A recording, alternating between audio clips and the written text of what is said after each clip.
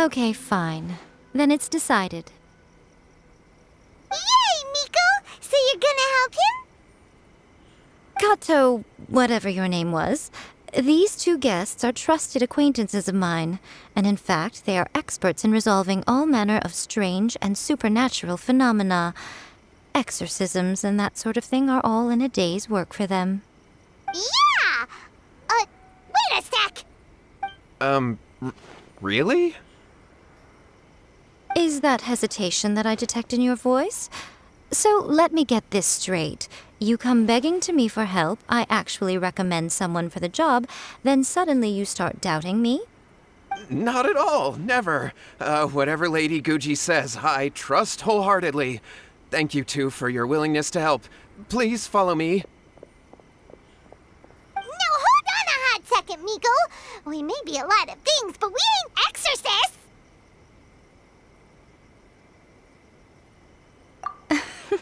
Don't worry.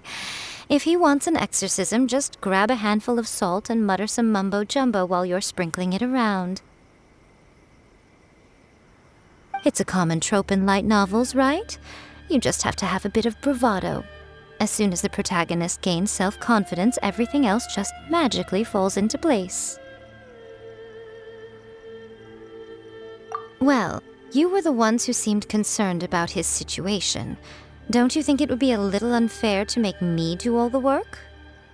Besides, we both know you wouldn't be here at the Grand Narukami Shrine unless you had a request for me too. This is an opportunity to demonstrate that you come in good faith. This feels all wrong! But you technically have a point, so... All right, let's go. Don't worry now, I'll be coming along too. Okay, let's follow Yohei and go visit his brother. What is going on here? Granted, you can never be quite sure what's going on in Miko's mind, but she seems even more disinterested than usual in Yohei's situation. Well, a life's at stake here, so it looks like we'll have to deal with that first before we'll get the chance to ask her about the incantation stuff.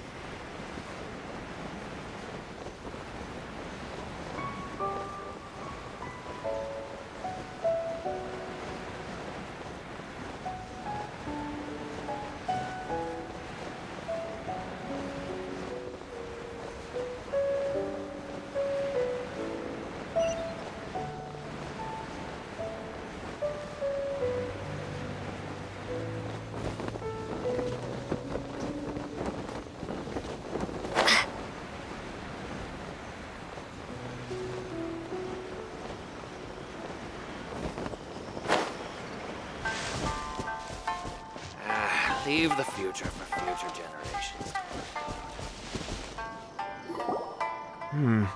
How strange. My brother's been meditating here pretty much constantly over the past few days, but now he's gone. Meditating?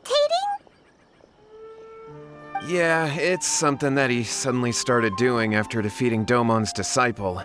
He just sits there alone, talking to himself. It's pretty disturbing, actually. But that's not important right now. Where the heck could he have gone in his current state? This does pose a bit of a problem. If we can't find your brother, well, we can't perform an exorcism with nothing to exorcise, can we? Kato, whatever your name was, given the circumstances, why don't you start by going to find your brother and also picking up a handful of salt on your way? We'll need to use it during the exorcism. Okay. Okay, got it. I'm on it. Miko, what about us? Shouldn't we help look for his brother too? No need. While What's-His-Face is handling that, we'll take a walk around and ask people what they know about the two brothers. Maybe we'll find out some amusing details.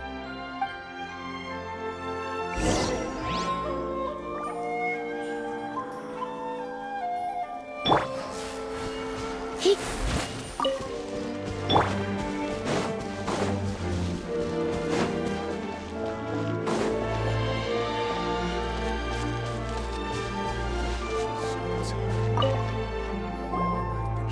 sir. We'd like to ask you about the Kato brothers. Oh, are you debt collectors? Yohei said to tell you not to worry. He'll be able to pay you back as soon as he has enrolled a few disciples. Huh? Debt collectors? No, we're not here for anything like that. But, it sounds like Yohei and Shingo have gotten themselves into a bit of a pickle. Well, yes, I don't think there's any disputing that. Those two don't have an ounce of dedication between them. They just hop between ideas and won't stick to anything. Huh? But Yohei said his brother has always wanted to become a sword master, and even asked Domon to be his sensei. That's true, yes. Shingo begged Domon to take him on, and eventually, he finally relented. But even after convincing a renowned sensei to give him a chance, he was the same as ever, bumming around in class instead of focusing on his training. In the end, Domon had had enough and kicked him out. But Shingo was resentful about it. He blamed Domon for not seeing his potential, and even declared that he would challenge a disciple of Domon to a duel. Wait, what? That's not what we heard. Oh, how interesting. We heard a slightly different version. My brother wasn't about to resign himself to defeat. He trained every day as hard as he could and finally proved himself by defeating one of Domon's best disciples in a duel recently. Yohei said that? That Shingo trained hard. That's ridiculous. He just lay there cussing to high heaven all day every day. Some training regimen that is.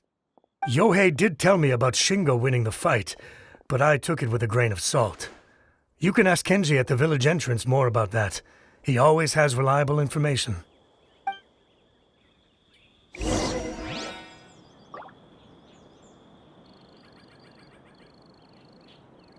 One day, I'll be as great as Ryuji.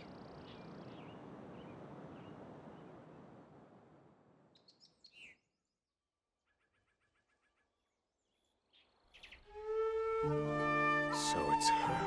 The one I've been waiting for is her.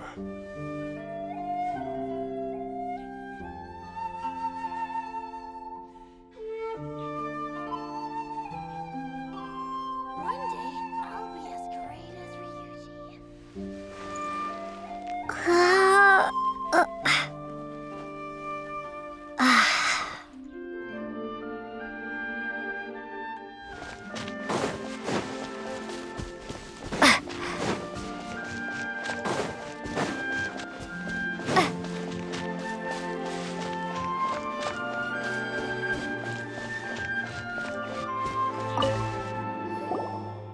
We've come to ask you about the Kato brothers. Oh, you mean Shingo and Yohei? Yeah, we heard that Shingo defeated an apprentice of Domon's recently. Is that true? Yes, it's true. Wait, so are you here because you heard they're starting their own school and you're looking to sign up? We're not here to sign up, but we would like to hear more details about the fight. Well, you've come to the right person. I actually went to watch it. I thought it was a joke when I first heard that Shingo was going to challenge a disciple of the Meikyo Shisui art. But when he drew his sword, he became a whole different person. The way he handled his blade, it was like flowing water, mesmerizing to watch. Domon's disciple is no pushover, but he was absolutely no match for Shingo. Is Shingo really that strong? Yep, he seemed pretty euphoric after winning the duel too. He was celebrating very vocally, saying something like, "What a duel. I haven't felt this good in a long time." Any other details to share? We've heard that Shingo has been behaving rather out of character since then. I'd definitely say that he has more energy than he used to. In the past, he never used to do much except lie around sunbathing all day. But just yesterday, for example, I saw him cutting down trees for the village head. In the space of one afternoon, he did what most people couldn't finish in 3 days. Not only that, but he managed to fell a lavender melon tree with just one kick. Oh,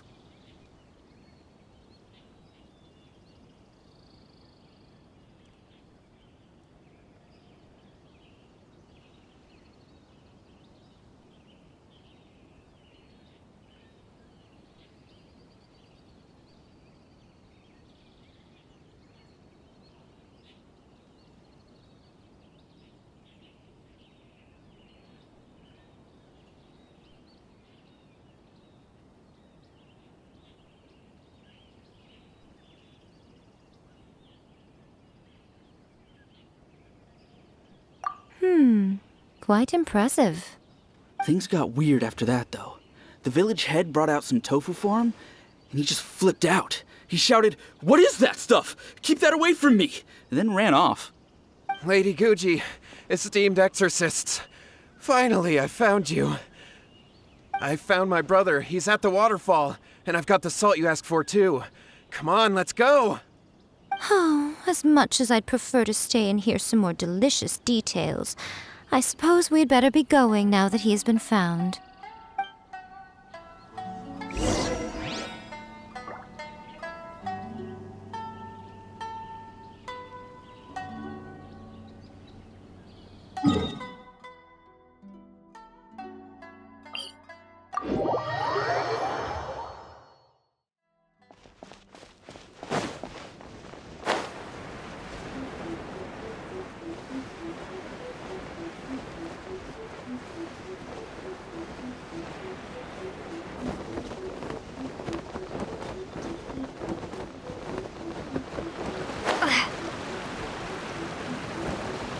Look, Maybe I wasn't meant So this is Yohei's brother. Whoa. He's meditating while sitting in a waterfall. That's pretty wild. Hey, listen! He's talking to himself.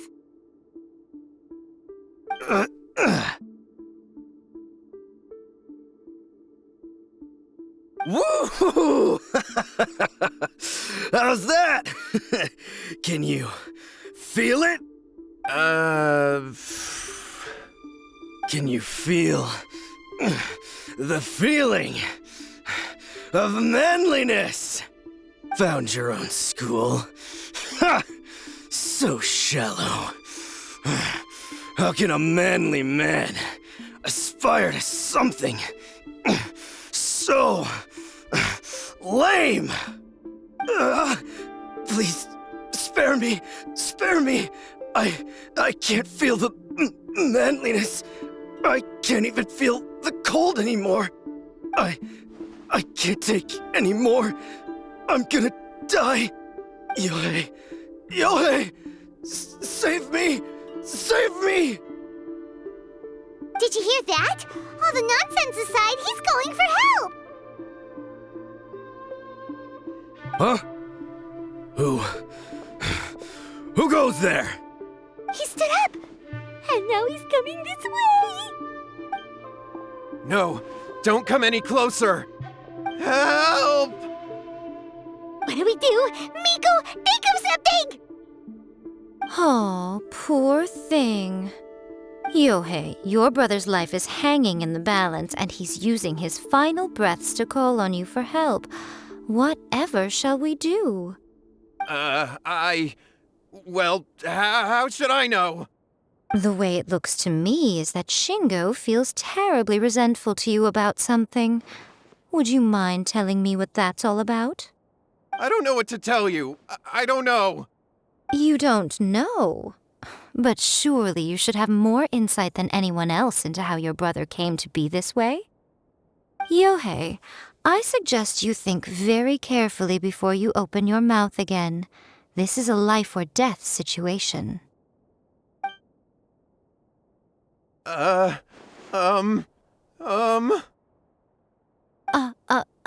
Your brother is your closest relative.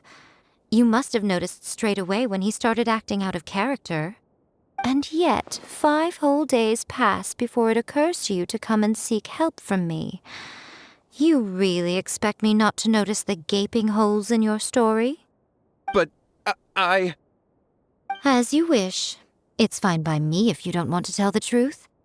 But after Shingo dies, you'll be next. It's futile trying to escape. Anywhere in the world you run to, it will be right behind your back. After all, you did summon it together. Ah! All right, I'll talk. I'll tell you everything.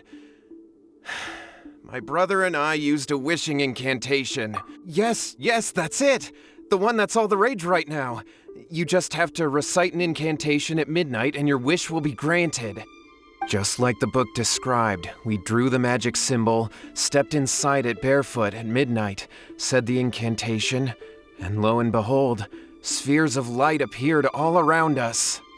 After my brother wished to become a swordmaster, it really worked. Out of nowhere, he suddenly had these amazing sword skills, because I was worried that if he goes back to normal, he'll lose his skills with the sword. If that happens, it'd ruin our plans to start a martial arts school, and we'd be back to being poor. I just wanted to keep this under wraps until we'd managed to get the dojo set up and paid off our debts. So then, why'd you go to the Grand Narukami Shrine? Well, 'cause with the way he's acting now, I was worried that rumors might start spreading that he's gotten involved in the occult arts or something, and then no one would want to sign up as his disciple. So I was thinking that maybe Lady Guji might have a way to get my brother back to normal, but let him keep his sword skills? My, look at you with your ingenious schemes. Stop deluding yourself. These newfound sword skills are not his. They belong to the spirit that has possessed him. You're right. We were wrong to do what we did. We had this coming. All right, then. Your turn now, my little friend. Toss the salt, and then draw your sword.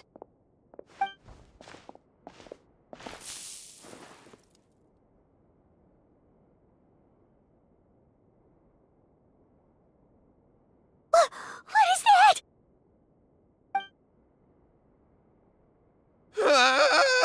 It's the spirit! See that? That's what you summoned. And look, now that Shingo's no use, it's coming straight for you. Save me! Save me! Miko! He fainted! What do we do now? We do nothing. But you, little one, just a quick fight and this will all be over. Who's this? Ah, a fellow swordmaster. Come on. He's coming! Be careful!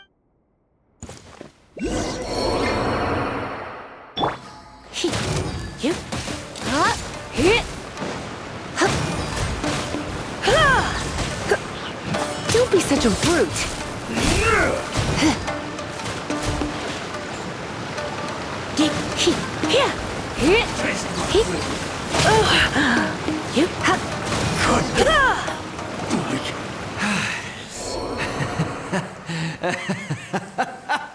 That was great! Excellent! Whoop! What a rush! I haven't felt this great in a long, long time. He disappeared! But he looked pretty content at the end there. Huh. Well, Paimon sure is confused. Do you know what that was all about? We can talk about it later. They're about to wake up.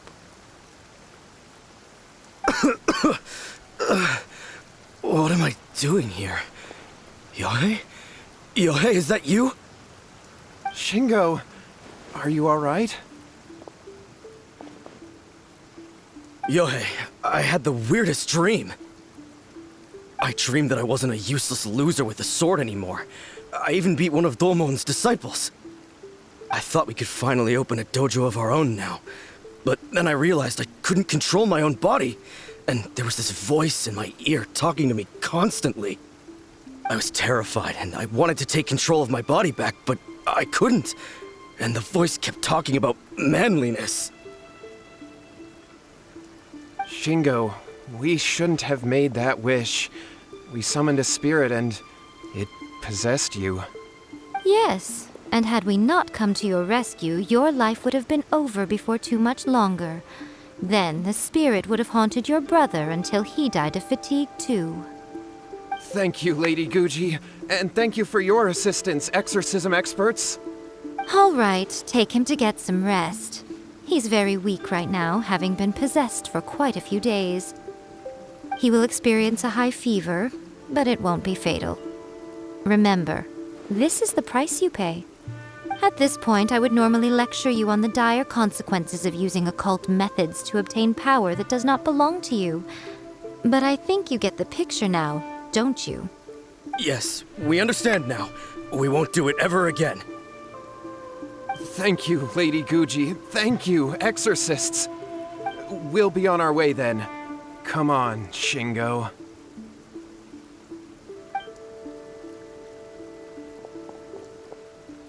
Miko, would they really have lost their lives if we hadn't gotten involved? And if so, why the heck were you so reluctant to help out? Oh, they would have been fine. I had to scare them a little, though.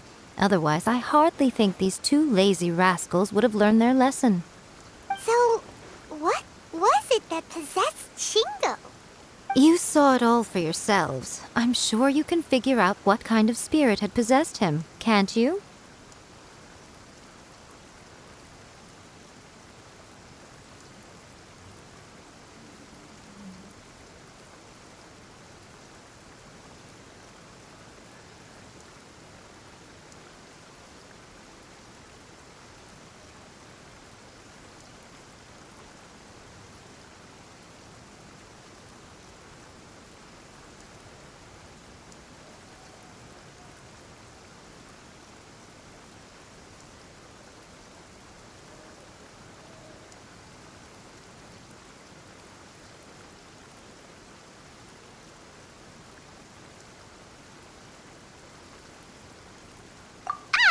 Paimon's got it.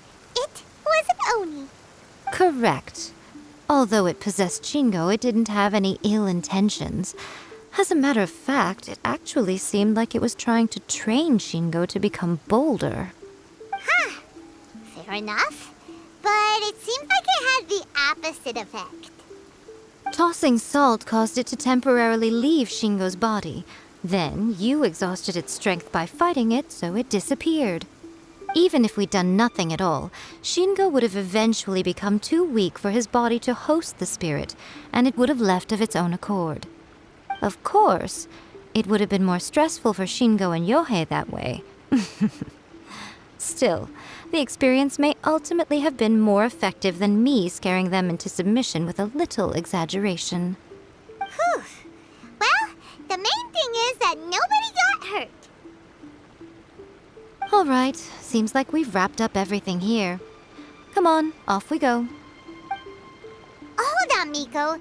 You say everything's wrapped up, but are you sure about that? You mean you disagree?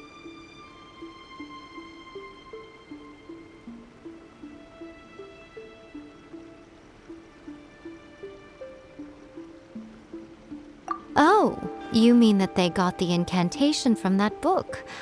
Yes, I know the one. Actually, that book's the whole reason we came looking for you at the shrine today. Incantations seem really popular right now. Human beings don't have powers like us yokai. It's quite understandable for them to be interested in incantations to summon the supernatural. That's not the point. The problem is that the incantations in the book are actually capable of summoning spirits and stuff, and loads of people are trying it. Even then, humans only have so much strength. Even if they do successfully summon a spirit with the incantation, it won't stay with them for very long. I really wouldn't fret about it.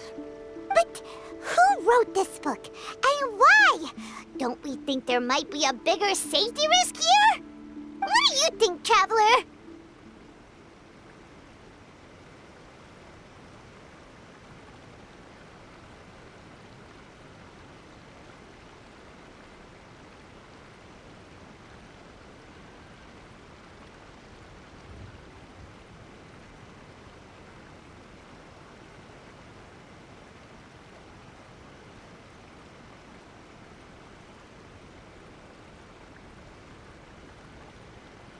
Yeah, Yohei and Shingo may have been fine in the end, but things got pretty scary when Shingo was possessed.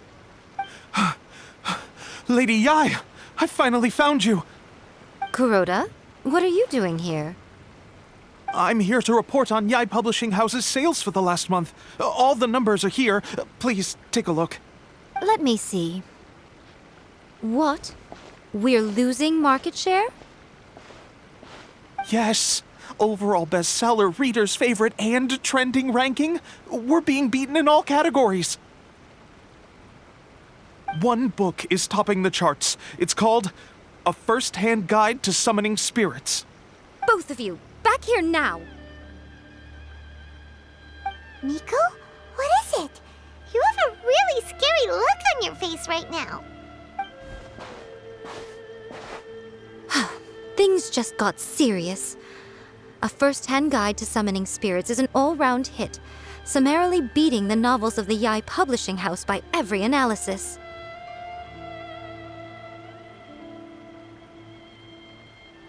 Just what is that supposed to mean? I worked extremely hard to promote our latest featured work, and now a rival book comes out of nowhere and steals our thunder. If this isn't the very definition of intolerable, I don't know what is. I have to come up with a counterplan, and you are going to help me. Huh? How is this our problem all of a sudden? Paimon, please. Who wrote this book and why? Don't we think there might be a bigger safety risk here? Oh, am I to take it that the safety of the people of Inazuma isn't so important in your eyes after all? Wait, what just happened? Again, you technically have a point, but this feels all wrong. Nothing's wrong, okay? Come on. We're going to war. I'm going to head back and make some preparations. Meet me outside the Yai Publishing House.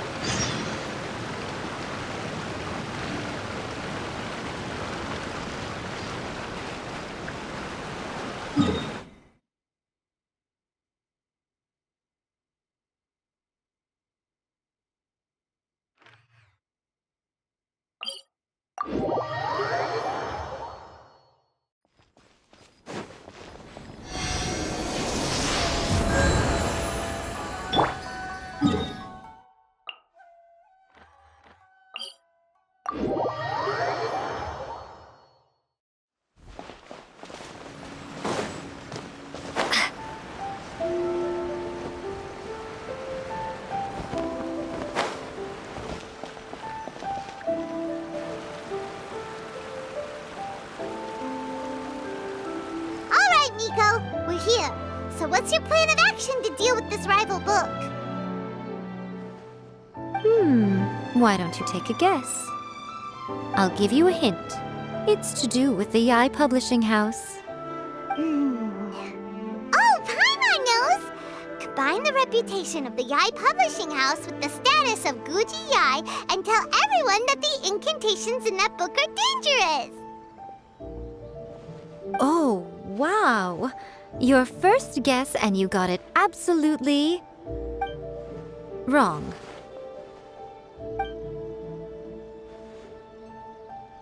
Yeah! Wait! Seriously? That wasn't it? A first-hand guide to summoning spirits is the hottest light novel right now. If we did as you suggested, we would effectively be advertising to everyone that the incantations are real. In bending over backwards trying to warn everyone about the dangers, all we would accomplish is to create more curious readers ready to try them out. Also, sales for the book would only increase further. Okay, yeah, that would be pretty catastrophic.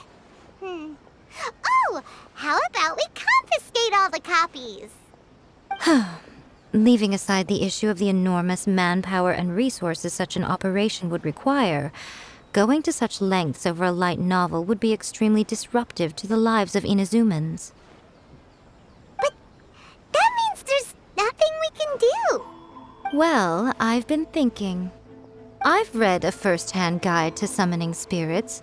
It has many other good qualities besides the incantations alone. The book contains many ancient kaiden, or tales of the supernatural, and is written in a very engaging way. That is why the book has become so popular. I think we're going to have a difficult time trying to rein in its popularity while it's the only work in its league on the market.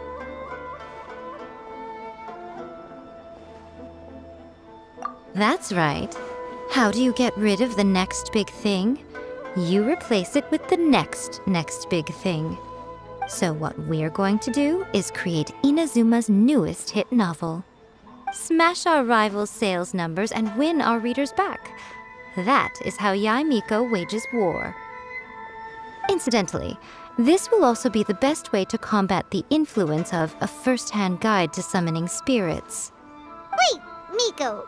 So you want us to write a novel? Well, becoming an accomplished novelist certainly isn't an overnight process. But let's not forget that I am the chief editor of the Yae Publishing House. I have my ways. I did say this is what we're going to do. I trust that the word teamwork is in your vocabulary. Anyway, there is a writer submission event going on at the moment. Start by talking to readers and finding out what they're into. When you have an idea of what the current trends are, come back and see me. I'll be at Uyu Restaurant. Find me there when you're done. I will assemble a team, and we can work while we eat.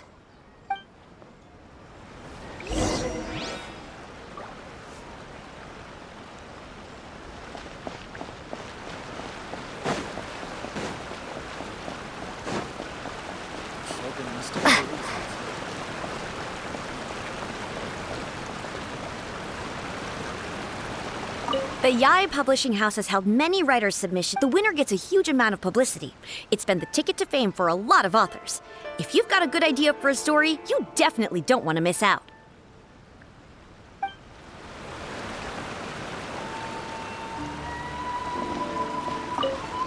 I've been reading light novels for a long time now. I'm mainly into big, ambitious fantasy works with an original core concept and good storytelling. These days, though, everyone seems to be imitating each other. Most of the time, I can guess what the story is about just from the title. The only recent book worth mentioning is A First-Hand Guide to Summoning Spirits. Not only is it a good story, but the descriptions are really true to life. So much so that I'm almost wondering if maybe the author really has met all those yokai before.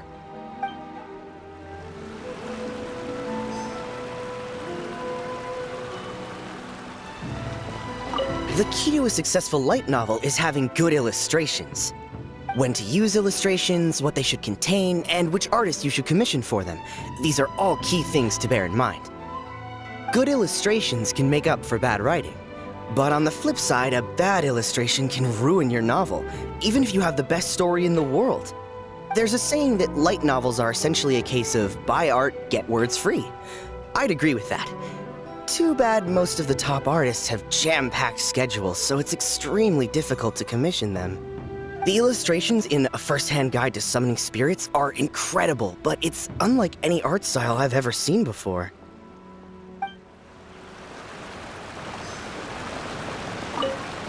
I'll be honest, I read light novels for the cheap thrills.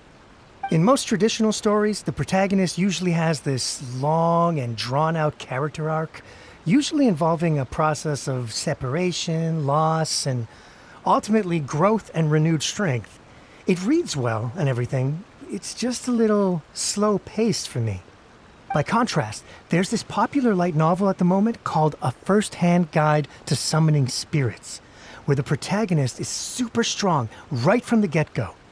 That's what I mean by cheap thrills. Action-packed right from page one. The protagonist is a kitsune who has not only mastered the secret art of incantations, but also tea ceremony, painting, and calligraphy. There's much more to light novels than Paimon realized. Let's go tell our findings to Yae Miko.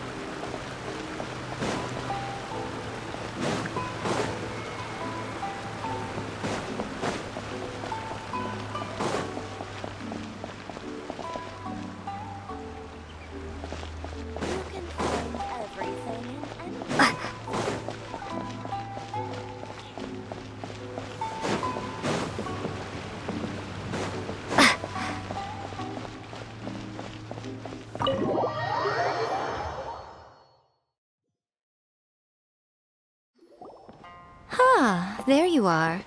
Let me introduce the team. You've already met Junkichi and Shigeru. Shigeru is an experienced editor, and Junkichi is the author he's partnered with. Junkichi's working through a creative lull at the moment, but all his past works have been very popular with young people. He's developed a distinct and enduringly popular style. Satomi is Yae Publishing House's ace in the hole. Her specialty is that she can write all kinds of completely different stories and all under different pen names. As for what those names are, well, that's a trade secret. They will be teaming up with us to collectively create the novel that knocks a first-hand guide to summoning spirits off its perch. So, feeling better about my plan now? Uh-huh. It definitely makes sense. Now then, tell me what you found out about readers' preferences. All very true. An original core concept, a fast pace, quality illustrations, and lots of action. This is the formula that will guarantee good sales numbers. More importantly than that, even though it's a work of fiction, we have to deliver a sense of realism. Paimon followed pretty much all of that, but there's still one question. What are we actually gonna write about? For example, we know we need an original core concept, but how do we come up with one? Before you can answer that question, you have to understand your target audience. Take a first-hand guide to summoning spirits, for example. When I read it, all I find is common knowledge to the kitsune. But to the general public, it's bursting with new and interesting ideas.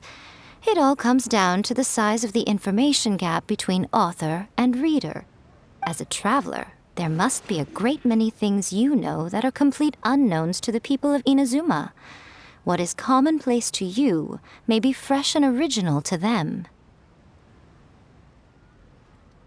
Oh, right! So maybe we can take inspiration from our time in Mondstadt and Lille. But that would make it a completely different genre than a first-hand guide to summoning spirits. Is that gonna be a problem? Not at all. You don't have to worry so much about how to compete with that book. All you have to do is provide some interesting ideas based on your travel experiences. As long as the core content is interesting, my expert team here will be able to flesh out the details. All right, let's start with Chapter 1 then. What are you thinking?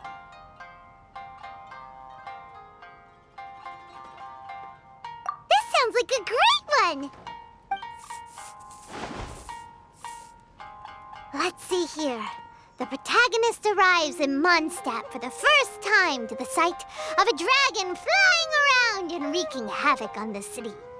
With the help of some trusty companions, the protagonist successfully defeats the dragon. But then, the dragon suddenly turns into a beautiful young woman. Human, let us work together to build a better future. The love story between human and dragon begins today? Well, that was an unexpected development. What happened to the grand adventure? What? But that's so misleading. Out of a maximum of 10 points, I'd give that a 9. The story certainly goes in an unorthodox direction, and the Dragon Girl sounds destined to be a hit character. Approved. What the heck? Good job, little one. You're not only drawing on your own experiences, but it seems you're filtering them through the lens of the kinds of light novels you've read in the past. I think you really understand what we're trying to do here. Thoughts from the experts? Are we able to work with this general framework to make an interesting story? Yeah, we think it works.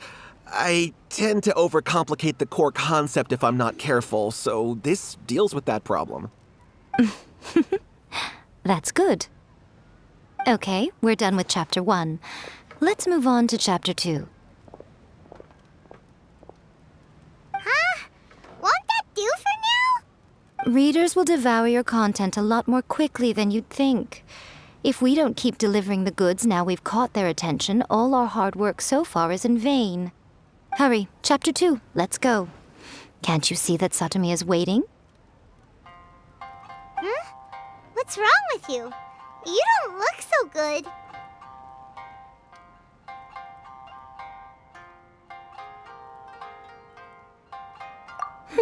What a pity. I thought your beginner's luck would carry you a little further before it came to this. But alas, the time has come prematurely. Before it came to what? What's happened? The bane of our existence, writer's block. It's your arch-nemesis for life, appearing without warning and inflicting a pain worse than death upon the writer. They sell their souls just to get their muse back. Sounds awful! When this happens, the best thing you can do is have a bite to eat and take a proper break. Boss, get me a plate of fried tofu, and get some kushikatsu for these two. Just the basic kind will do. Don't worry, this is my treat. Your treat? Oh, wait a minute. Miko, we'll be getting paid for all the hard work we're doing, right? Of course, everyone that takes part in the creative process will be paid. Alright, cool. Then let's press on, shall we? Don't give up now. For the sake of our paycheck, get your brain going!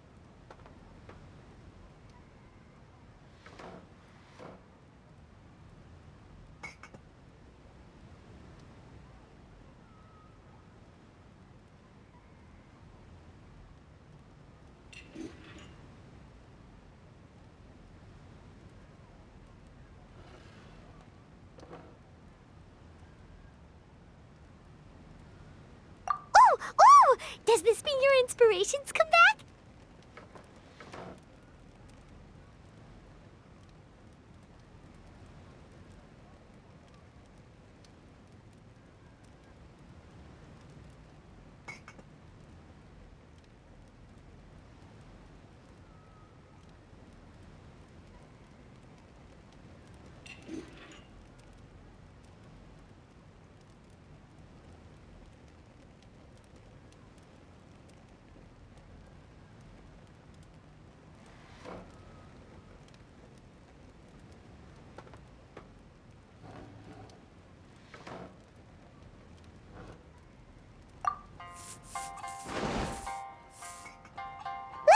Now, the protagonist arrives in Liyue and befriends a young man who doesn't have the money to pay for anything. Only later do we find out that this young man is none other than Rex Lapis himself.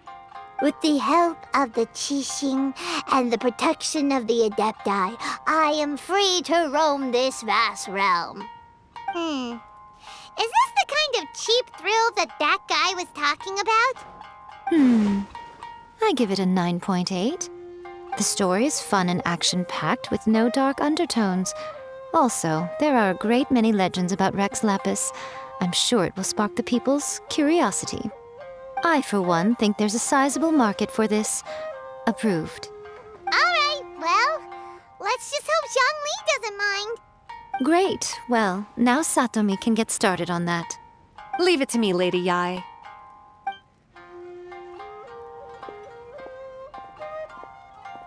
Let's write about Inazuma in the 3rd chapter, shall we? I can help with this one. We can use the Vision Hunt Decree or your experience in the Resistance. Any ideas? Clearly very closely based on your own personal experience, with no major changes at all. That's fine. Since it's something that took place in Inazuma, it might actually be more interesting to readers if it's grounded in the truth. One thing, though. We'll need to rewrite the part about me giving you the omamori. Let's change it to... The mysterious Lady Kitsune teaches the protagonist a spell that can make their wishes come true. The protagonist uses this spell to defeat the Raiden Shogun in battle. That should do the trick. Whoa. So we're really going head-to-head with our rival on this one, huh? I suppose so. Once they're done writing the manuscript, I'll write the passage where the protagonist recites the incantation myself. Are we done then? Do you really think this will be able to beat a first-hand guide to summoning spirits? The content is fine. Now we just need to promote it. I will contact an artist to make some illustrations. I'm positive they will be at least as good as those in A First-Hand Guide to Summoning Spirits. We'll also need an endorsement on a paper band around the book.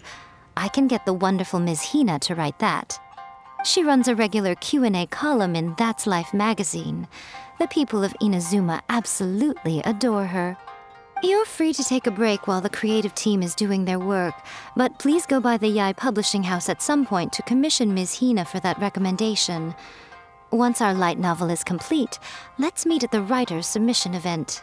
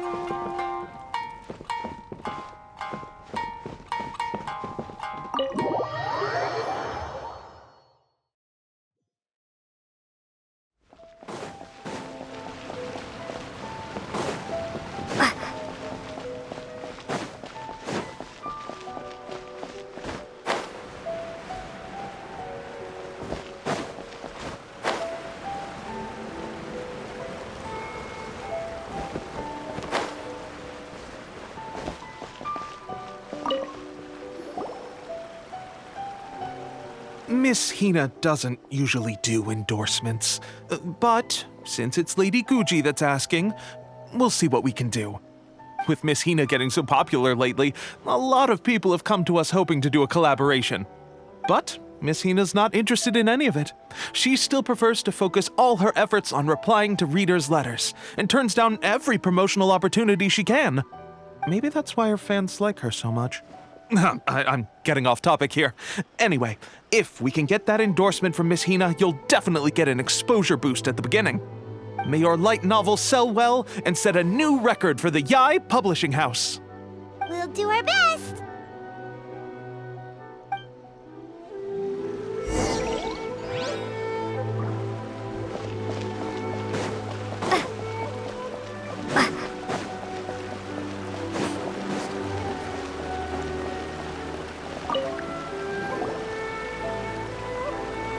Are you sure you'd like to submit this entry? Let me see. The Miraculous Adventures of the Traveler by Thousand Hands. What a strange pen name. Definitely your doing. Having been around you so much recently, Paimon's slowly starting to understand your unique tastes. What do you mean, strange? It took a lot of work by a lot of different people to get this thing finished. Don't you think it's a very descriptive pen name? We'll get this printed as a matter of priority and conduct trial sales in pilot locations throughout Inazuma. I'll announce the sales numbers in 3 days. Uh-oh. Paimon's getting a little nervous now. Do you really think this is gonna work? That's right. Be confident in your work. That's exactly how a light novelist should be. Okay, then I'll sign you up. Please come back in 3 days for the results. Thank you all for your submission. I wish you the very best of luck.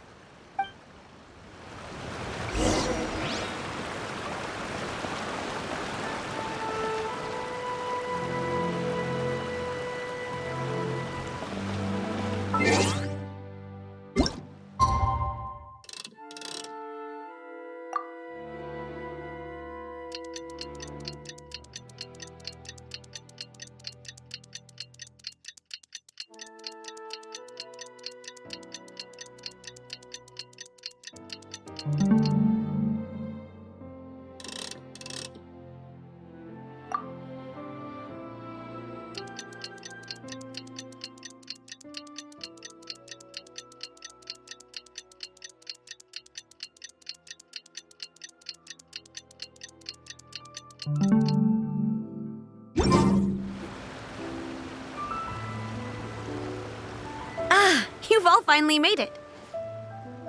Good news, everyone. I just received word that your light novel is flying off the shelves. Multiple sales locations are asking when we'll be printing more copies. This level of success is an amazing accomplishment for a new work. Most new books don't sell 30% of what you've sold. I have free copies for each of you here. Please take them. The payment will follow shortly, and I'll notify you to come and collect it when the time comes. Oh yeah! The whole reason why we made this light novel was to combat the influence of a first-hand guide to summoning spirits. We sold a lot of copies, but it doesn't feel like we accomplished our goal. How do we know whether it worked? Oh, don't worry. The change is already underway. Shh. Listen to what the people around us are talking about. The conversation has already moved on, hasn't it? Hey guys, have you heard about this latest Kaidan thing doing the rounds? You just need to recite the incantation from A First-Hand Guide to Summoning Spirits at Midnight, and your wish will come true! Oh, that? That's a throwback. That's old news, man. No one's talking about that anymore. The Secret Spells of Lady Kitsune is the new hit thing. I've already memorized all the incantations. The Secret Spells of Lady Kitsune? What's that? You haven't read it yet? Okay, so supposedly, if you recite the spell in there on a moonless night, you'll receive protection of the Kitsune and all the other powerful yokai. They can make any of your wishes come true. I heard that the incantations in A First-Hand Guide to Summoning Spirits have weird side effects. This one guy wished for a load of mora and got it, but then one night it all turned to leaves and he developed a high fever. They actually had to use one of the secret spells of Lady Kitsune to get rid of the discomfort. That proves that the incantations in this book are more potent than the ones everyone was trying before. Pretty much everyone I know is desperate to try it out. Just waiting for a moonless night. Really? Well, I better go and prepare too. Well, feeling less worried now? Wow, you're right! Everyone's shifting focus! But what's this moonless night that they're talking about? Hyman doesn't remember that detail from the brainstorming session. This is something that will become very important to us further down the line. All right, it's time to move on to the next phase of the plan. Eh? There's a phase 2? Of course. Behind every book that hits the market lies an author, right? Oh yeah, if we leave him to his own devices, he might just write another guide to summoning spirits. Also, we still need to figure out what his motive for writing it was. Exactly. That's what we need to take care of next. Fortunately, I've already managed to identify the author. He's a failed light novelist named Tomoyuki. But when we went to ask him about it, he had no recollection whatsoever of having written the book. Yes, this is another case of possession. Only this time, whoever possessed him actively sought him out. After his novel submission failed, he was walking aimlessly in Araumi. In frustration, he shouted out, "Please, someone, anyone, help me write a truly amazing novel!" After that, he lost consciousness. But the spirit that wrote the book has already left him now, right? So what are we supposed to do? Simple. It wrote a summoning incantation in the book, didn't it? So we can just use its own method to make it manifest itself. And you, my little friend, are the perfect candidate for this role. Oh, what are you talking about? The fun's just about to begin.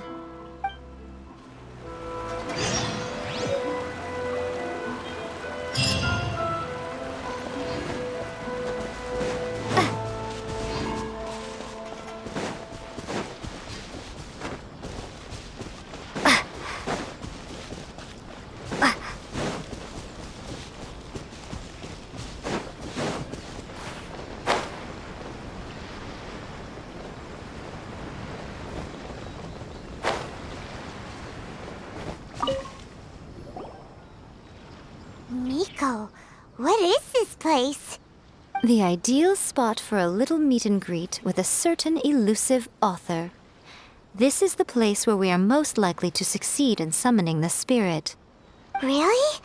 But it feels so eerie here. That seems rather fitting, considering that we are dealing with the spirits of the deceased here. What are you so afraid of, honestly? We're finally about to meet the true author of a first-hand guide to summoning spirits. Aren't you excited? Paimon's heart is pounding, but Paimon's pretty sure it's not because of excitement. Come on, in we go. Hey, wait up! Ooh, Paimon's scared. Stay close by, okay? Don't leave Paimon all alone.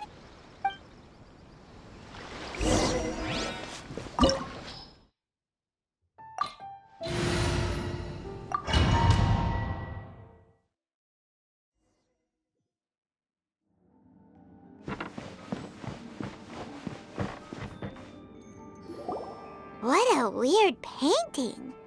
Miko, do you know what it's supposed to show?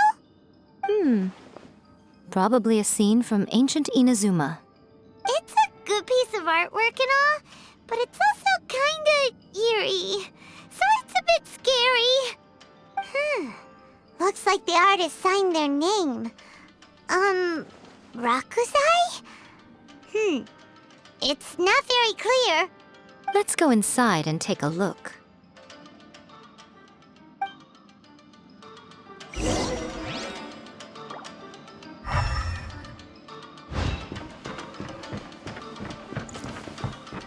It's my lucky day. Right now. Emerge.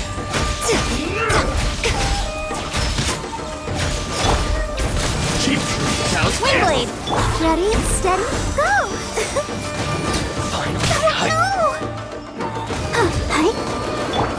Right here.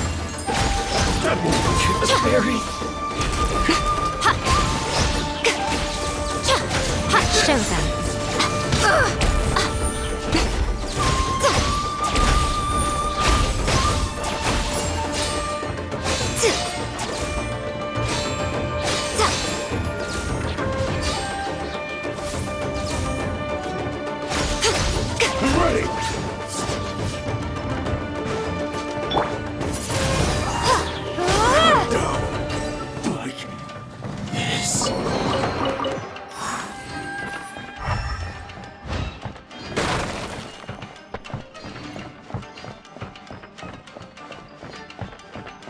Wow, this place is huge! Hey, is that a mirror?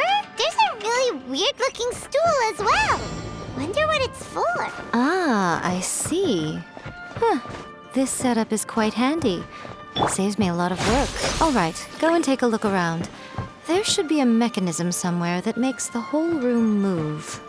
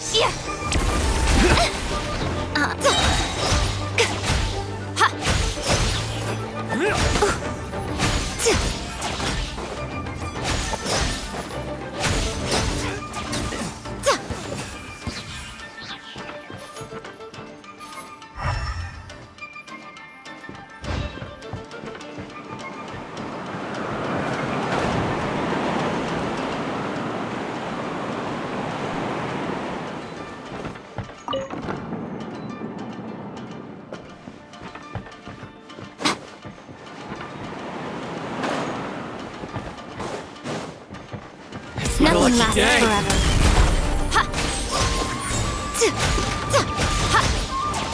Let it rain. Shoot the fairy.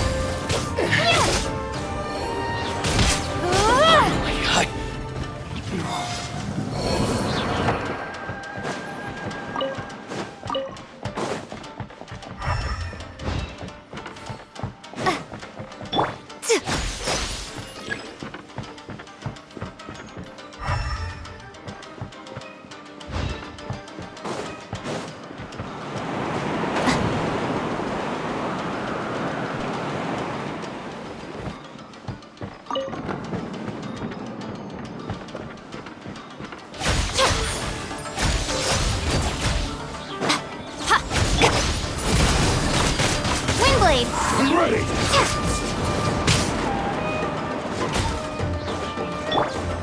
This isn't over! Let the show begin. Taste my flame! Emerge. Take this!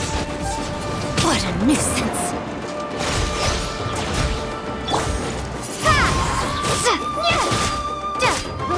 Cut down.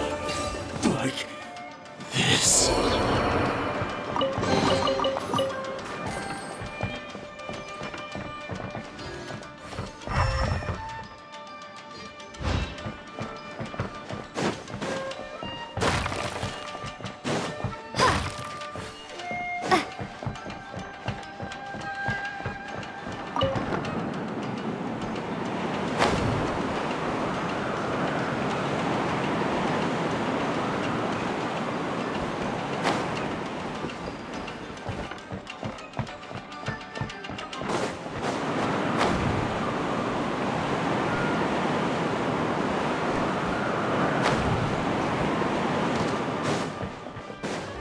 Let me try now.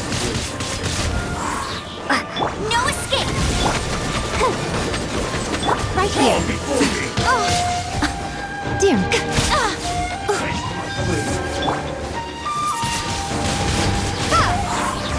One strike suffice.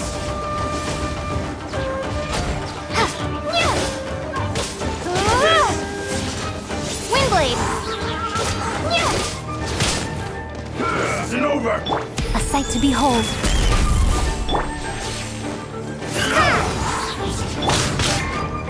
La la la la. Let's dance. Fall before me! Surrender and I'll be gentle.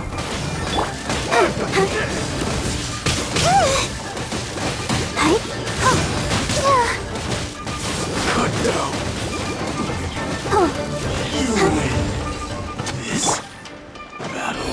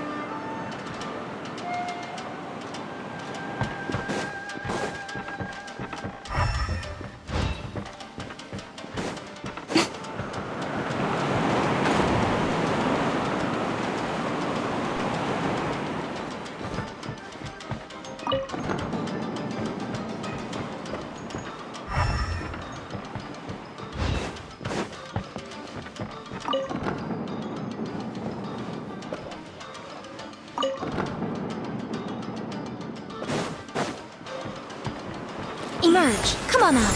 Ha! Cha! What a nuisance. Windblade!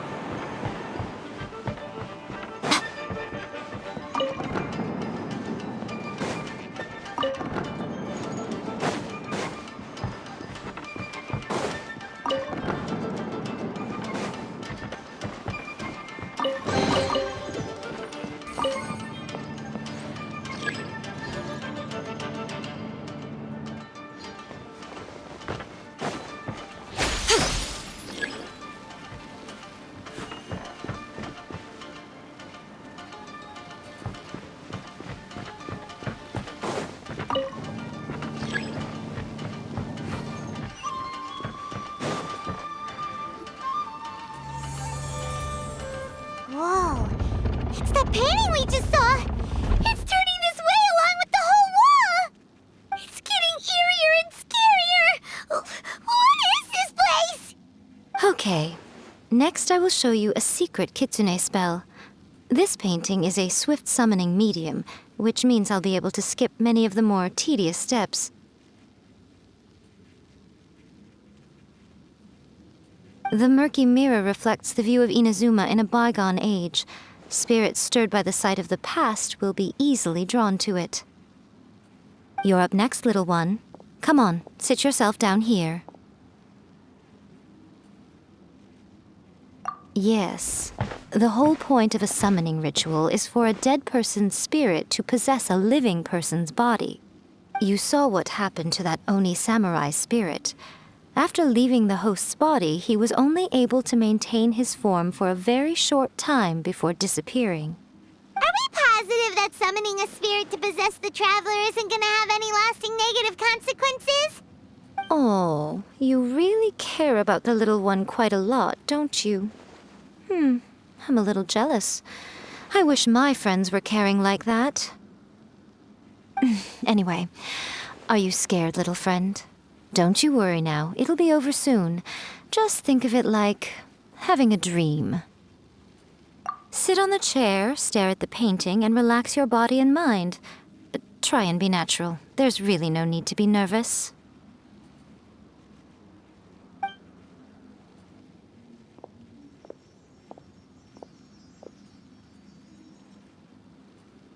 It's like she's sitting inside the painting.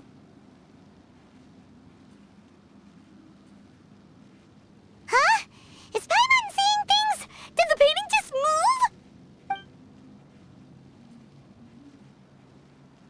Recite the incantation in your heart, little one. Also, you'll need to have some intense thoughts going through your head. A wish, for example. Now, what kind of wish do we think it would take to summon forth the author of A First-Hand Guide to Summoning Spirits? Anyone? Probably something to do with writing? Very good. The wish needs to be heartfelt, though, so let me help add a little realism to the equation. The book is selling exceptionally well, Traveler, but we're going to need an outline for Chapter 4 as soon as humanly possible. When is the earliest that you can turn it in by? The painting is moving again! What the?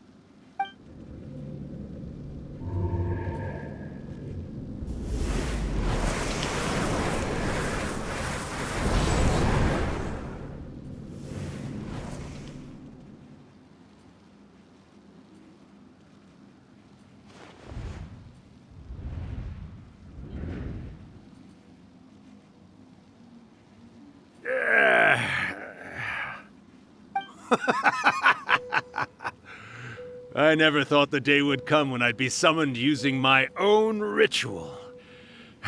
Getting a taste of my own medicine. What have we here? Another budding writer? What's come over you all? Why is everyone wishing for help with their writing? Are novels so popular in this day and age? We got you! So you are the one who wrote A First-Hand Guide to Summoning Spirits. What are you trying to do, Why'd you put that summoning incantation in the book, huh? What's your game here? Huh? What's this? Oh, I see. No wonder this felt so familiar. I've walked right into your trap, haven't I? You ask me what my game is here? Well, of course. It was to use this incantation as a means for all the souls of the departed yokai to make their glorious return to the world and plunge all of Inazuma into a brutal, bloody war! What? Paimon knew it! You had an evil plan all along! Oh, did you now? Then how naive of you to let me possess this body so easily. I sense... yes, great power within her. Good. Good! With this power, no one shall be able to stand in my way! Wake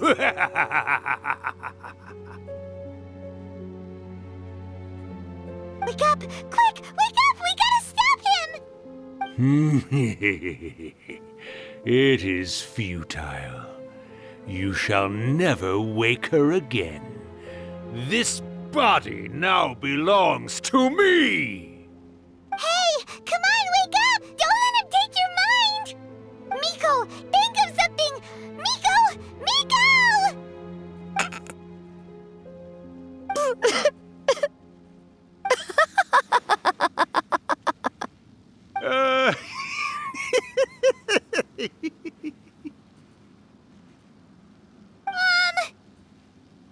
You're laughing? Oh, Rakusai, you haven't changed a bit. You caught on so quickly. Too perfect. Well, you made the face enough times that I couldn't exactly miss the hint. This is what you were going for, yes? Never one to stand on the sidelines of a good spectacle, are you? Always got to dive in and fan the flames, ah, you mischievous little kitsune, you. Look what you've done to this little flying one here. Oh, poor thing scared witless. You were having plenty of fun playing the bad guy a moment ago. Now you're trying to blame it all on me? Rakusai? Miko, you guys know each other? Yes, we do. Of course we do. Allow me to formally introduce the author of A First-Hand Guide to Summoning Spirits, Urakusai. No, wait. To be more accurate, it's Urakusai's memory. Memory? But isn't he a spirit? Ah, spirits, memories. They're just different words to describe the same thing. Something that comes from the ley lines. Do you remember that recent incident when the Rift Hounds were gnawing at the sacred Sakura's roots? You witnessed human memories leaking from the ley lines, didn't you? Well, since there are human memories, of course there are going to be yokai memories too. In life, yokai possess supernatural powers, and even when they are a shadow of their former selves from a bygone era, they still have the ability to control whether they are visible or not. Typically, yokai memories survive longer in the world than those of humans. Indeed, indeed. I was wandering around the sacred Sakura's roots when I suddenly heard someone yelling, "Please, someone, anyone, help me write a truly amazing novel." It piqued my curiosity, so I popped inside his body and wrote a novel for him. So that's how it happened. But why did you include a summoning incantation in the novel? Oh, little one. Not to toot my own horn here, but when I was alive, I wasn't just another kitsune, no. I was a mighty and powerful daiyoko. The memories of other yokai can't possess human bodies at will like I can. But with this incantation, they can go one last little joyride in the world for a couple of days. Anything they're still itching to do, they can go and get it done. But...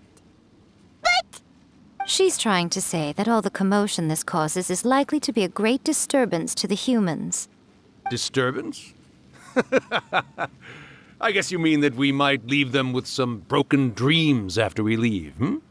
Oh, yes. And they might have a fever or whatever. But you know, I actually think that the most admirable thing about human beings is the way that they go out and shape their fate with their own two hands, given that they're not born blessed with the same powers that we enjoy. As for those who would rather draw on external power than seek to improve themselves, it's quite right that they learn their lesson eventually. So when you think about it, we're actually doing the humans a big favor. Miko, you agree, don't you? Yes, that's what I thought too. All right then. You finally convinced Paimon. You guys were right. What are you scared of, little one? Don't be deceived by her day-to-day antics. Miko is actually one of the most powerful yokai out there. Not only that, Urakusai, but my latest work has beaten that book you wrote, A First-Hand Guide to Summoning Spirits, to become the most popular in Inazuma. Of course. You were never one to make extra work for yourself where you can help it. And yet you went to all these lengths to find my painting room, and even took the trouble to summon me. I knew you must have some ulterior motive. You were always the one to pick a quarrel with me when we all used to gather around and share stories. All right. You win, I lose. Happy now? I finally get to hear you say it centuries later. Ooh, I must say it feels good. I remember when you were just a little girl, always hanging off my shoulders. A few hundred years later, and you're all grown up. Oh, Urakusai, how much time do you have left? Not much. That goes for all of us, actually. We've all got to go back where we came from in the end. Everyone's quite content in many ways, but they still can't help but ask, are we ever going to have another Hyakyako? Don't you worry about that, Urakusai. Arrangements are being made. When my bell rings, it means the moonless night is upon us. Great. Wonderful. Fantastic. Miko, it's been nice catching up, but I'd better conserve my energy if I want to stick it out until then. So, I'll be on my way now. All right. Goodbye then, Urakusai. One last thing, Miko. I just want to know, have you been well all these years? I've been great, of course. Every day is a happy one. Especially these days.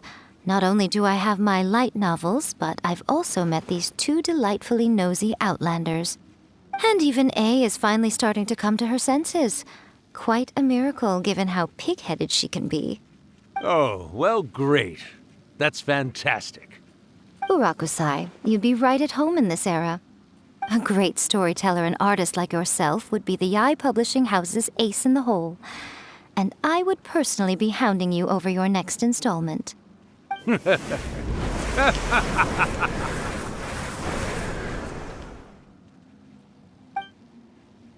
He disappeared. Are you awake? How are you feeling? Are you all there? Here, like last time, repeat after me. Oh, you beat me to it. Looks like your brain is intact. So, your first possession, What was it like?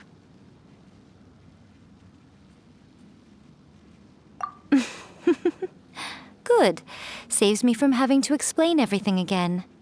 Hearing Urakusai admit defeat has put me in the most wonderful mood.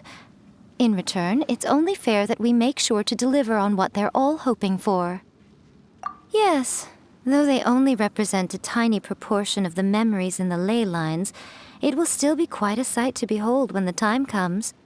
Since you've come this far, why don't you do one last thing for me, I'll need your help with the ritual. You cannot be serious, Miko! After all that, you still have more errands for us? Huh! You guys teamed up to scare Paimon just now. If you think Paimon's gonna do anything you ask for, think again! Aw, come on. I'm really only asking you to finish what you started. Besides, your paychecks are still in my hands. Paimon's paycheck? Well, there's no way out now. We're in too deep.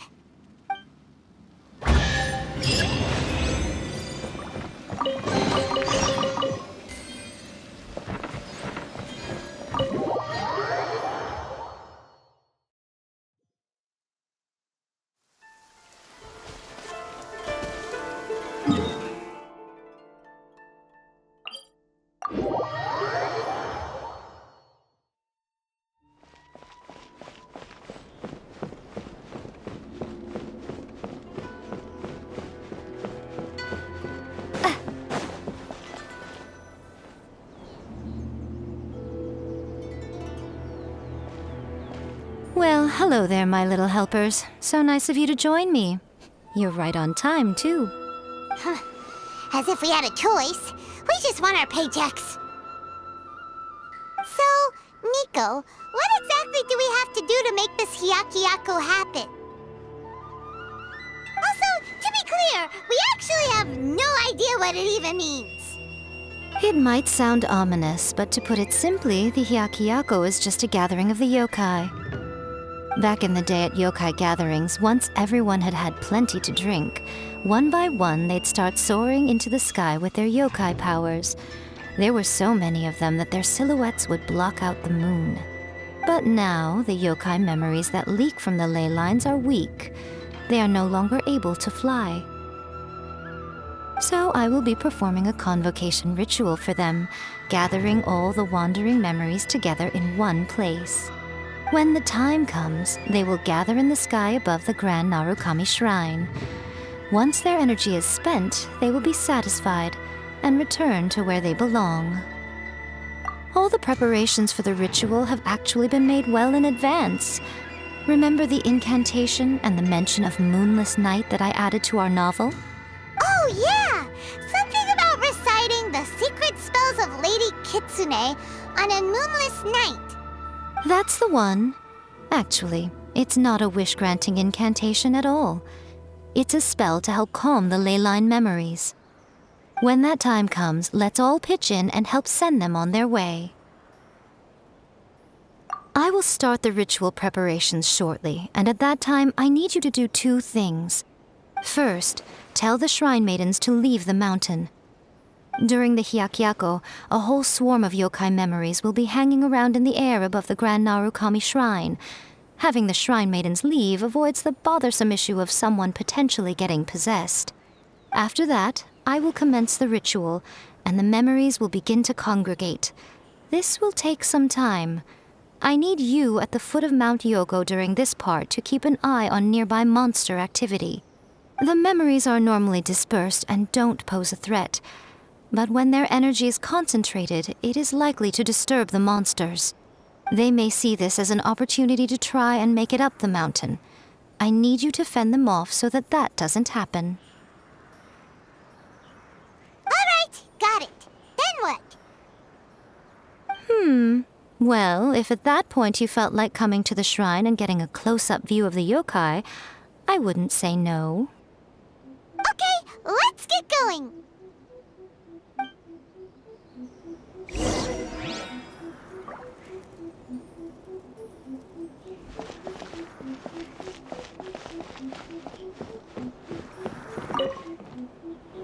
Descend the mountain? Are those Lady Guji's orders? Yep, Miko said the ritual she's gonna perform soon might pose a physical danger to you all. I see. I'll evacuate everyone right away. What about you? We'll be taking care of a couple other things for her. And once we're done with that, we're gonna come back and do the ritual together. It seems like Lady Guji places great trust in you. Lady Guji's never allowed anyone else to be in her presence when she's conducted rituals like this in the past. Thank you for helping with the ritual, and good luck. Don't worry, we're much stronger than we look. Miko's about to start the ritual. Come on, let's go deal with the monsters down the mountain.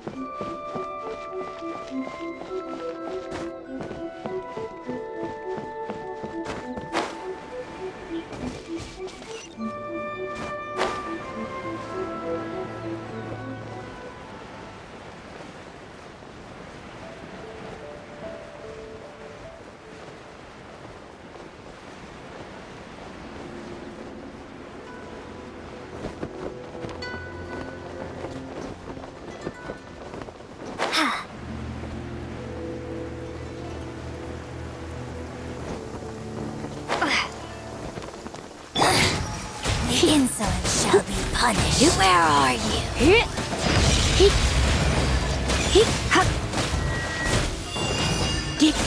Purging transgressions. Winter shall eventually come.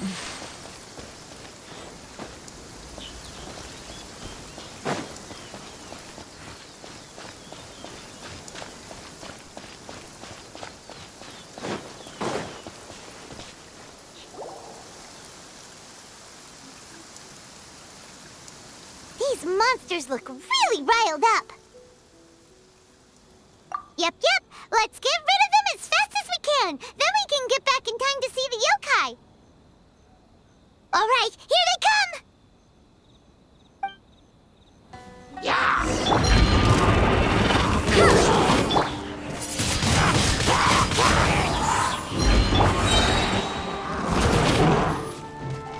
Let's spark things up. Let it rain.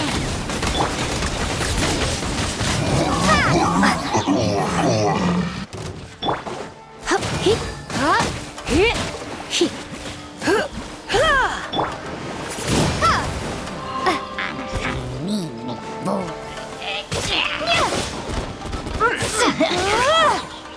Windblade!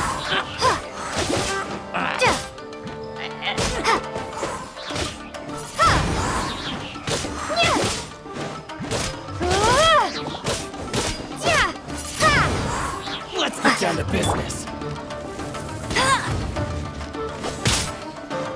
All right, no one escapes Spice. Prepare to be blown away. Come a little closer. Finally, hide the fairy. There's so many of them! Come on, you can do it!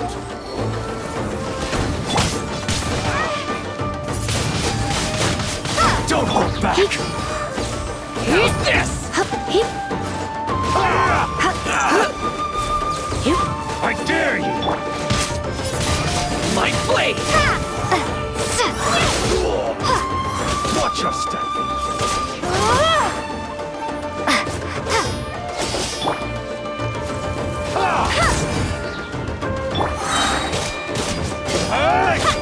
I need to train harder. Alright, that's the last of the monsters. How far along do you think the ritual is? Let's head back to the Grand Narukami Shrine and take a look.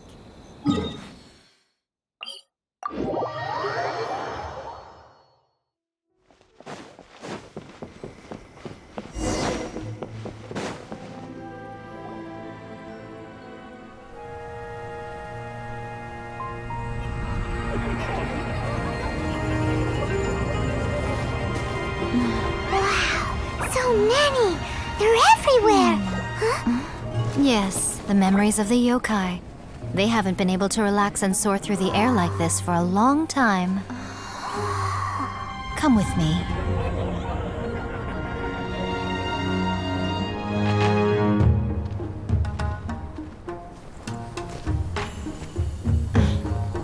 You all right, little one? You look a little nervous. It's just, Paimon's never seen anything like this before! Whoa, they've really blocked out the moon!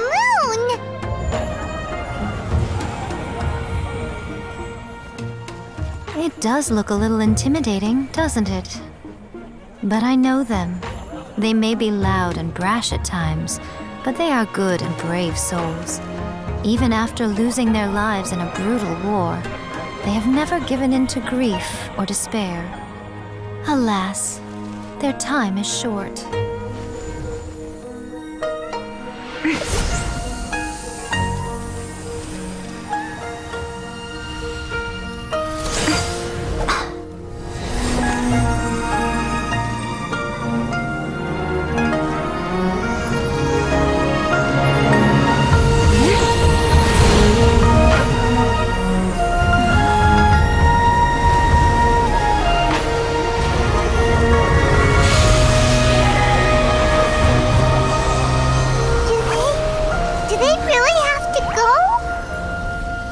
It's a feast, and all feasts come to an end.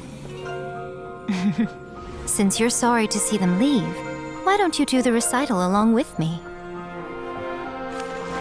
O Hakushin, cause of this enchantment, in reverence I perform this rite. In reverence I perform this rite. To be a guiding light.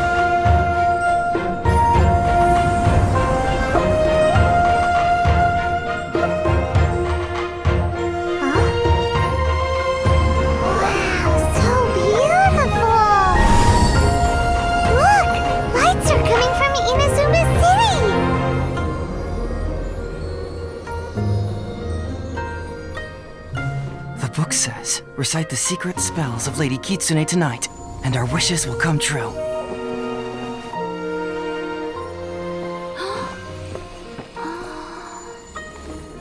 O Hakushin, cause of this enchantment. I perform this rite to be a guiding light. Your unrivaled power will be honored eternally.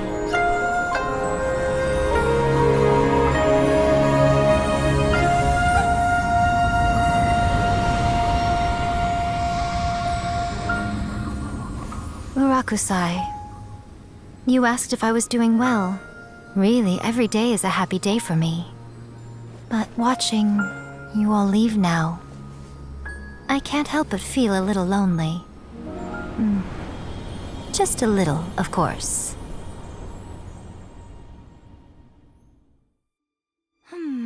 Just as I thought.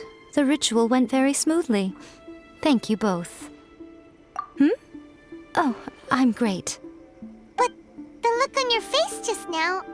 I'm fine, seriously. Really, No. Honestly, you two. Miko...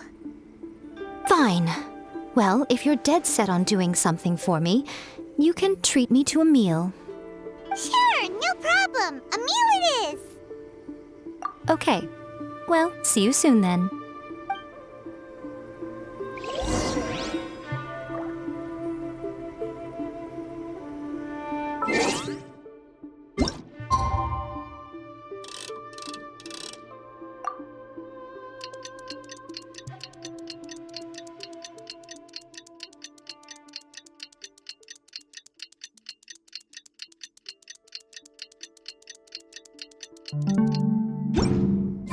Today is the day we agreed to treat Miko to a meal.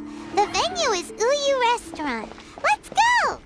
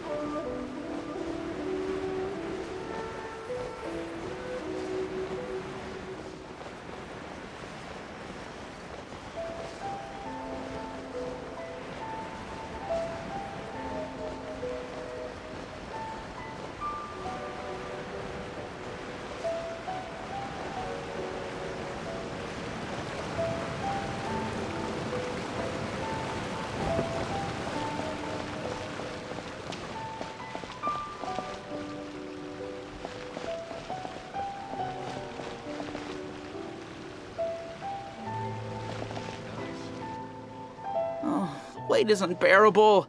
How is the next chapter of the miraculous adventures of the traveler not released yet? It was quite a surprise when the moonless night finally came.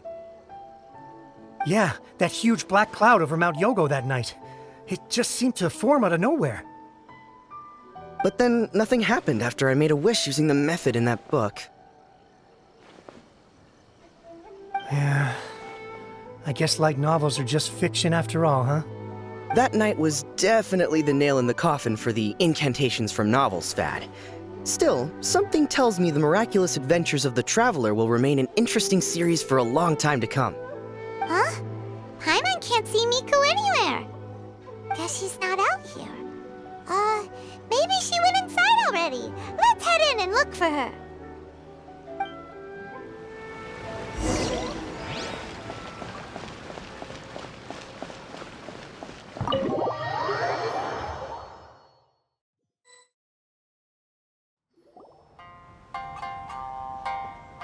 Ah, my little friends. There you are.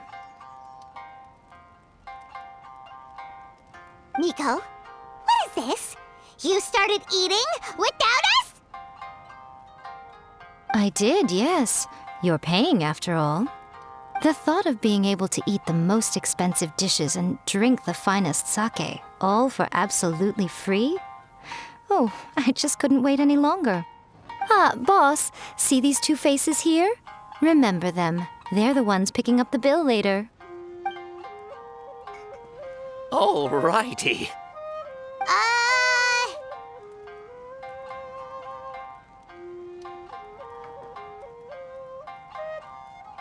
What's gotten into you? Come on, sit yourselves down. You have to try this fish. It's found exclusively in the waters around Seirai Island. They shipped it to Inazuma overnight, and it was still alive right up until I ordered it. Or maybe you'd rather try this? I know. I normally can't bring myself to drink sake this expensive either. If you don't drink alcohol, that's fine too. There are all kinds of fruit juices covering the whole price spectrum. Nico! You are outrageous! Last time we were here working on the novel, all you ordered for us was the plainest kushikatsu! Strange. I remember no such thing. Oh, so what? You did offer to treat me to a meal, didn't you? Anyway, I am something of a VIP, you know. Wouldn't you find it embarrassing to treat me anything short of lavishly? Miko, this meal is going to be super expensive! Aren't you afraid we won't be able to afford it? Oh, don't you worry about that. You can most definitely afford it. They're still printing your light novel by the batch, you know. You have quite the generous payment due. What? Aw, darn it! She tricked us into this! Miko was after our Mora from the very beginning! Oh, the looks on your faces right now. Too perfect. Oh, by the way, since nobody's wishes came true on the moonless night, novels with incantations are no longer in vogue. So you'll have to come up with something new for the next chapter of The Miraculous Adventures of the Traveler. The deadline is looming. I'm counting on you.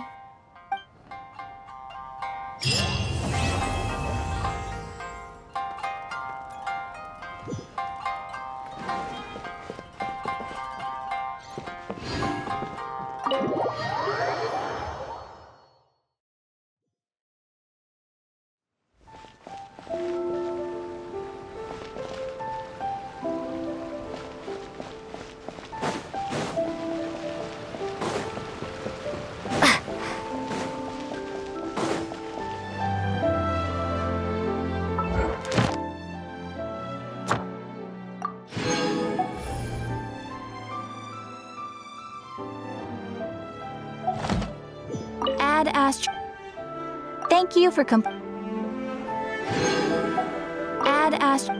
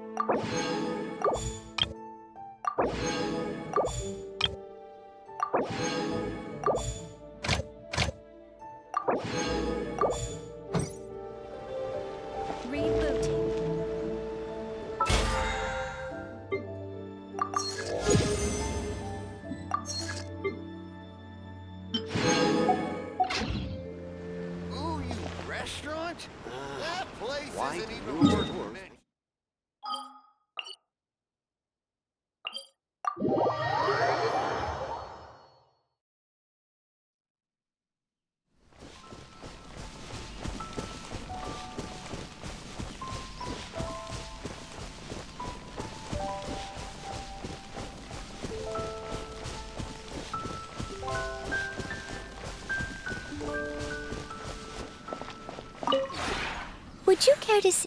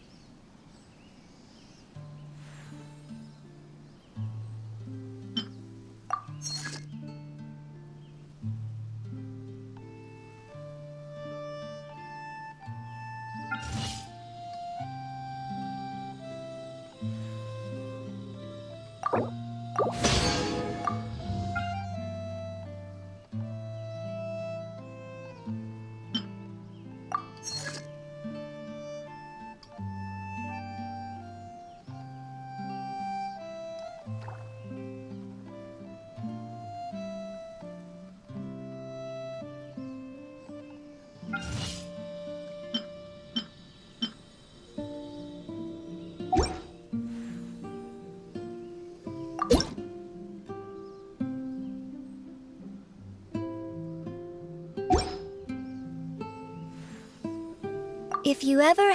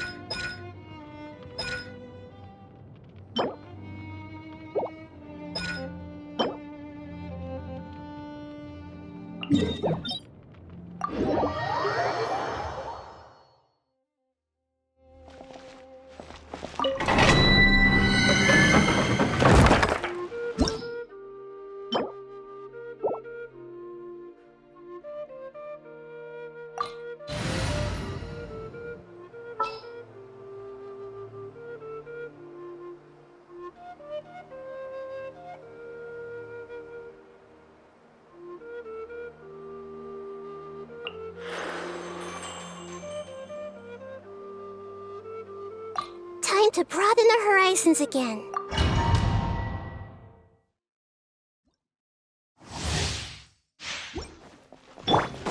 Bet you can't keep up with me! No escape!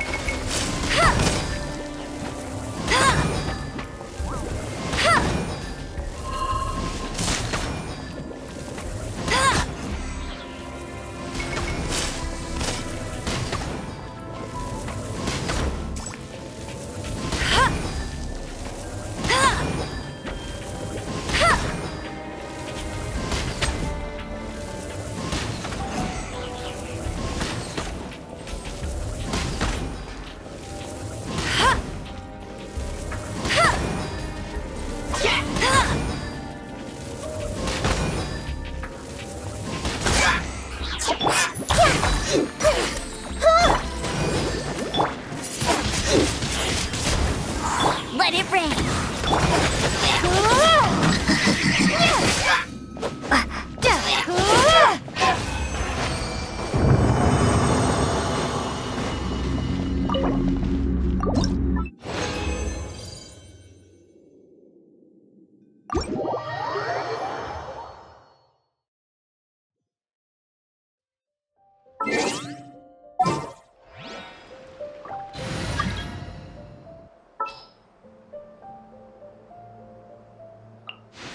Here, let me help you.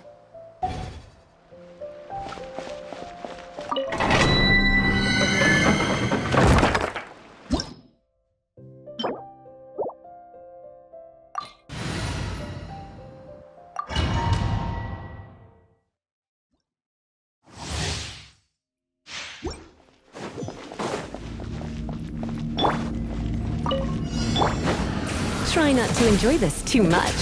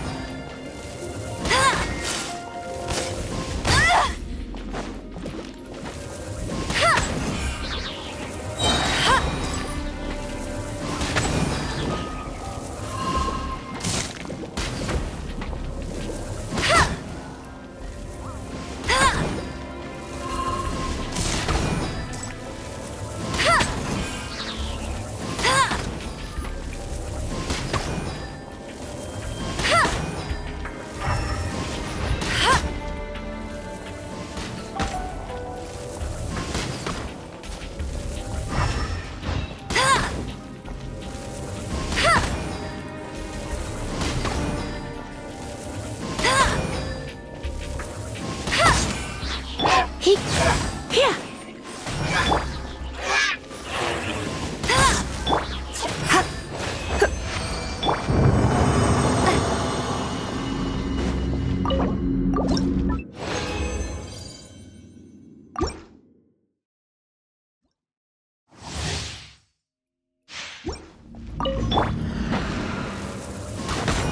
one escapes my sight! Windblade!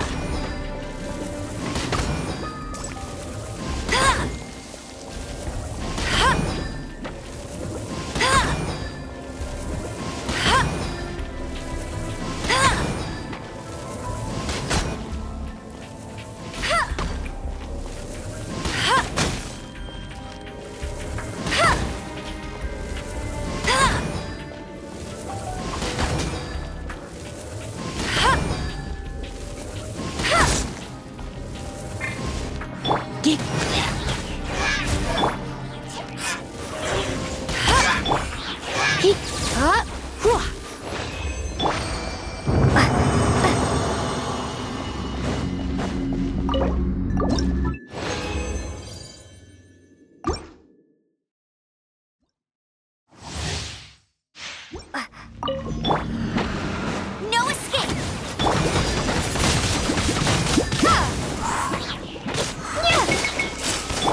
Let's spark things up a little.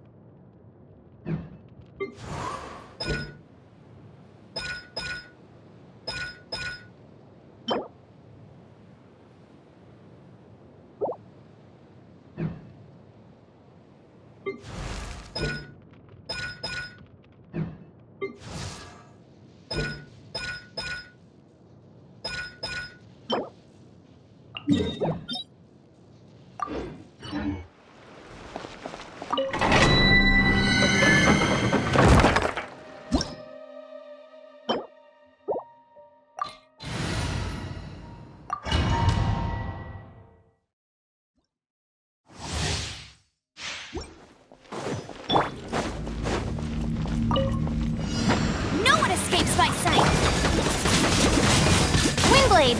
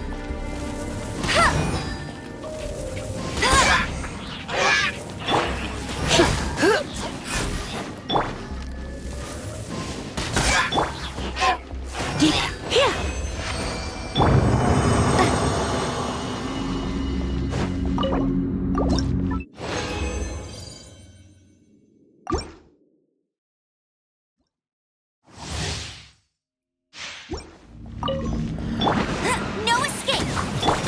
Surrender, Nobi.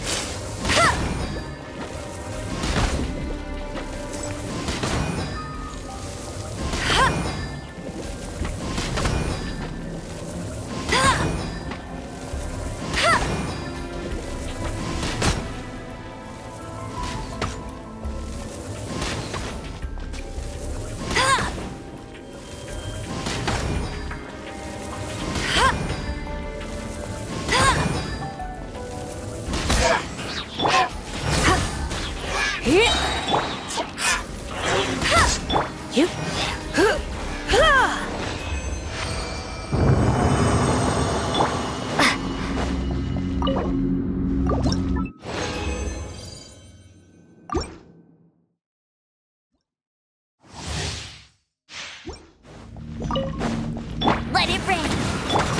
Try not to enjoy this.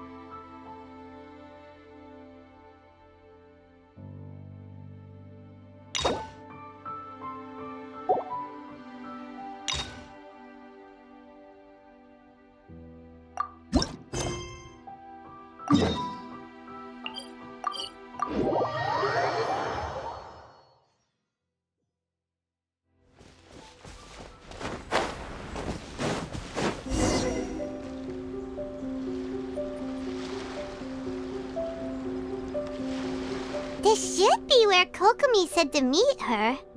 Do you still remember this place? Paimon remembers we came by here last time we visited Watatsumi Island. That was back when you did your stint as captain of Swordfish too. Paimon's curious whether the resistance troops still remember you. Things on the island must have changed a lot since then. Oh, shall we take a look around?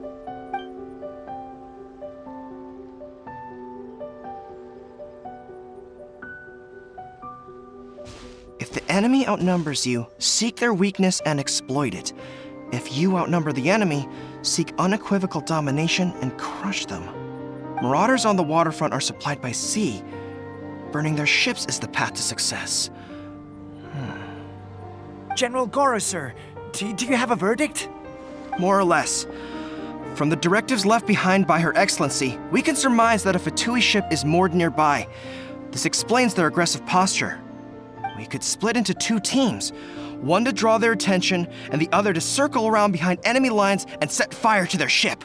They'd have nowhere to run. Then again, Madame Kokomi made clear that we are not to split up without sufficient forces. We'd risk being picked off one by one until our whole line of defense disintegrated. Sir, shall I send for reinforcements? I doubt there's time. Based on their movements, they'd likely be gone before our troops arrived. Her Excellency's directives also stipulate that we should wait in ambush and avoid making the first move. Since we lack sufficient troops, I don't think we can afford to engage the enemy at this time. Sir, we're just gonna stand by and watch them leave? Surely there must be another way. Her Excellency's directives also state help may arrive when all seems lost. As for where this help is supposed to come from, Hey, girl! What are you guys up to? Captain, you've returned to Watatsumi Island. That's great! Her Excellency's directives are as reliable as ever. You've arrived just in time. Recently, the remnants of the Fatui forces have been unusually active. We've been monitoring their movements, waiting in ambush here. Unfortunately, we don't have the manpower to split into two teams. Can we ask you to keep them occupied? Hard to say no when it's the Fatui. Whatever they're planning, we won't let them get away with it. Good. There's not a moment to lose. We'll go behind enemy lines and sabotage their ship. Let's meet back here afterward. Watch yourselves. We'll be back shortly. Seems like the Resistance still remembers us. Come on, let's help them get this situation under control.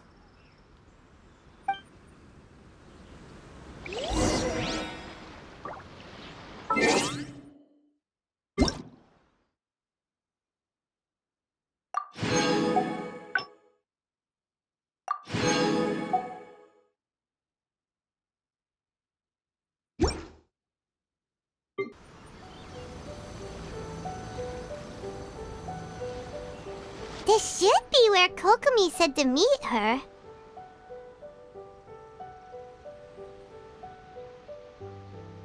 Do you still remember this place?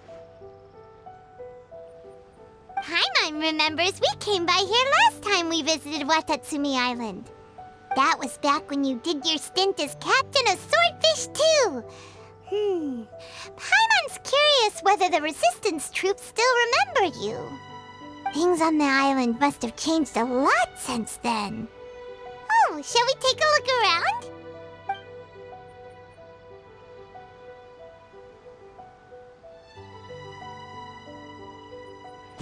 If the enemy outnumbers you, seek their weakness and exploit it. If you outnumber the enemy, seek unequivocal domination and crush them. Marauders on the waterfront are supplied by sea. Burning their ships is the path to success. General Goro, sir, do you have a verdict? More or less. From the directives left behind by Her Excellency, we can surmise that a Fatui ship is moored nearby. This explains their aggressive posture.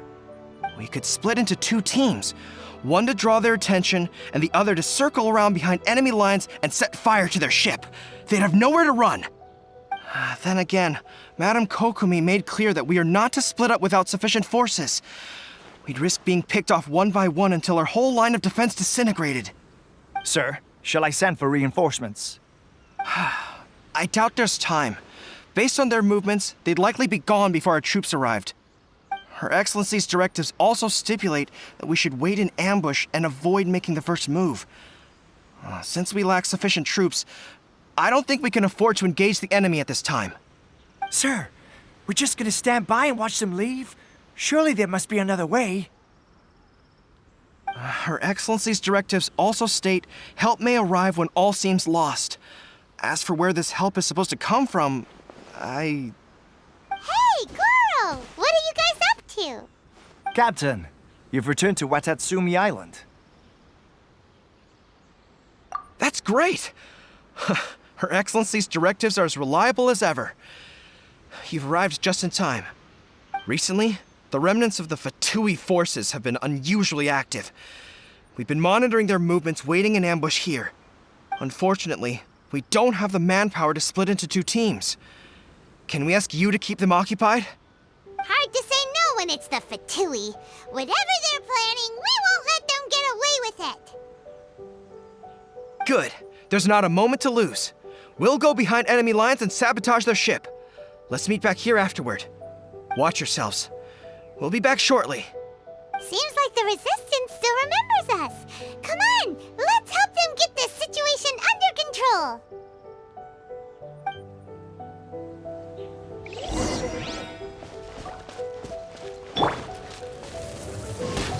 those words.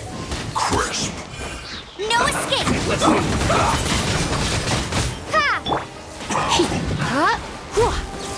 You get. I will end time.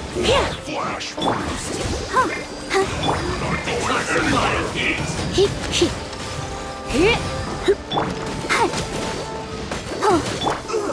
Feels clogged.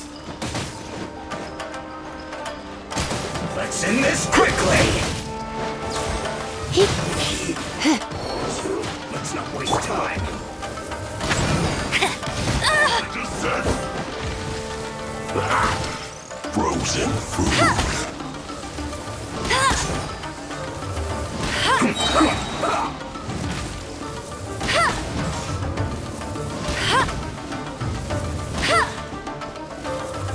Almost. You're not going anywhere. Chill to the bone.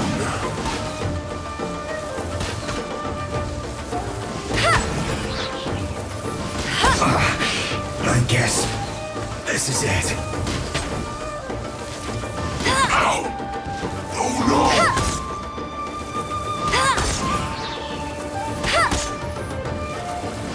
Comrades! They've set the ship on fire! An arson attack! First! They leave us no choice but to attack! Comrades, let's make them regret it! Not breaking a sweat! Oh no. I'm gonna ruin my gloves. Go! Ready, steady, go! All you got? This should be fun.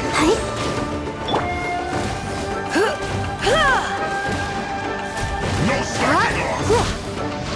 Don't be a killjoy! Let's squash things up a little. You can't run!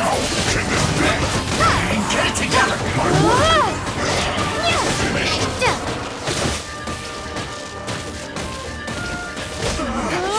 Looks like I went too far.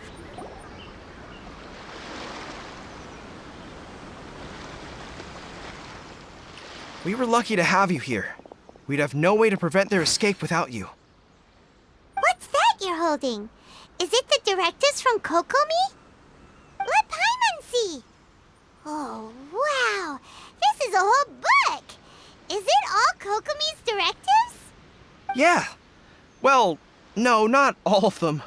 I have 5 more volumes with me. Are you serious? Her Excellency always plans for every scenario. Plus, these are her general operational directives, which are more comprehensive than most. Still, we're fortunate to have them. They make sure we're prepared for every eventuality, no matter how complex. Understanding every eventuality sounds tiring enough, let alone writing them all down. Must have taken Kokomi a heck of a long time. Captain, are you back on Watatsumi Island to lead Swordfish 2 again? We've all been feeling your absence.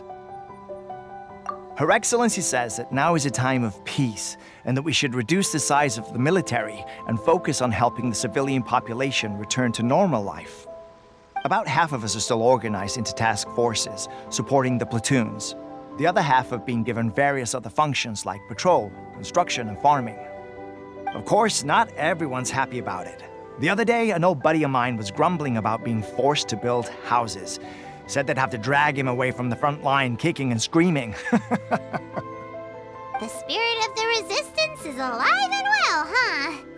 Anyway, we're here because Kokomi invited us to the victory feast. Do you know where we could find her, Goro? I believe Her Excellency is currently at Boro Village. There were reports of a possible disturbance over there. If I'm not mistaken, Her Excellency has gone to deal with it in person. We should probably get going ourselves. And, also, on your way over, please check in on the soldiers. I'm sensing a growing unease among them, but I don't know what's causing it. They won't say. They used to tell me all their concerns, but whatever this is, they're keeping it hidden. I don't like it one bit. I suspect there's trouble afoot. Sounds good. Paimon was just thinking it'd be good to see everyone again. Ready when you are.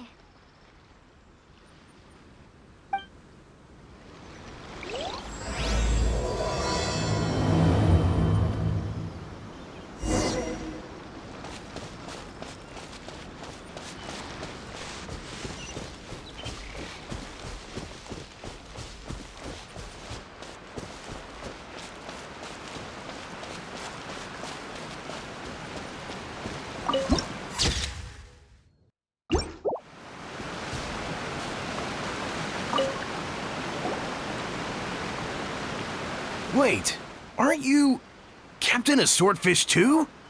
Oh, it is you! Oh, you have our gratitude. Watatsumi Island wouldn't have come to peace without your efforts. I wasn't with Swordfish 2, but I did see you with Tatarasuna. Oh, you really gave it to those shogunate samurai in the fight of honor. Oh, it was quite the show. Is there anything you need from me? I'm at your service. On edge, you say? Oh, yeah. Yeah, I've noticed it too. In fairness, the battle isn't long over, and, well, perhaps it isn't quite over for them. You know what I mean? Every single person looked death in the face that day. It's not an experience you forget in a hurry. Victory's declared, and all of a sudden, the fighting's over. But people can't just snap back into normal life again. I think things will improve, but it's gonna take some time. I don't know what else it could be, but what I do know is that as long as Her Excellency is with us, Watatsumi Island is safe. And all the more so now that you're back. Seriously, if there's ever anything you need, just say the word. What a nice guy. Let's go ask some other people.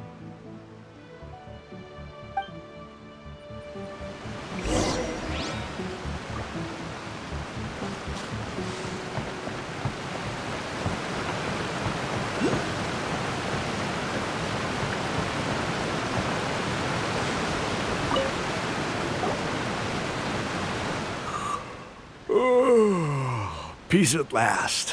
Living the dream. Don't I know you? I've definitely seen you somewhere before. Can't place you, but I'm guessing you're not with the Shogun's army. So, do you need something? Unsettled? Unsettled how? I haven't noticed anything. Not that I would, necessarily. I keep to myself, mostly. They're all too rowdy for me. We're at peace now, finally, and I, for one, intend to make the most of it. My life right now is about two things and two things only. The sun and the sea breeze. Sorry that I can't be more help to you. I'll tell you someone you could ask, though. San Gonamiya. She knows everything. Huh. Seems he's about to fall asleep. Let's leave him to rest and go find someone else to ask.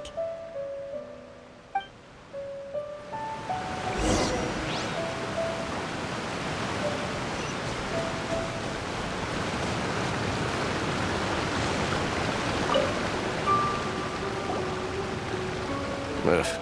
I don't understand what Her Excellency is thinking. I mean, peace talks? Give me a break. Why would she agree to that? Exactly. Everyone knows you can't trust the Tenryou Commission. I heard they've been secretly coordinating with the Fatui and plan to continue their attacks. Wait, for real? You're sure of this? Positive. Some of our guys had a run-in with a few Fatui. They caught them conspiring together firsthand. I knew it! The Tenryou Commission are a bunch of crooks. They'll never change. Honestly, it's kind of naive for Her Excellency to take them at their word, isn't it? Shh, keep your voice down. Someone's coming. Hey there! What you talking about? Captain, you're back. Do you think we should tell the captain about what we were discussing just now? No, let's not mention it. She's one of her closest advisors. For all we know, the peace talks could have been her idea. I'm sure the captain would see where we're coming from, but you're right. We should probably play it safe. Welcome back to Watatsumi Island, Captain. Nothing to report here. Everything is A-okay. Her Excellency should be in the village at present. Head straight over if you wish, Captain. Paimon definitely detected some hush-hush going on there. But if they aren't gonna talk, we might as well head over to the village.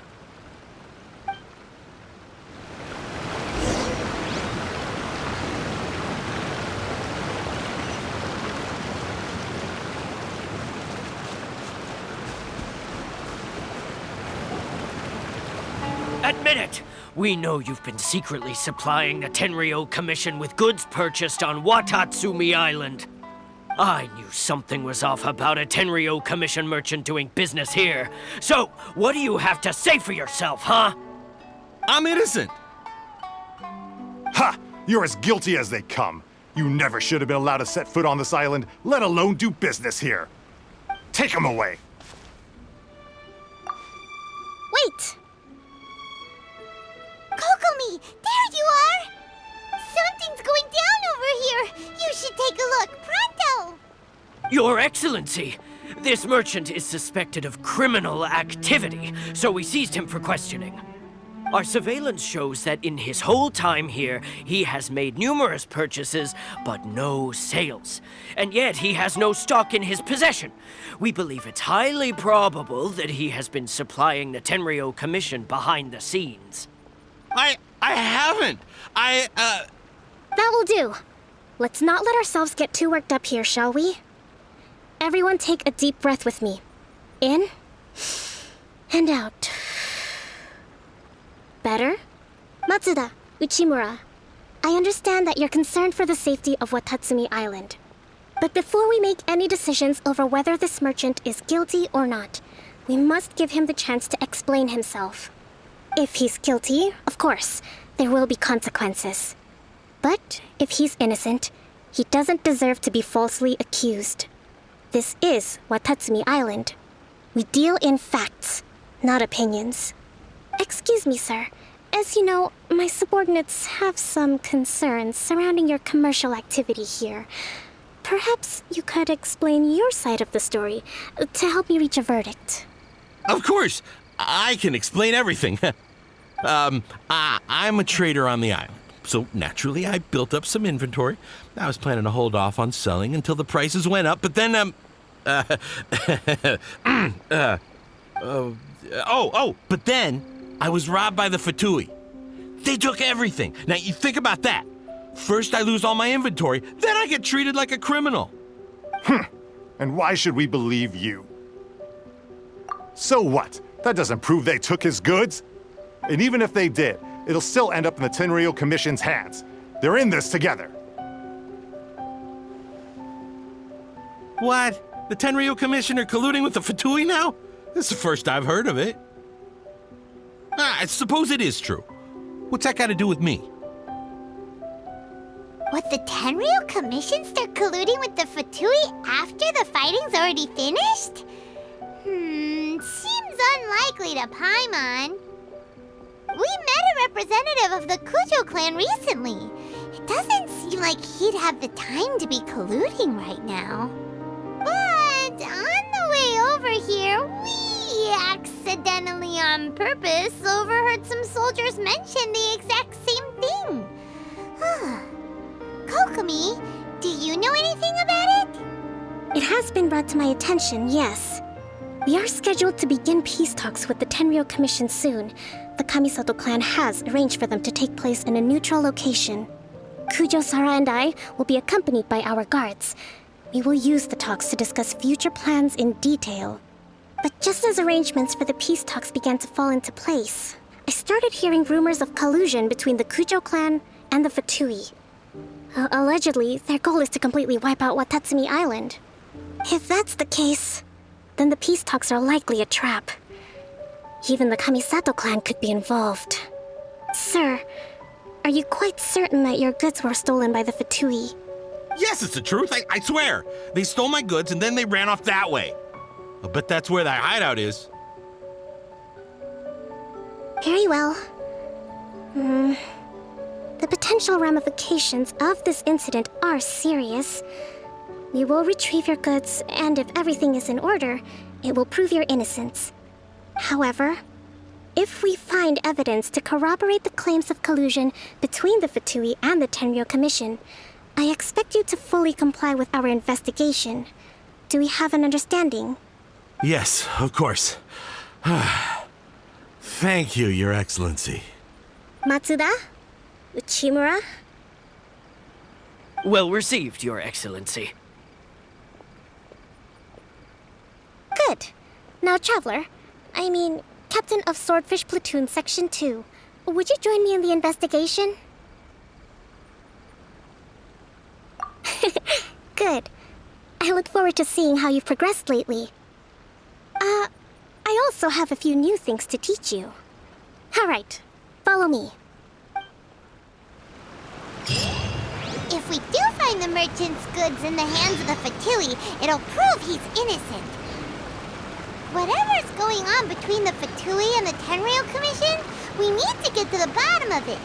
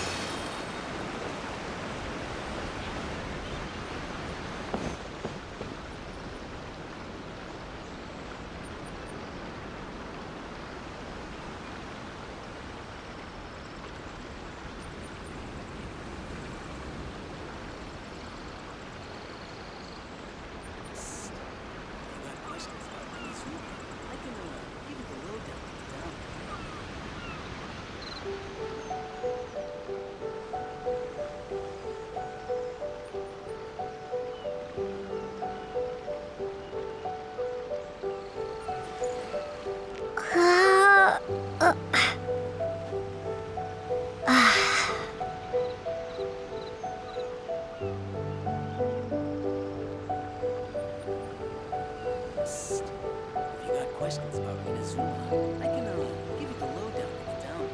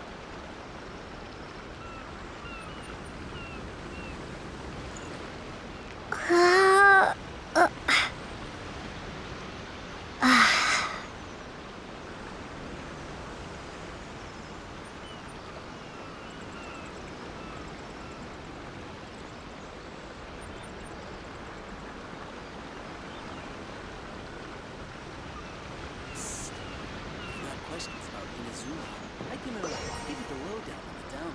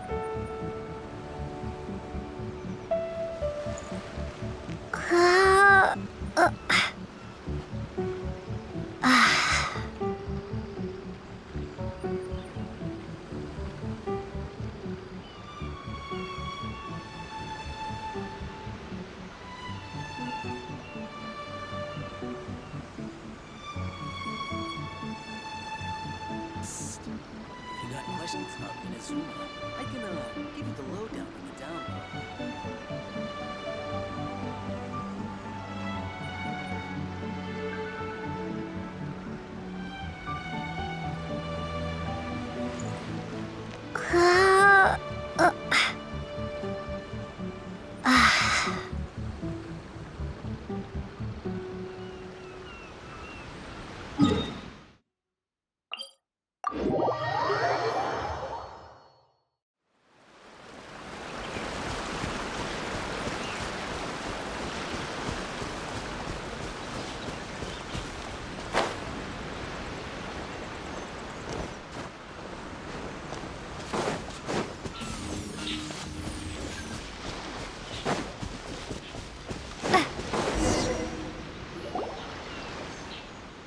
This must be the Fatui camp that the merchant was talking about. From the looks of it, it used to be a Hilichurl camp. Who knows why the Fatui occupied it? Looks pretty heavily guarded. How are we supposed to get in? Not by brute force, that's for sure. But that's not a problem. The terrain here gives us an advantage, and we haven't given away our position so far. Our enemy is in the light while we are in the shadows. Strategically, we have the upper hand.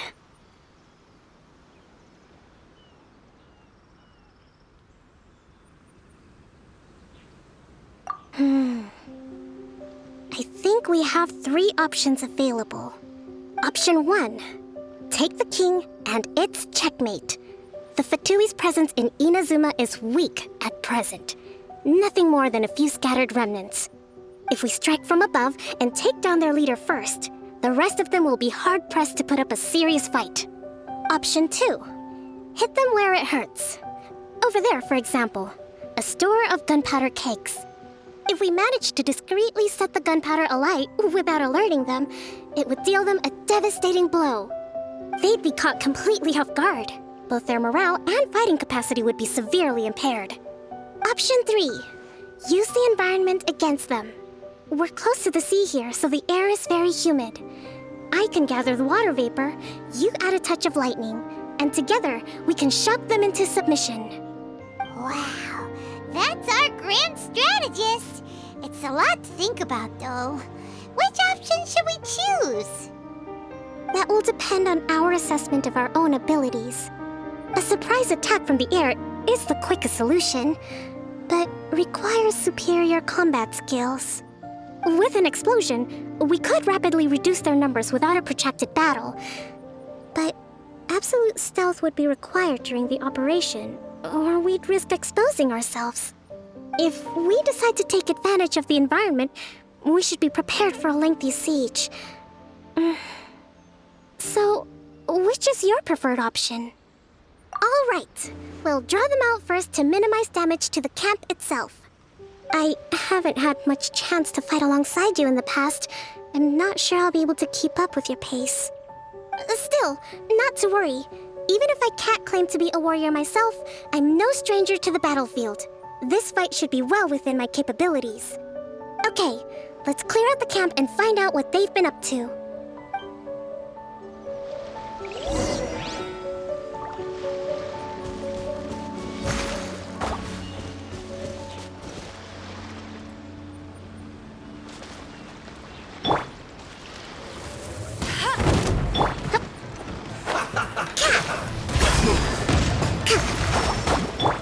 Their movements have become rigid and sluggish. We make a good team. Get careless.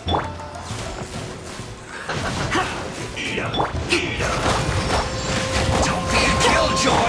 We've only just begun. You? This was well done. You can't run!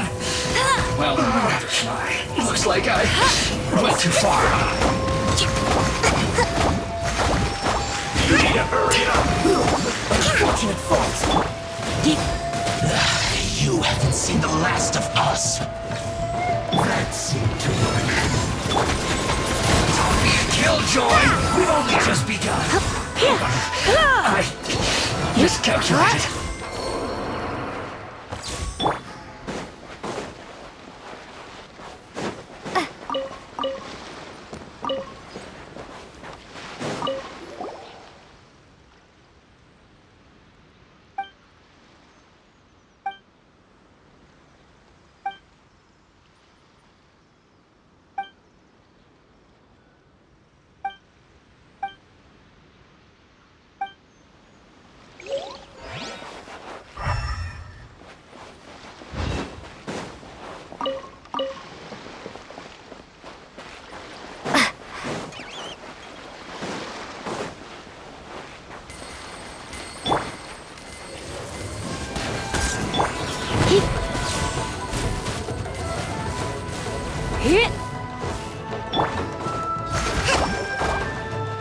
Leaving so soon.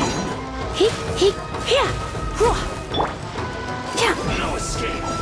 La la la la. Oh. Prepare yourself. Windblade.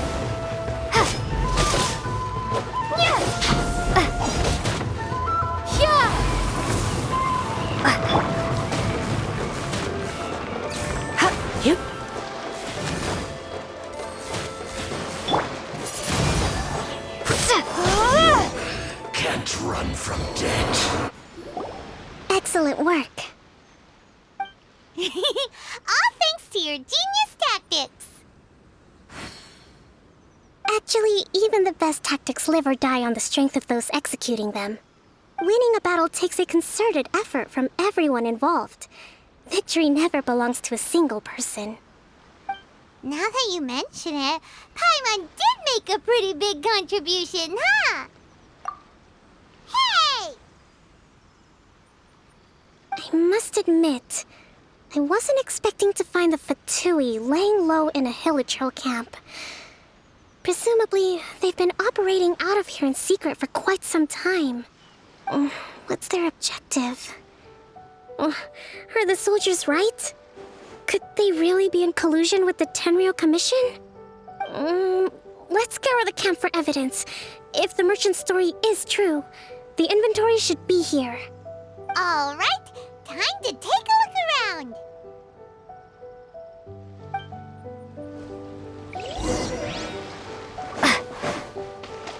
So these are the Fatui food supplies? They look a little past their best. Is this really all they had to eat? Whoa! This place is chock full of bomb-making materials! This is way too dangerous! We should tell Kokomi right away and figure out the best way to deal with it. Hey, look here! Could these belong to the merchant? There's a lot of stuff. Some of it has the Tenryou Commission emblem. Yep, this has gotta be it.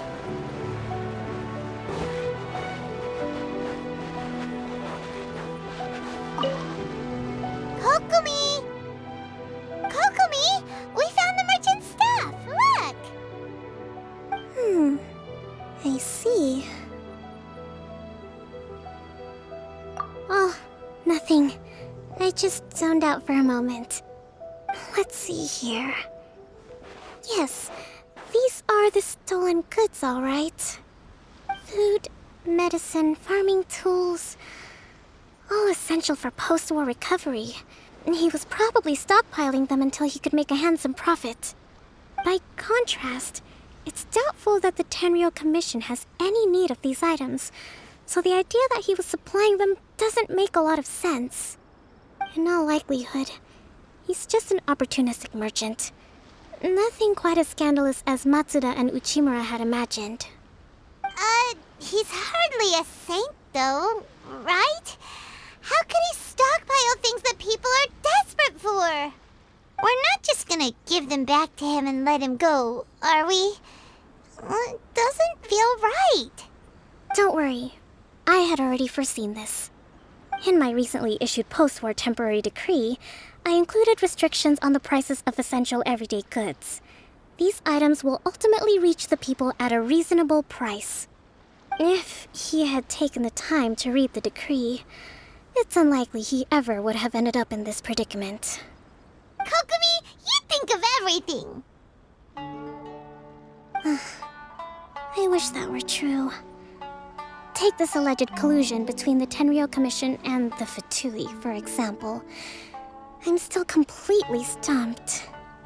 The low energy doesn't exactly help.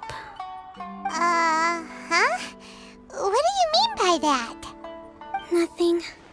Come on, let's take the goods back. It's not long now until the victory feast. It'll be a race against the clock to get all of this resolved before it starts. Got it! First we mend the peace, then we attend the feast!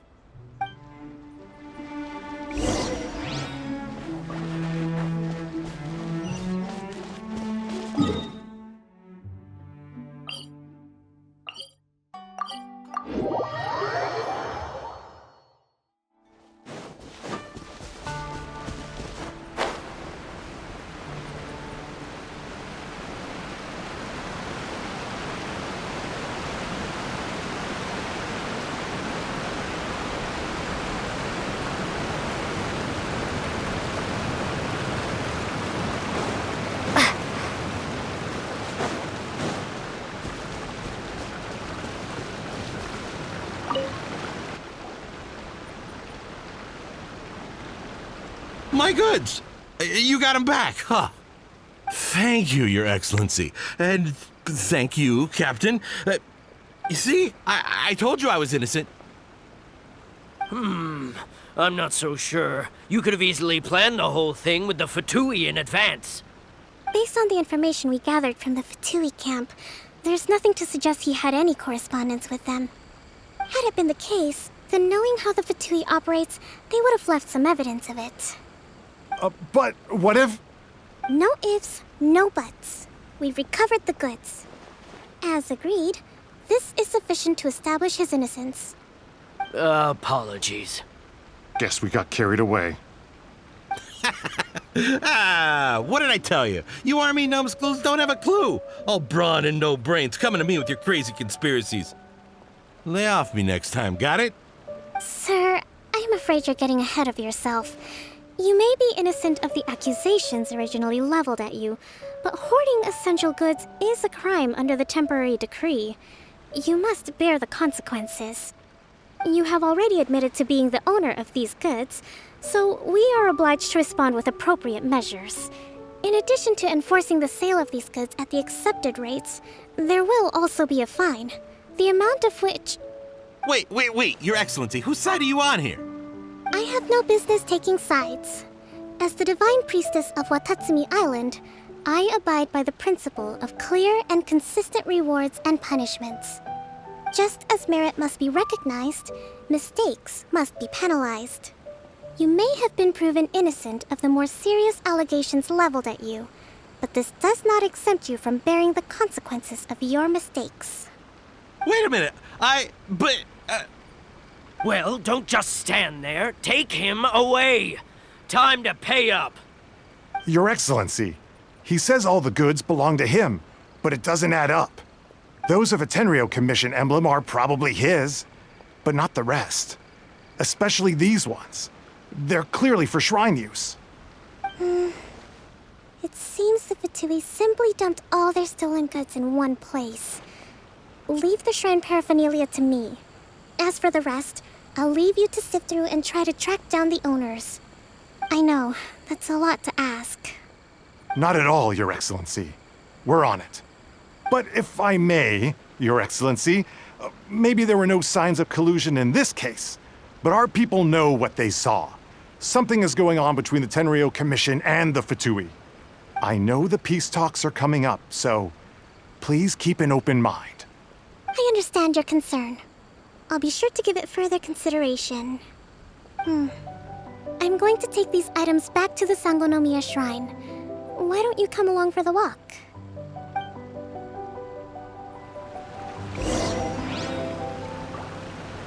Watatsumi Island observes different customs than the rest of Inazuma. I imagine it must all seem a little alien to you.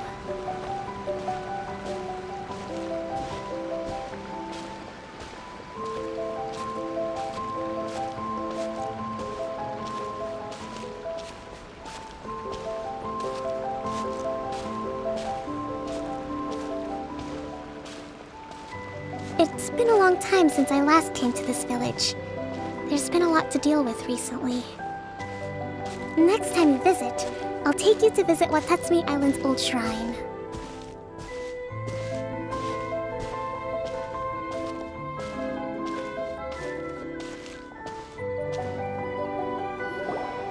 You know, the earliest shrine on Watatsumi Island was not located in Sangonomiya. It was close to the statue of the Seven. Back then, the people of this island recognized the shogun's existence, despite not venerating her as the shogunate do. But after she struck down our protector deity, the shrine was abandoned.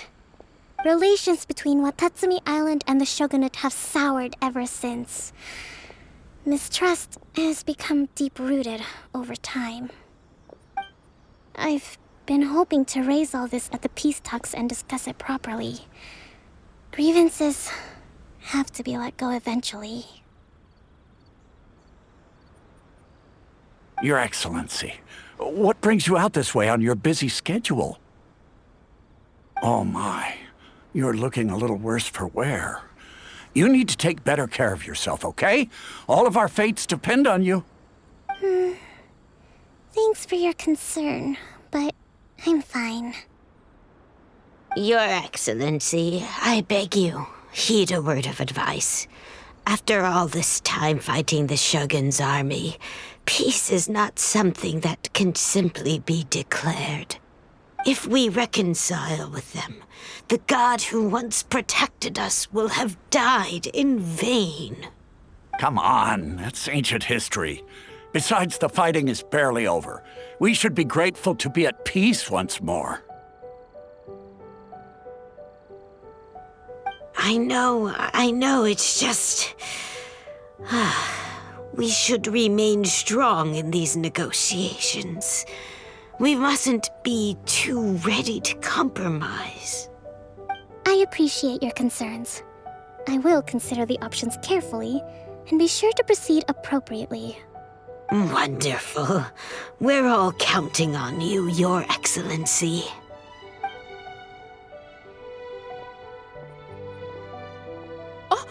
Your Excellency? Well, I'll be...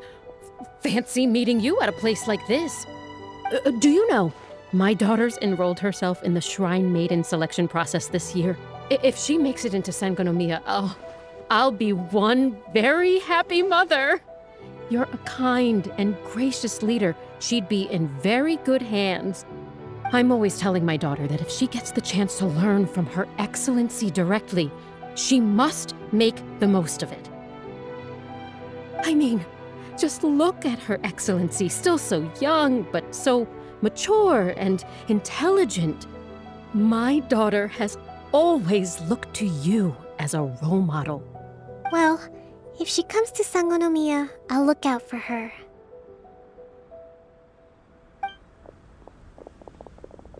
Your Excellency. Boy, am I glad you're here.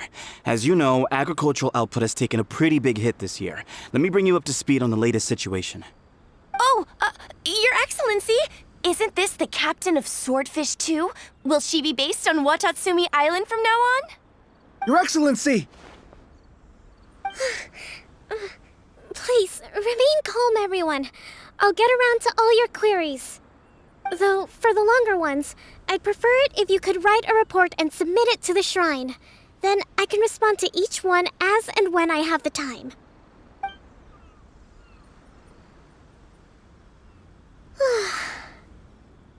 Are you alright? This kind of thing is water off a duck's back for you, huh? Your Excellency, here you are. There's been a situation. We're still waiting on the delivery of a whole batch of ceremonial items. I'm beginning to worry that they've been stolen. Oh, we retrieved those already. No need to worry. Really? That's fantastic! You never cease to amaze us, Your Excellency. I sorted through all the petitions received recently and placed them on your desk. Also, according to the schedule, you're just in time for your meeting today on the development of the textiles industry. That's today? Right now? Yes, the two young ladies have arrived safely. We're just waiting for you. I see. I was hoping to take a walk around the island with you, but it looks like we'll have to save that for some other time. Well, let's rendezvous tomorrow at the entrance to Sangonomiya Shrine. Then we'll go and make preparations for the victory feast. Yay! The victory feast! Just to be clear, we're talking lots of delicious food, right? That's the name of the game. There'll be some Watatsumi Island specialties, which I'm sure you'll enjoy. Great! See you tomorrow, then!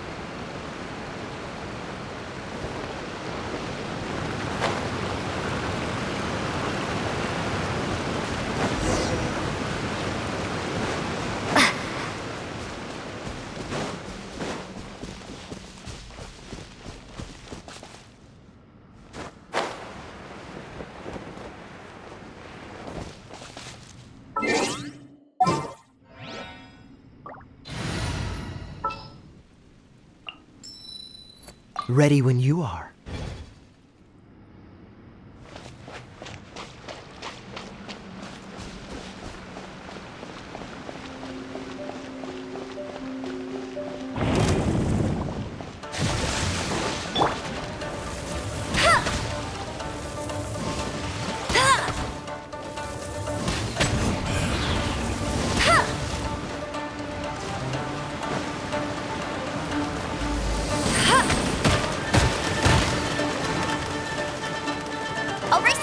Let it rain.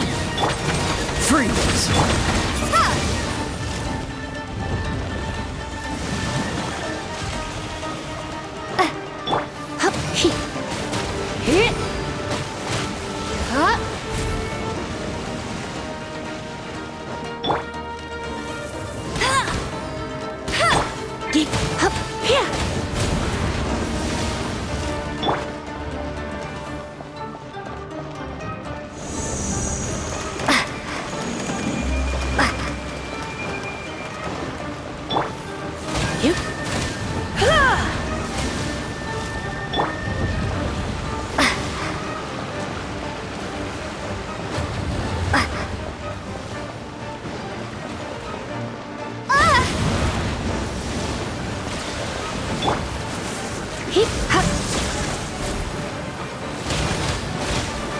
Don't be such a brute.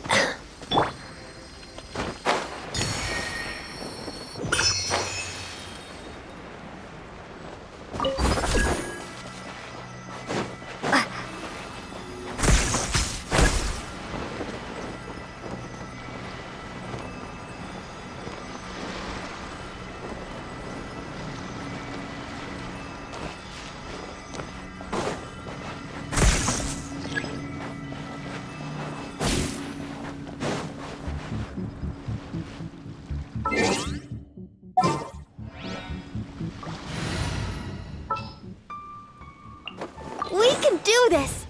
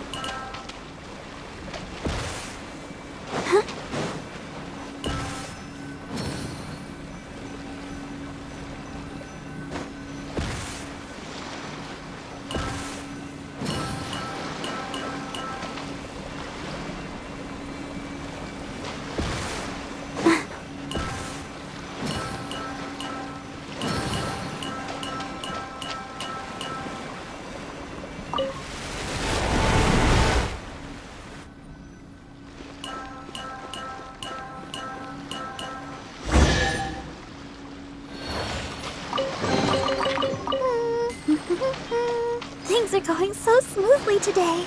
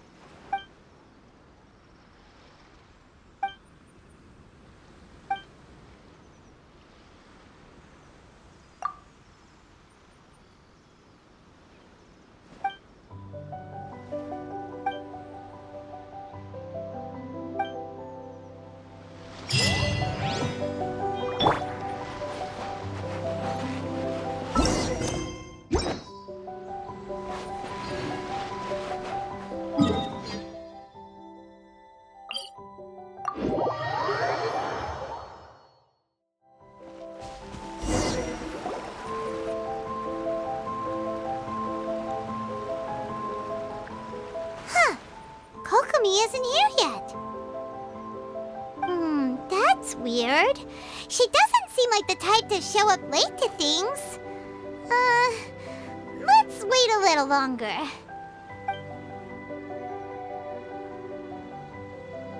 How is she still not here? Do you think she could be in trouble?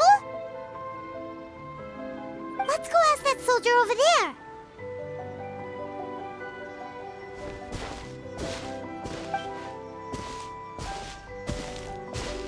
Are you looking for Her Excellency? I'm afraid she isn't here at the moment. I don't know where she's gone. So strange. Guess we should just call it a rain check then? Not necessarily.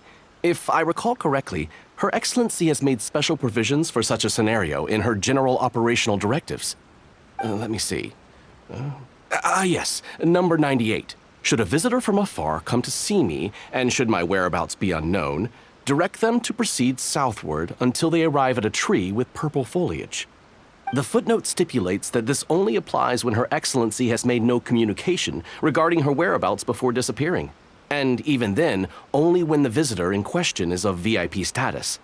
As far as I'm concerned, you two tick all of the boxes. I keep this directive on me at all times. I'm sure this is the right course of action. Kokomi really does think of everything. All right, let's find the place she wrote about and have a look.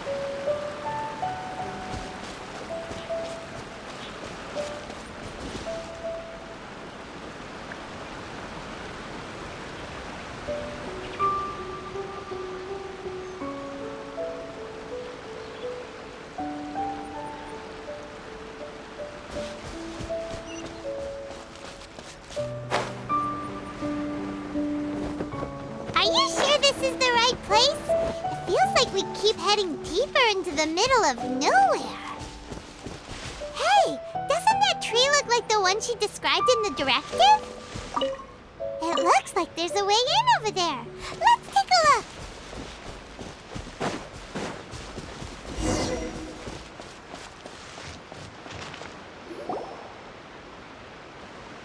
Kokomi! So this is where you ran off to. We were gonna meet up and get things ready for the victory feast today. What happened? It's you. I apologize. I'm not feeling my usual self today. You got sick? We'll go find a doctor right away! No. It's nothing like that. It's just... my energy is completely spent. You run on energy? You mean you're like a ruin guard? No, it's just a figure of speech. I'm ashamed to admit it, but I can't always be the infinitely capable person I present myself as.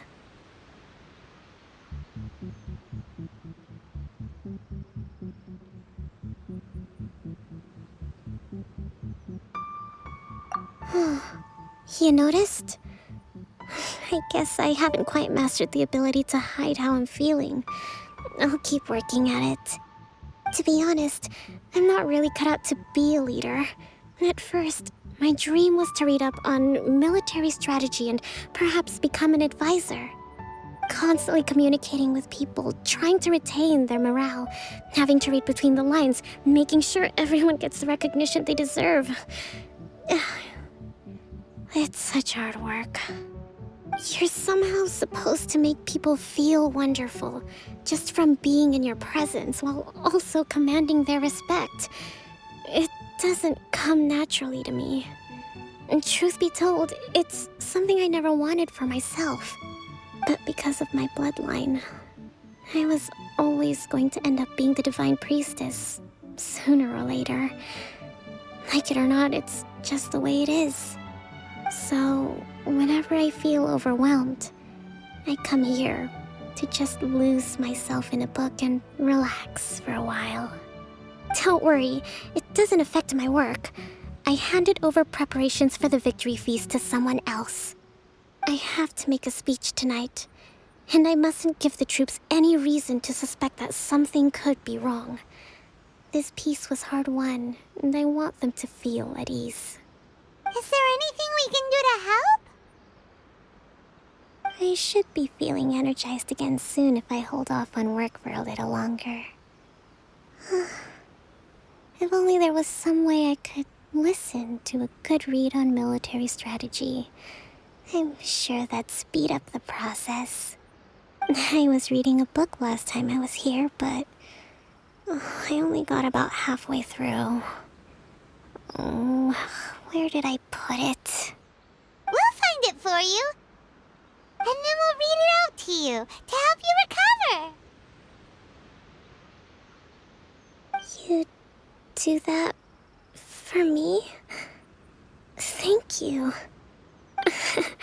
I'm really lucky you came back to Watatsumi Island.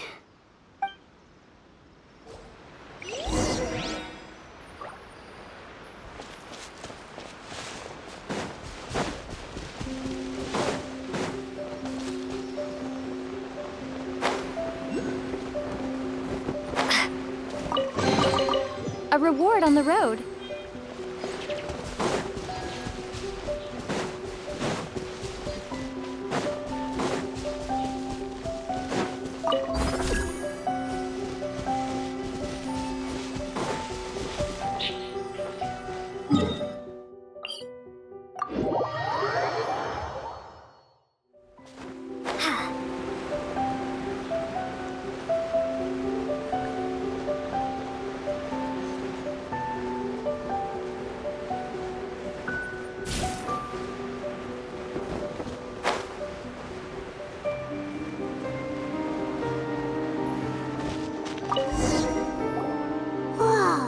Look at all these petitions!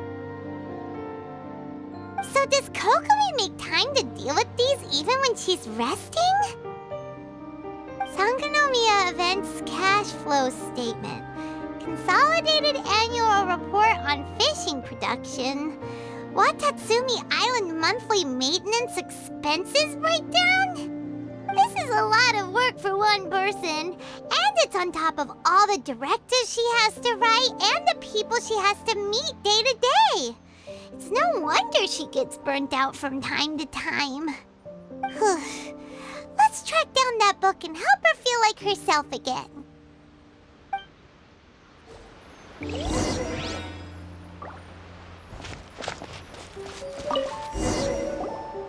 Hey, look! Could this be the book she wanted? Swordfish Captain came back today. Energy +4. That's just, Give it here! Guess that was the wrong one. Let's keep looking.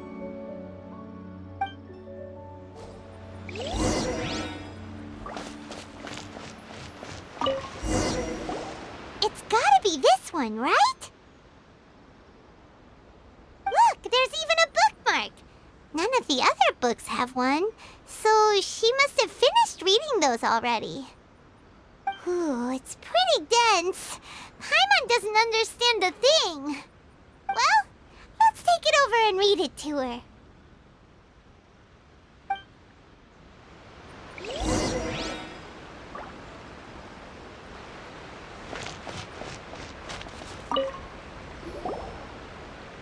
Kokomi, is this the book you wanted?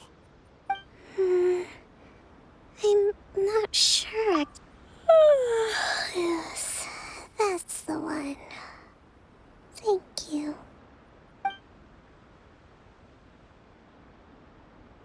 Kokomi? Kokomi! Oh no, she's fallen asleep. What are we gonna do? Tonight's the victory feast.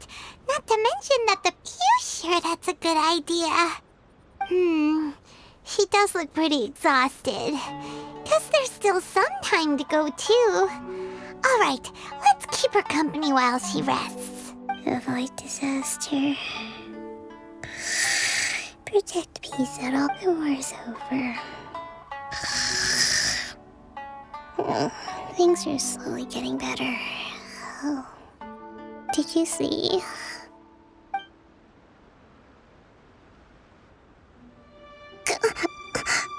What time is it?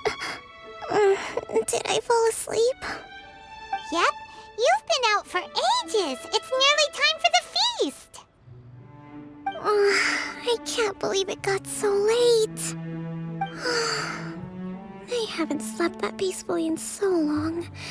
That's gotta be 3 whole energy points right there. Should be enough to see me through the peace talks. Thank you. Well, we better get ourselves over there. It's nearly time to light the bonfire. Woohoo! Kokomi's back to full energy! Good to have you back.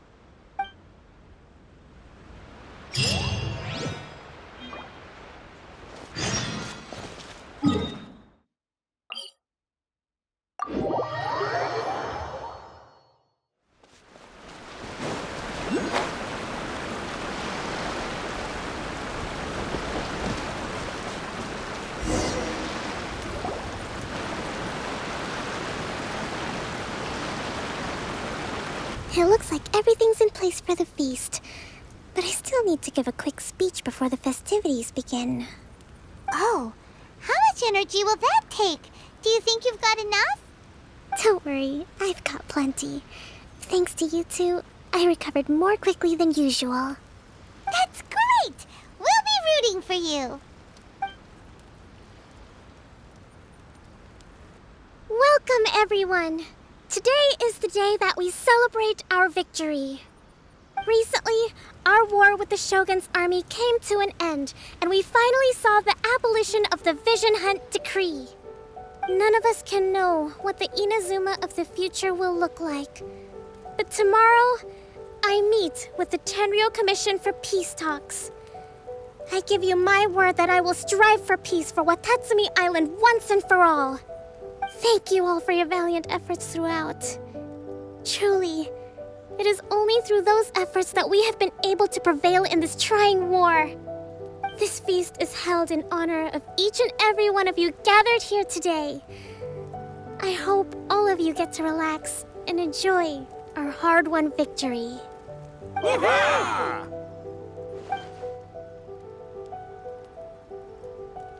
Tonight seems to have gone off without a hitch. I'm so glad it's all going smoothly. People tend to be more open when they're in a good mood. Could I ask you to go around and see what information you can gather? I still have no further leads regarding the issue of potential collusion between the Tenryou Commission and the Fatui. And I'm concerned that something might happen at tomorrow's peace talks. Okay, sure. We'll go ask around.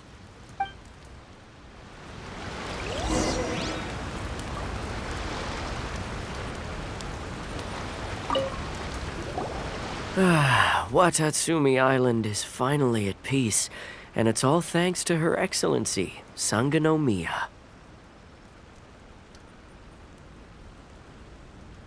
Recently, let me think. Well, the biggest thing for us is that we can finally get back out on the ocean to fish. During the hostilities, the open sea was full of warships. We just had to make do with what little fish and shrimp we could get our hands on closer to shore. When the catch wasn't good, we'd all go hungry. The poor kids were crying all day and night, but there was just nothing I could do. We'd go to bed ravenous and be tossing and turning all night long, trying to keep it together until the morning. At least things are finally improving now. I hear you're captain of Swordfish too, is that right? Well, thank you for your service. Here, have a fish. It's freshly caught, so it's a bit, fishy. But it's fine. Oh, no. We couldn't possibly. Ah, come on, take it. Without you, we'd probably still be going to bed hungry tonight. Her Excellency always teaches us to repay kindness with gratitude. Okay, well, thanks. Come on, let's go talk to some others.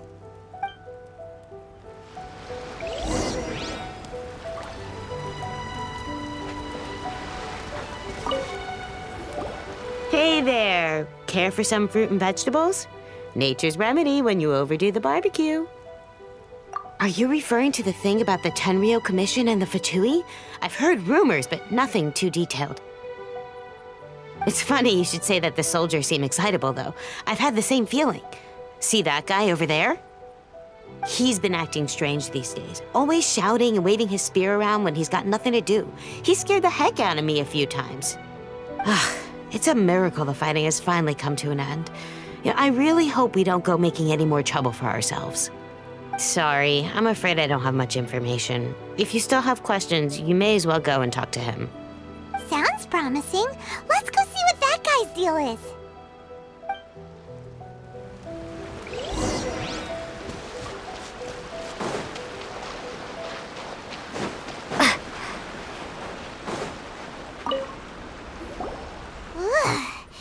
This guy smells of booze.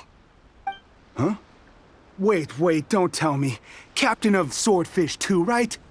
You actually came back. I thought you'd abandoned the platoon and made a run for it. Nuh-uh. We would never run from a fight. Is that so?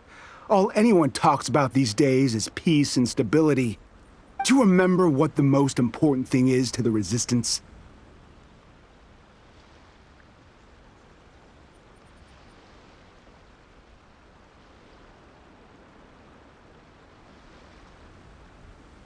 You got that right. So I'm gonna put you to the test. Time to see if you truly are a bona fide Resistance warrior. I'll answer your questions, but only if you can beat me in a duel. Ugh, this guy. Would it kill him to just have a normal conversation? What do you think? Are we gonna... We'll see about that.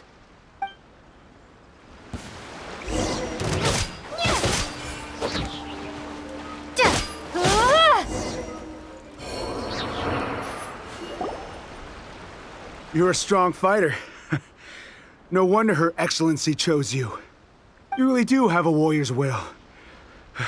Then maybe you can understand us. Captain, comrade, will you join us? We made it up. The story about the Tenryou Commission colluding with the Fatui, it didn't happen. What? Poor Kokomi's been worried sick. You're telling us you made the whole thing up? What the heck were you thinking? This could send you right back into war with the Tenryou Commission.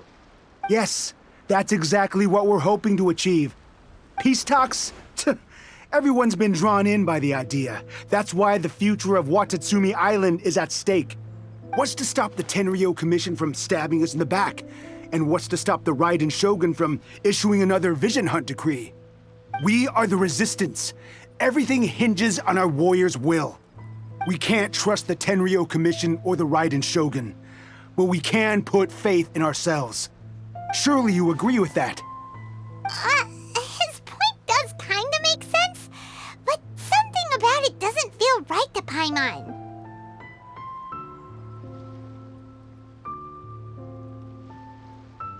Yeah, everything you said just now was pure speculation, wasn't it? Are you seriously willing to make up a wild rumor and ruin the peace everyone's worked so hard for, all because of some imaginary situation that may not even happen? Don't take that tone with me, acting like you're above all of this. What would you understand? For the sake of victory, we embodied the warrior's will to the fullest. You understand? We were all in. Now they're suddenly trying to tell us that none of it matters anymore? You'd have me just put down my weapon and start living like an ordinary person, but how can I? How can I when When every time I close my eyes, I see the faces of the friends we lost in battle. Every time I see them there in my mind's eye, it reminds me that I can never forgive the Tenryou Commission and never forgive the Vision Hunt Decree. I guess you're not one of us. Well, whatever. Go ahead and tell Sango Namiya if you want, but you're too late to stop us now. Too late? What do you mean? Darn. Doesn't seem like he's gonna answer that one. What are we gonna do? This is really serious. We need to give Kokomi the full story right away!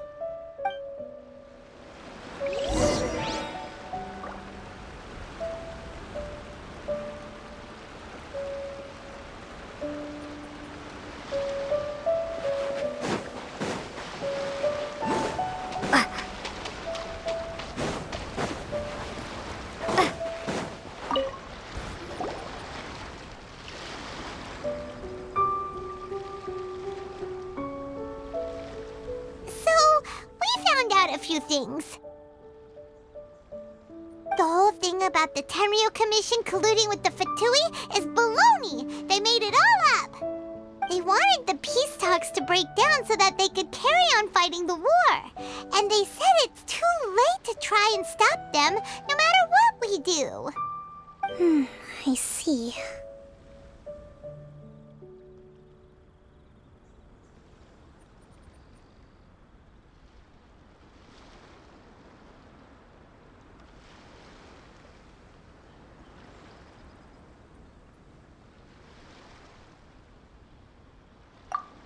I'm fine. Don't worry. This is my fault. If only I'd perceived what they were feeling earlier, it never would have come to this. I think I understand what Kozin means when he says it's too late. The talks don't begin until tomorrow, but both sides have already sent their guards to the location. They are responsible for making sure the area is safe and secure. I highly suspect that one of Kozin's pro-war co-conspirators will have infiltrated the guards with an intent to reignite hostilities tomorrow during the negotiations. Well, that's no good. Do you want us to head over there now and switch out the guards? That won't work. Firstly, the act of bringing a new team of guards to a neutral negotiation site will put both sides on high alert. It would almost certainly push the pro-war faction into taking action. They would attack the Tenryou Commission's guards, and we'd be in danger of war breaking out once again. Not to mention that we have no idea how many of Watatsumi Island's soldiers are involved in this plot. If we change the guard in haste, we face the issue of not knowing who to trust. Sounds like a really tricky situation. So is there really nothing we can do about it? Don't let it worry you. What's done is done. Now it falls to me to devise a counterplan. These soldiers crossed the line, but the blame is not theirs alone. Whatever happens, I will find a way to ensure they do not come to harm. Let's meet here again tomorrow.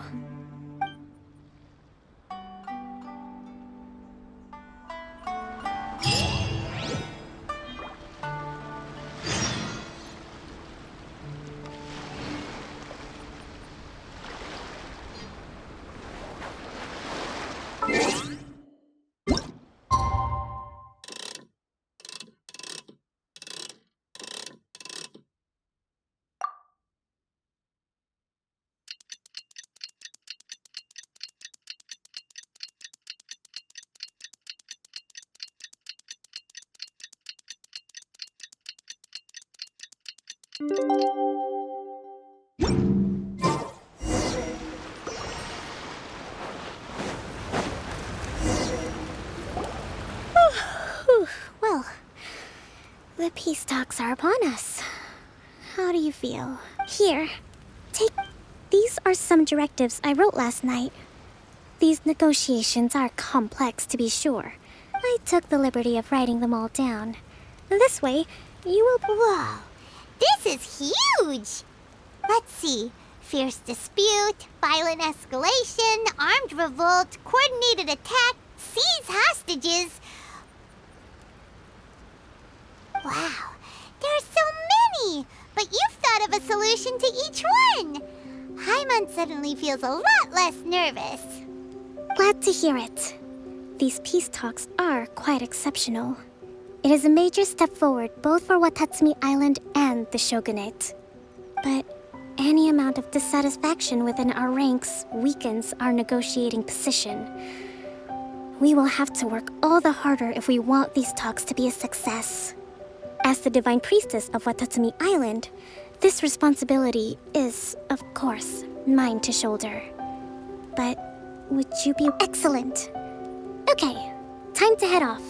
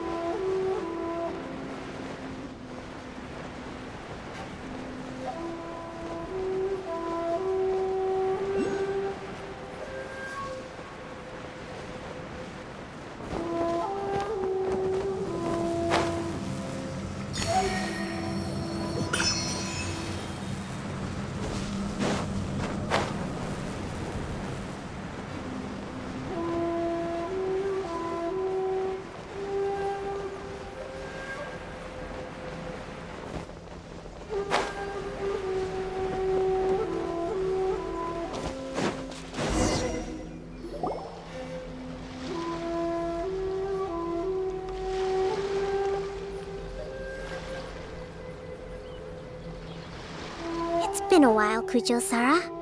I believe the last time we met was on the battlefield. Yes, where you dealt my forces quite the devastating blow.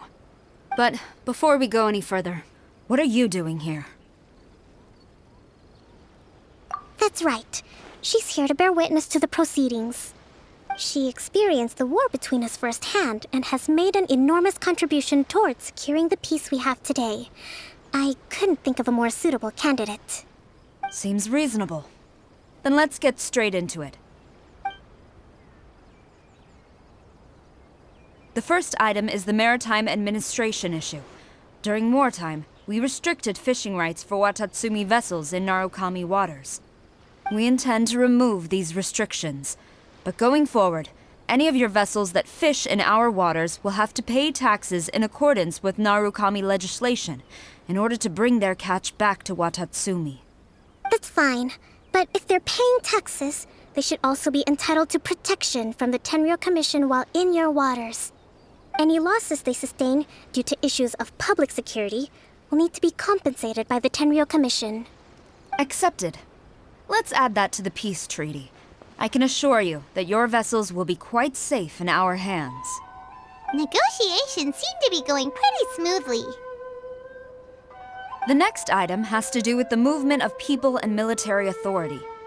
In the past, our people have been subjected to lengthy interrogations on arrival in Watatsumi, and the same has been true for your people on arrival to Narukami.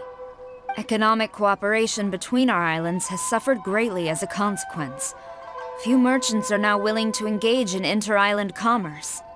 Since the war is now over, I propose that we have the Yashiro Commission appoint a business council to oversee trade between our two islands. The problem there is that trade is a reciprocal affair. We'll need to involve merchants from both sides in this process if it is to succeed. We cannot give the Yashiro Commission full authority. Correct me if I'm wrong, but isn't Watatsumi Island facing severe shortages of many essential goods at the moment? Having the Yashiro Commission organize everything centrally would work in your favor. True, we're experiencing some shortages, but we will recover in due course. Between the diverse range of goods we can produce ourselves and our strong trade links with other areas, we are capable of sourcing everything we need. Not to mention that your proposal would require separate talks with the Kamisato clan. If they've yet to sanction it, I believe you are going beyond the remit of the Tenryou Commission's authority. Let's leave that aside for now, then. On to the military question. Watatsumi Island's forces will need to come back under the jurisdiction of the Tenryou Commission. That just isn't feasible. Not in the short term, at least.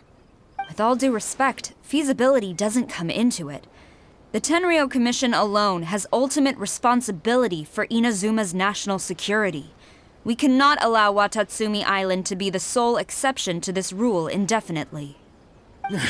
You Kujo scum! Colluding with the Fatui isn't low enough for you already. You just want to take everything away from us.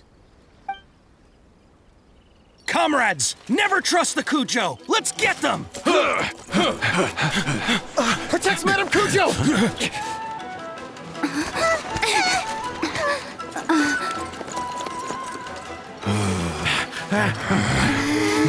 Number 16. No, wait.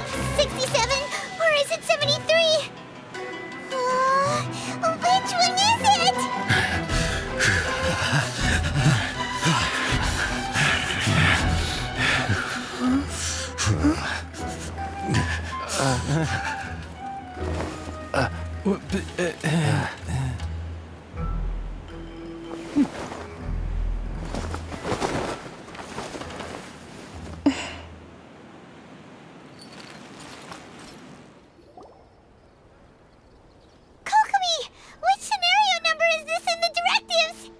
The last one, but hold off for the moment. Stand down, Tadakatsu. The situation has changed. Please stand by for further orders. Rest assured, I am fully aware of your concerns, but I will deal with the situation from here. Madam Kujo, this is rather serious. I believe you owe Watatsumi Island an explanation? Excuse me for a moment. Nobody makes another move until I have finished investigating. You two, here, now!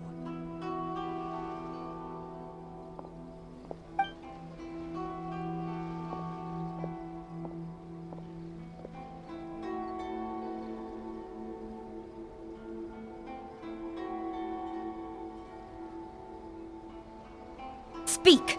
Collusion with the Fatui? Is this true? I wouldn't exactly call it collusion as such. We were approached by a few Fatui. They mentioned a potential cooperation to keep the war against Watatsumi Island going. At the time, I felt like we could give it a try. After all, there'd be nothing to lose. But we were extremely careful. We didn't agree to anything. We just said they could maybe start by heading to Watatsumi Island and stirring things up a little. Then we'd see how it went. With respect, ma'am, there was no collusion. It was just a one-off conversation. How anyone from Watatsumi Island even found out about it, I have no idea. That's enough. When we return, there will be consequences. Might I remind you that this is the Fatui? Have you completely forgotten what they did to us? You should be having no interaction with them whatsoever, let alone entertaining offers of cooperation. So, what did they want out of it? The Fatui's main forces have already left Inazuma. The few who approached us seemed like they wanted to settle a score for their boss. Oh, her subordinates. So they're out for revenge. They want to keep Inazuma in a state of turmoil. One day, I will hunt them down. Every last one. We bear responsibility for this issue. My sincere apologies. I have my own negligence to blame for this state of affairs. Please, grant us another chance to continue the peace talks. But of course, Madam Kujo. I have every confidence in your ability to resolve this situation. For the time being, however, there is evidently some discord within the Tenryou Commission's ranks. I would therefore not feel comfortable releasing Watatsumi Island's forces into your command at this time. It seems that I must acquiesce. I will lay this issue aside for now. But we shall revisit it as soon as the Tenryou Commission has resolved our internal issues. As for the trade issues we raised, I will discuss options with the Yashiro Commission and make sure both sides have ample participation in the final arrangement. Seems like Kujo-sara's on the defensive now. These negotiations should be smooth sailing from here on out. never knew the grand strategist of Watatsumi Island was a skilled negotiator, as well as a formidable commander. I hope that when we meet again, we can continue these sit-down discussions. Settling our differences on the battlefield is rather taxing. I think we can leave things there for today. Once I get back, I will conduct a thorough investigation into the Tenryou Commission's internal issues. I should inform you that we took out a Fatui camp recently. I suspect that before long, they will attempt to re-establish contact with your people in the hope of procuring some assistance. I recommend you say and do nothing on the matter for the time being, lest you tip them off and they disappear. Wait for them to come to you. That way, you can capture them all in one fell swoop. I will bear this in mind. Thank you. I shall take my leave now. Until we meet again. Your Excellency, we... Let's discuss it after we get back.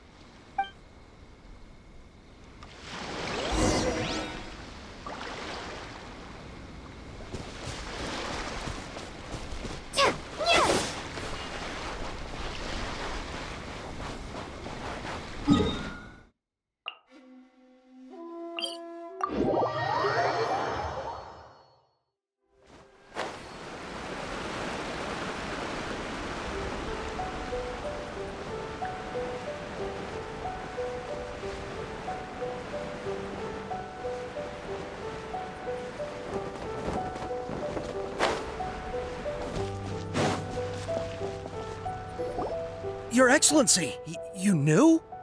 I have already been informed on the reasons for your actions. You believe the Tenryou Commission to be untrustworthy and sought to sabotage the peace talks and reignite the war. Fortunately, the end result exposed and thwarted a secret Tenryou Commission plot. Yet, this was purely incidental, and the end certainly did not justify your means. But Your Excellency, so many comrades have sacrificed themselves in the line of duty. If we stop now, aren't all of our efforts going to waste? I want to keep fighting. I want ultimate victory, even if it means I have to pay the ultimate price.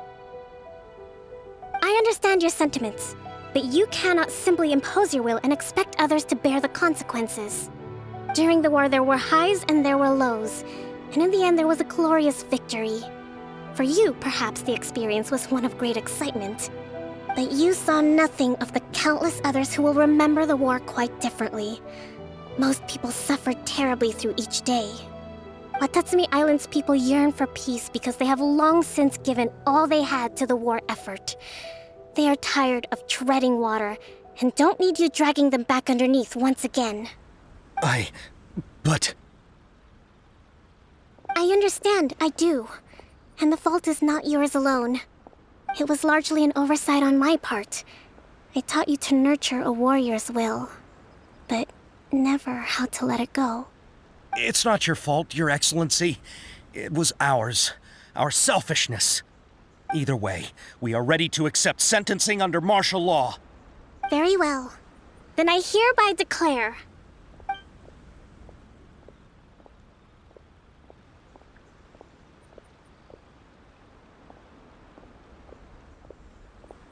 that as of today, I am founding a new secret corps of the army. This division will be responsible for keeping Watatsumi Island safe and secure, neutralizing any and all threats to the peace of our island. You and your comrades will all be welcome to join, but be warned, the training will be grueling. Perseverance and grit will be in high demand. Your Excellency, what are you saying? I have concluded from today's peace talks that the Kujo clan cannot achieve absolute peace and stability in the near future. Many seek peace, but there are still those who pursue war. It is right that Watatsumi Island moves towards peace, but we must still retain a defensive capacity. Those whose warrior's will is alive and well, I invite you to embark on the most challenging training regimen of your lives. I don't want to hear from any of you again until all of you can take on 2 shogunate samurai at a time. Thank you, Your Excellency. All right, dismissed. Go and report to General Goro. And remember, there can be no more insubordination. And if there is, There will be no more leniency from me, whatever reasons you may have. Yes, ma'am. From now on, we will focus on our training. Thank you for this opportunity, Your Excellency. We'll report to General Goro right away.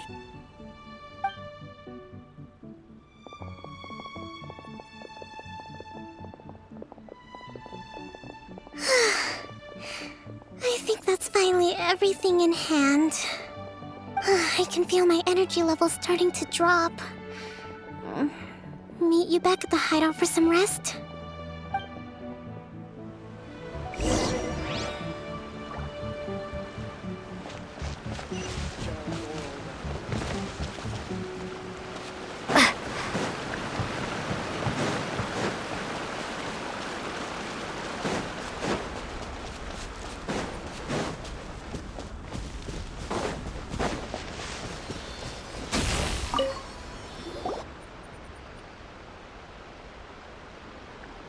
Thank you for everything.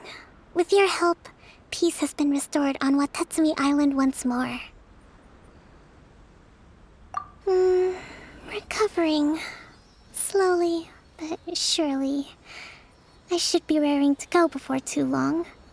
Today was a reminder that I don't cope well in situations with lots of people.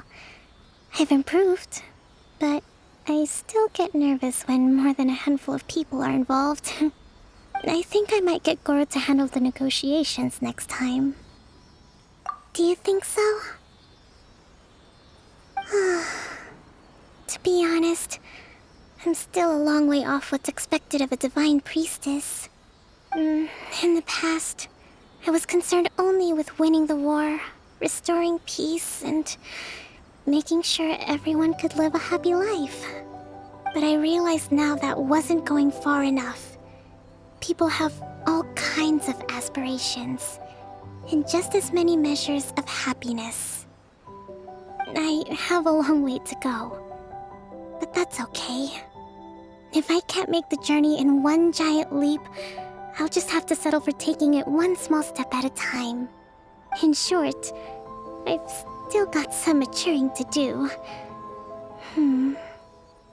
Could you stay here on Watatsumi Island? To keep me company for a while longer?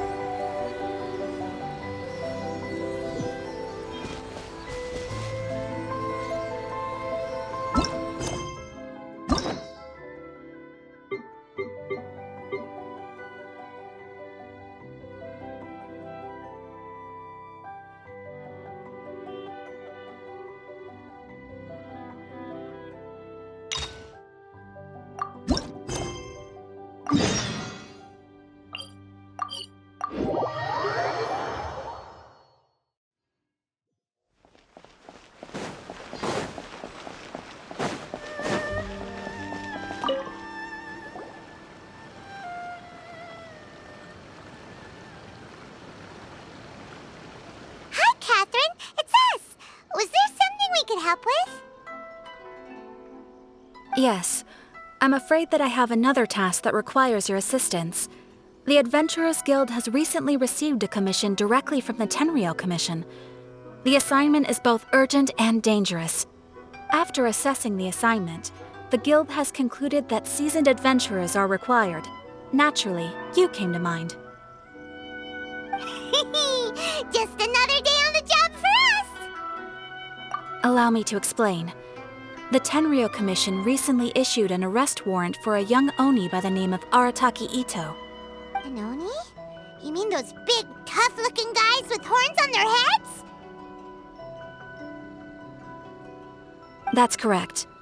This particular Oni is quite vocal and audacious, so he already has quite the reputation on the streets. That said, he has never been caught up in major trouble of any kind.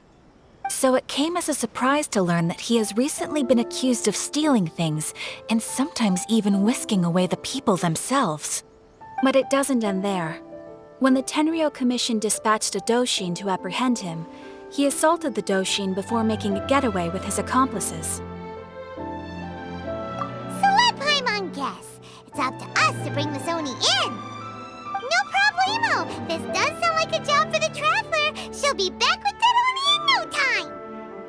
I have complete confidence you will succeed. However, please exercise caution. This Oni also happens to hold a vision, and is the leader of an organization known as the Arataki Gang. On second thought, Paimon will leave the fighting to you. The last place Paimon wants to be is in a gang fight. We are still investigating Arataki Ito's potential motives behind these incidents, as well as his current whereabouts. But please ask around in the streets as well. There will likely be others more familiar with Ito's circumstances than I am. Thank you. I will await your return. Ad Astra Avisask.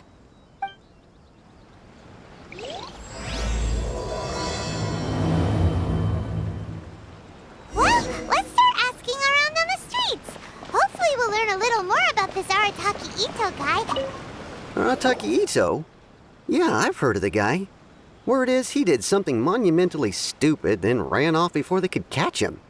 And to be completely honest, I was a little surprised when I first heard it. Okay, well, I mean, not that surprised. Wait, you mean he already had a bad reputation? No, not exactly. He's just very overbearing in everything he does. Big and brash and always making a ruckus. So, on the one hand, he's a larger-than-life kind of guy. But on the other hand, he's emotionally volatile. When he's in a good mood, he's as high as a kite. But when he gets upset, he gets completely enraged. I don't personally see him as a bad guy, but I guess I wouldn't put it past him to get all riled up and lose control. I'm afraid that I'm not too sure myself. I keep a pretty good eye on what's happening in the city, and as far as I can tell, he just idles the days away. When someone asks for it, he's willing to lend a helping hand, but other than that, he's just out making a scene with the kids on the street or his gang. If I had to guess, his lack of income finally drove him to do something more drastic to make ends meet. Is it just Paimon, or is this Ito fellow starting to sound pretty weird? I'm afraid that I don't have much else to tell you. He tends to spend his time with people a little more lively than myself. Perhaps you could try asking around some more. Okay, thanks.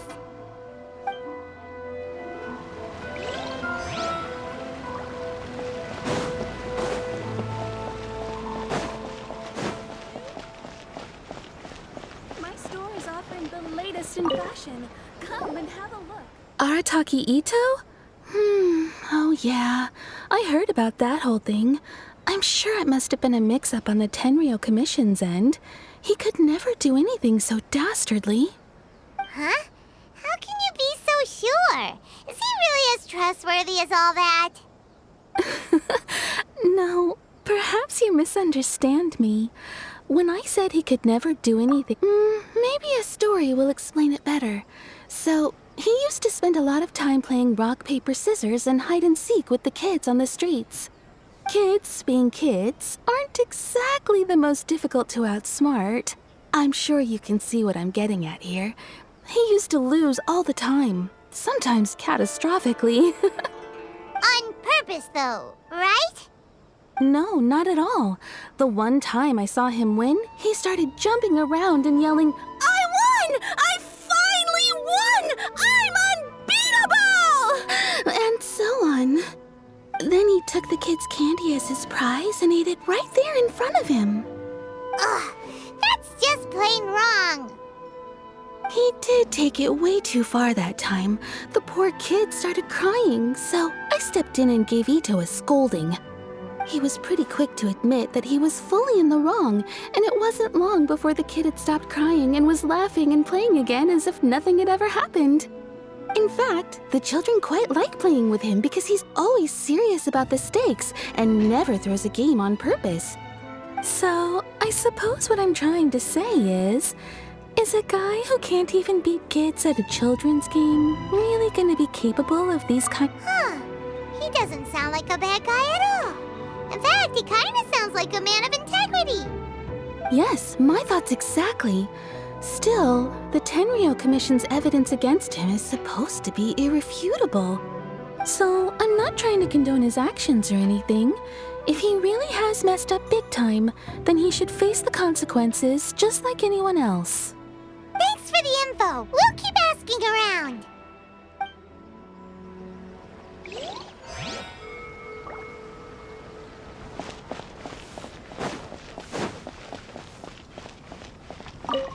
Arataki Ito.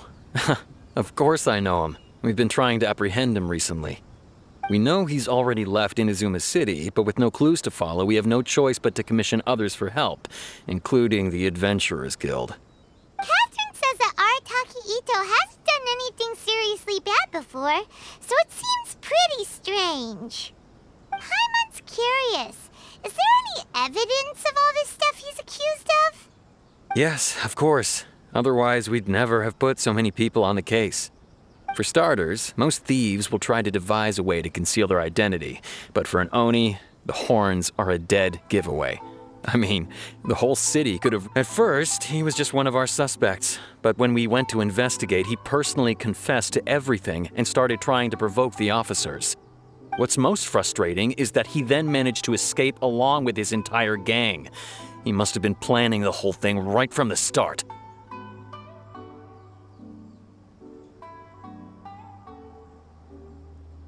Of course he did.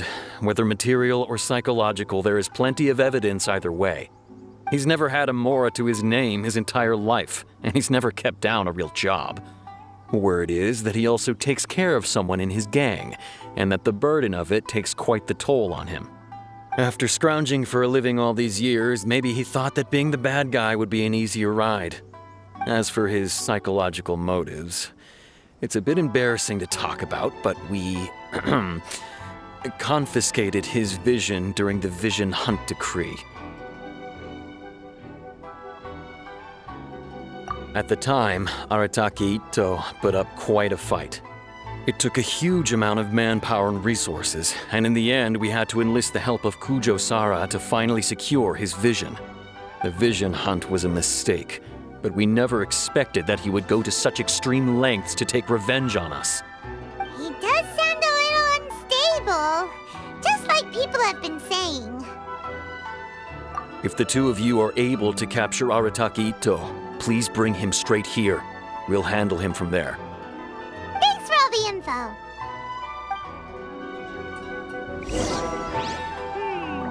Too bad we still don't know where he could have run off to. We already got word on the street, so maybe it's time to talk to a real specialist. Paimon remembers that there's a detective agency here in Inazuma. Maybe we can try asking there.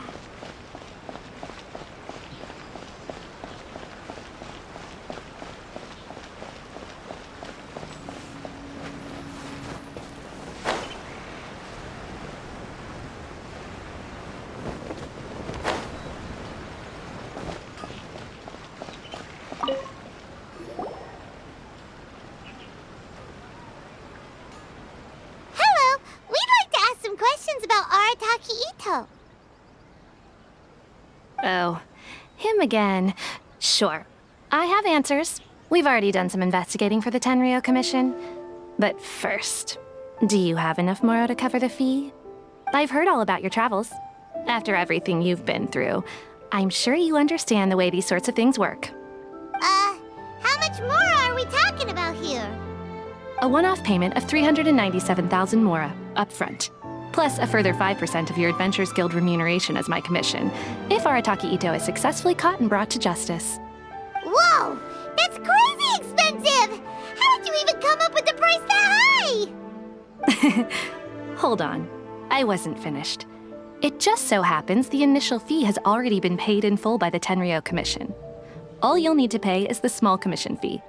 And, as for that amount, I'll settle things with the Adventurers Guild once we have Ito. So, from the way I see it, you guys are getting a pretty nice deal. Now then, to give you the full picture in this case, we must first recount a well-known Inazuman fairy tale. A long, long time ago, In a village lost to time, there lived a crimson Oni and a blue Oni. They were the best of friends. The crimson Oni looked fierce, but was gentle like the humans. The blue Oni looked human, but was reclusive, like an Oni. The crimson Oni wished to befriend the humans, but they were scared and threw beans at him whenever he came near.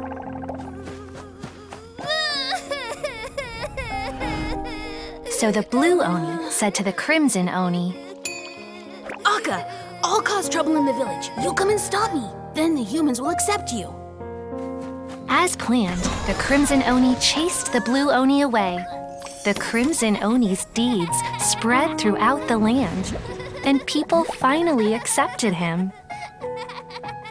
But when the crimson Oni went to tell the blue Oni the good news, he was gone and left only a letter behind.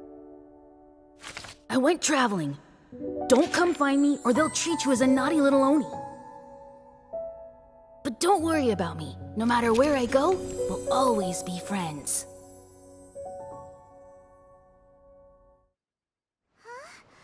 That's it? What about the little blue Oni? Whatever happened to him? I suppose the blue Oni simply disappeared, never to be seen again. Only the crimson Oni remain now. But the blue Oni was just an innocent little kid.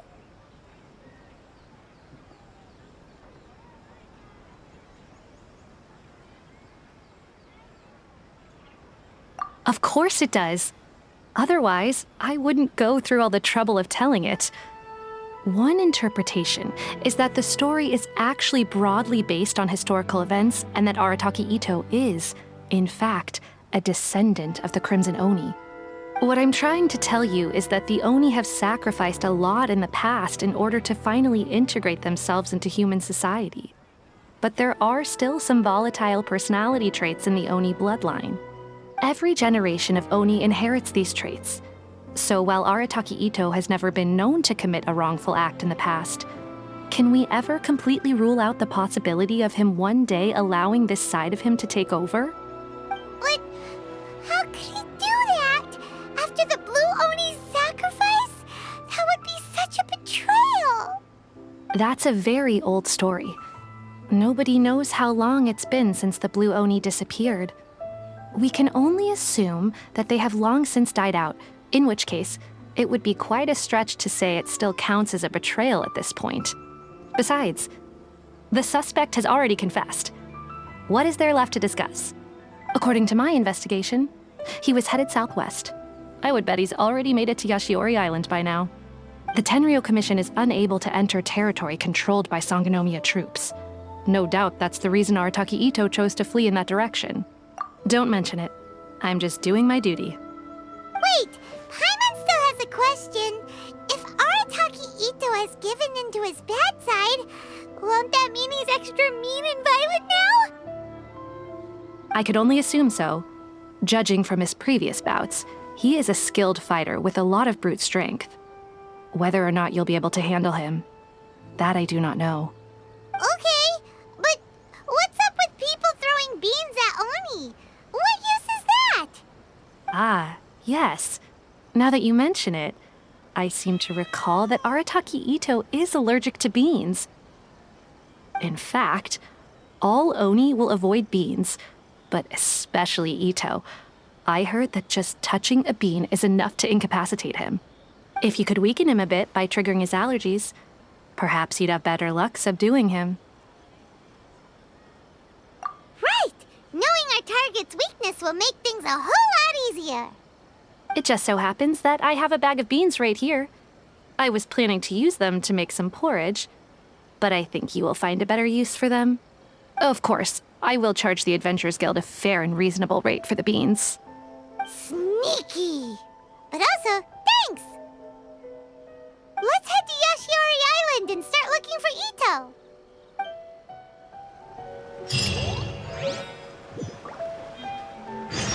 Welcome to Bonton Sango Detective Agency. What will you have me solve? How can I improve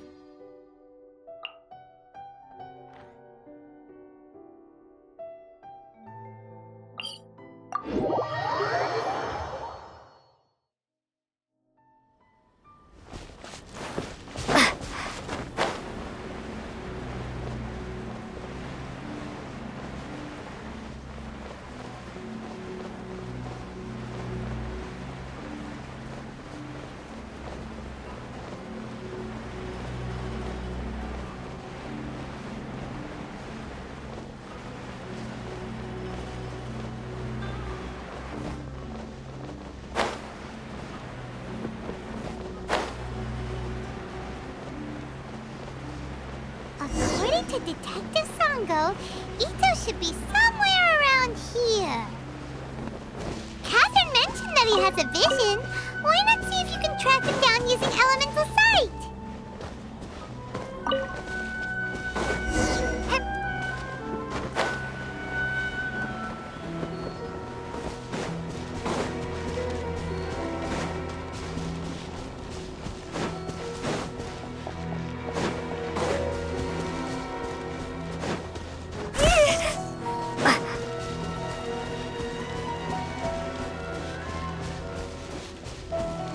According to Detective Sango, Ito should be somewhere around...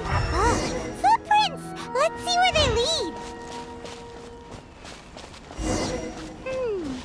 There's a camp here, but nothing stands out as particularly noteworthy. Let's keep moving forward.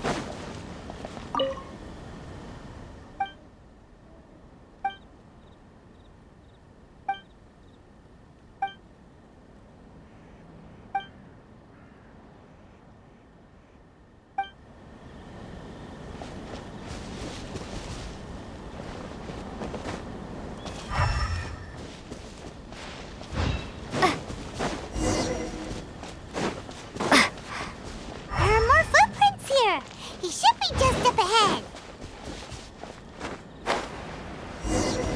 Wait, could that be him? Is that Arataki Ito? He doesn't seem to be looking this way. Perfect. Let's try the beans Detective Sango gave us. It'll save a lot of hassle if we can avoid a fight.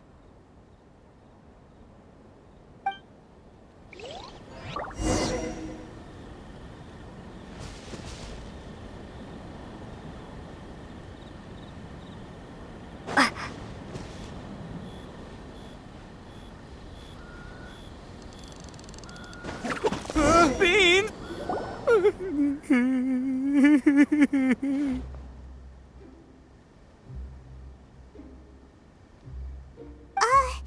Are you okay? What should we do?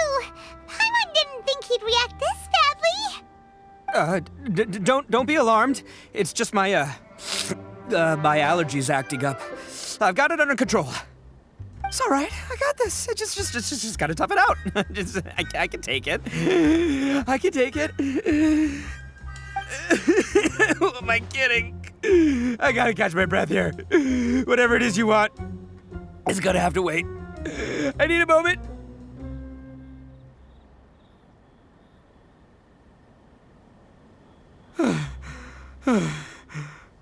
Need a moment.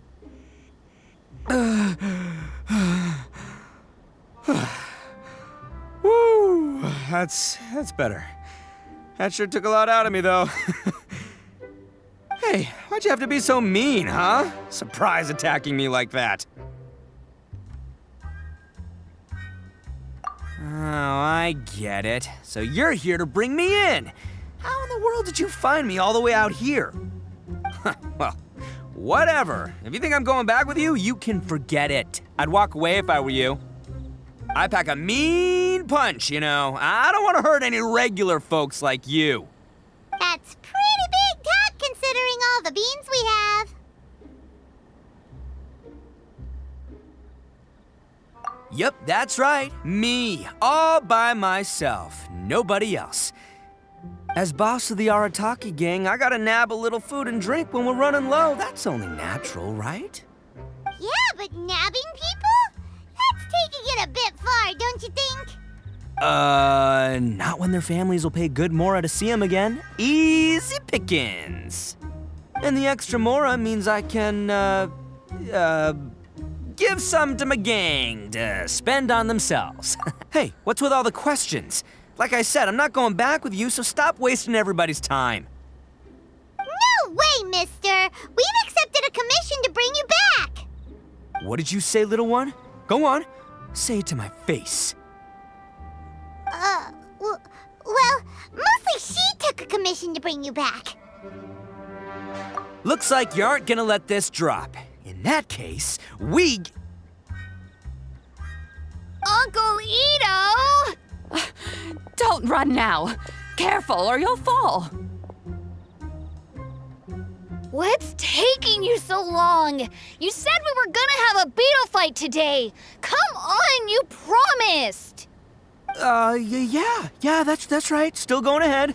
But you see, I've been out here for ages, and I still can't find a beetle that I like. So, just give Uncle Ito a little more time, okay? Huh? Who are they? Are they your friends? Yeah, that's right. I told them not to come, but what can I say? They were just too worried about me.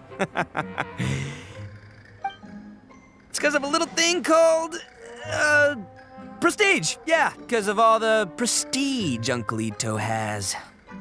Huh? What are you talking about? Come on, just play along. Leave the kid out of this. Uncle Ito, you don't look so good. You look like you're about to fall over. That's because Uncle Ito bumped his noggin on a tree branch while looking for a beetle. Uh-oh! It's all good, though. These horns are rock solid. Okay, if you say so.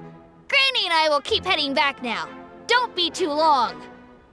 Yep, I'll be right there. Hope you're ready to lose today. Who were those people? The old lady was Granny Oni. She's the one who took me in and raised me. And the kid's name is Daisuke. I took him in just a while back. They're both like family to me. They escaped with me out this way, along with my boys from the Arataki gang. If I didn't bring them with me, the Tenryou Commission would be knocking on their doors for sure. Right. But if you care about them so much, then you shouldn't have done all that stuff that made them worry about you in the first place. Listen, how about we make a deal? You two let me go wrap things up with Daisuke, and once we're done battling beetles, the two of us will settle things with a duel. If you win, I'll come quietly. You can take me back to Inazuma City, and you won't hear a peep out of me. Why? 'Cause I'm an Oni of my word. I'll just tell little Daisuke that my friends and I need to step outside for a moment. That way you won't worry. Cool? What should we do? There is the kid to consider. Oh, it's on! I like your style. All right, but first things first. I need to find an Oni Kabuto to battle with. I've been looking here for ages and haven't found myself a winner yet, so it's time to try somewhere else. Come with me. Saves you worrying that I might skedaddle.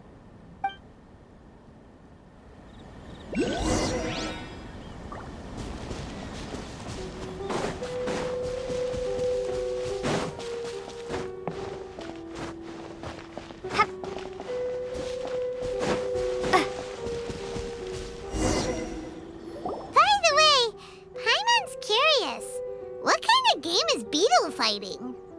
You guys have seen Oni Kabuto out in the wild, right? Even though they might look menacing on the outside, they're big softies on the inside. Most of the time, they're just sitting there doing nothing. But let me tell ya, once the Oni Kabuto start fighting, they won't let anything get in their way. The grand game of beetle fighting is a match where your beetle tries to flip the other beetle onto its back. Hey, it's not just some kid's game, okay? There's way more to it than that. I have taken part in more beetle fights than you would believe. At least 800. I may have even crossed the 1,000 mark by this point. Anyway, after a while, you can tell a beetle's fighting potential just by looking at its shape, size, and the patterns on its body. But it's not just about all the physical stuff. Oh no, your Oni Kabuto's gotta be in the right headspace as well. If it's not up for a fight or doesn't have the guts, well, then it's game over. Boy, are you two lucky you ran into me. When it comes to beetles, I'm the expert that the experts go to. I'll show you all you need to know. But we're not the ones that will be playing. We're just here to keep an eye on you. Oh, yeah. Anyway, not a problem. You two might think I'm just tooting my own horns here, but just you wait. I'll make you a beetle expert in no time. And by the way, that kid has one tough beetle. We can't underestimate it. We have to find a real lean, mean beetle warrior. Okay, so he's not the sharpest horn on the Oni. Okay, let me see.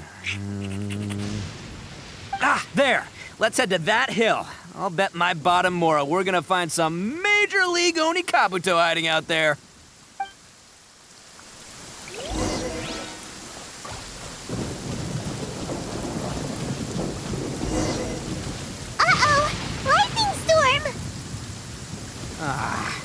Just our luck. Well, hopefully that'll scare all the wimpy beetles. Oh, darn it, they're all gone. Let's hop down from here and take a look. My gut's telling me that there's a king-size beetle just below. Look, you see all those purple things? It's a whole pile of Onikabuto. Now that's what I'm talking about. Huh? Oh, what the?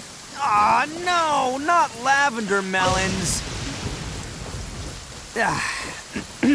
Well, even a pro like myself can make a mistake from time to time. It's okay, just gotta roll with the punches. Let's try somewhere else.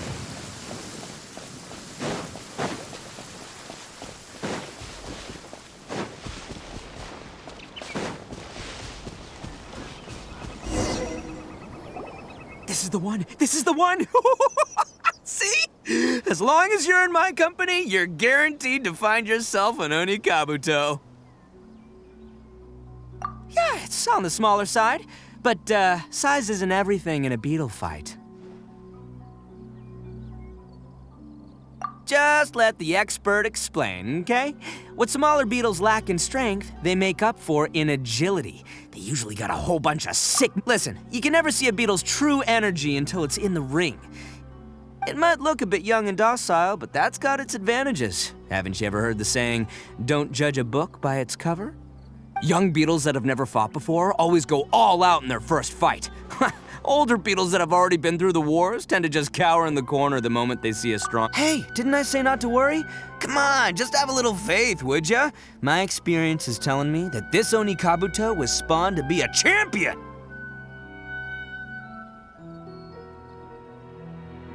Right here! Look what Paimon found! If we're gonna battle some beetles, then Paimon wants in! It's not like we have anything else to do. When you hopped down, Paimon flew off somewhere else nearby and found this one. What do you think, Ito? It's big and strong and looks like a real fighter. It matches everything you said about a good fighter beetle. Bet the one you guys found must be way bigger. Oh, you got some experience catching beetles too, huh? Nope. This is the first one Paimon's ever caught. Well, looks like you got a real knack for this. You'll be a fellow beetle fighting expert in no time. I mean, not as good as me, but still. Oh, so overall not that good then. Anyway, great. With both your beetle and mine, I can tell this'll finally be the one. This time, I'm gonna win for sure. Well, you know, that's just life, man. There are so many people in this world who are talented, passionate, but it's no guarantee that things will go their way. So many unrelated things have to come together at once in just the right way to make victory happen. There's this word that really sums it up nicely, actually. It's, coincidence. As in pure luck? Huh. Guess it makes no difference whether we have Paimon's beetle or not then. Might as well just... Whoa. Let's not do anything rash here, you know? I think both of these fine beetles have a shot at winning. Let's just hang on to them and give them both a try. A true warrior never leaves a good beetle behind. Anyway, time to head back and get this show started. Man, I am psyched for this. Woo! Let's go!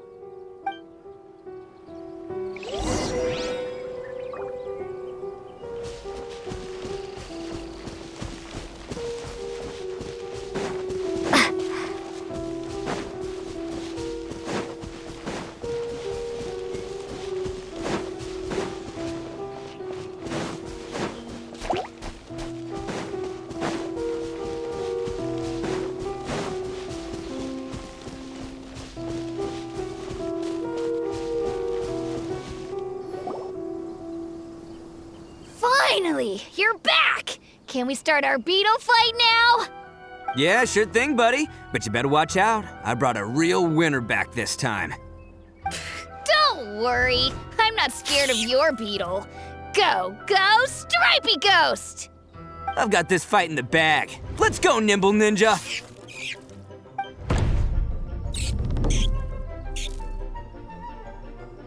Huh? When did you come up with that name? Come on, you can take him, little guy!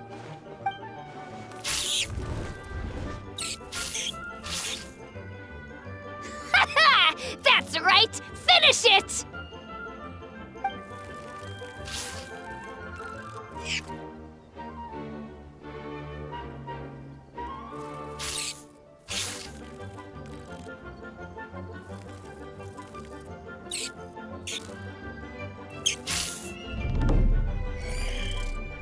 Oh, no! My little nimble ninja! Ha! Looks like I win again! Dang it! Ugh, it's my 7th loss in a row. Stripey Ghost is invincible! Even Uncle Ito can't beat him. I won't forget this. I'll beat you next time, I swear! All right, Paimon, you're up. Time to give Crimson Cyclone a shot. Maybe it'll end this losing streak of mine. All right, go get him, Crimson Cyclone! Whoa! That one looks ultra strong!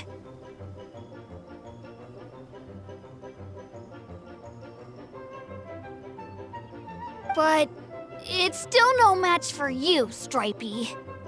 All right, little guy, use your Super Paimon Tornado!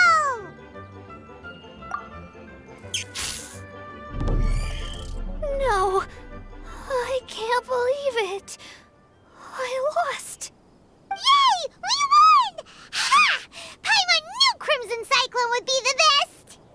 Boy, did that one put up a fight. Woo! It wiped the floor with Stripey Ghost. I know a real beetle trainer when I see one. Way to kick some beetle butt, partner. See? Paimon's got real talent. Of course, Crimson Cyclone has to take some of the credit too. Oh, right. Yeah, now that the beetle fighting's over and all. This is for you, Daisuke. Huh? For me? You're really giving it to me? Go ahead, take it, Daisuke. When we finally get back to the city, you can show it off to all your friends. But will we ever be able to go back? Of course we will. Trust me. I never go back on my word. Anyway, I got some things I gotta discuss with my friends here. Go play with Granny for a while, would ya? There's a good boy. Good. The kid doesn't suspect a thing. You're from the Tenryou Commission, aren't you? I bet you're here to capture Uncle Ito. Huh? Hey, didn't I tell ya? They're my friends. In fact, they're in the gang. We're practically family. That's not true. I already know everyone in your little gang, but I've never seen these two before. Uncle Ito didn't do anything wrong. Don't take him away. And not only did he not do anything wrong, he also saved my life. He's not a bad guy. Hey, some things we don't tell to outsiders, remember? How should I explain? I'm a real lousy liar. Ito, sometimes you need to just say what you have to say. Don't worry about us. I guess. Thanks, Granny. Seems I can't hide it anymore. Come with me. I'll explain everything. I'll be honest with you. This thing the Tenryou Commission is investigating, with someone going around taking people and their possessions, it wasn't me. Any of it. I have my own reasons for lying about it, and I really didn't want to get innocent people caught up in this while I'm still trying to solve the real problem here. I'm the same as you. I just want to avoid conflict at all costs. But it's just not worth it if someone gets hurt. So why in the world would you say that you were the culprit? Maybe you don't know because you're Outlanders, but it all started a long, long time ago with the story of the Crimson Oni and the Blue Oni. Hold on a second. If you're talking about that fairy tale, we've heard that one already. Oh, so you already know. Well, that makes things a whole lot easier. So, is the story from the fairy tale really true? Everything about the fate of the Oni is true. The Blue Oni chose exile, and the Crimson Oni stayed behind. But the other details aren't historically accurate. Fairy tales are nice stories, but there's something they leave out. It's a little thing called the cold, hard truth. The Inazuma of long ago was a dangerous place. If you wanted the Raiden Shogun's protection, you had to have a good relationship with the humans. The Oni are a proud kind, so it wasn't easy for them to ask others for acceptance. Over time, the Oni eventually split into two factions. The Crimson Oni were friendly with the humans, but the Blue Oni, they were more stubborn and insisted on keeping to their own. Paimon thought you were two different species. So really, you're all one family? Yup, that's right. There's no real difference between us. We just paint our horns different colors to show which side we belong to.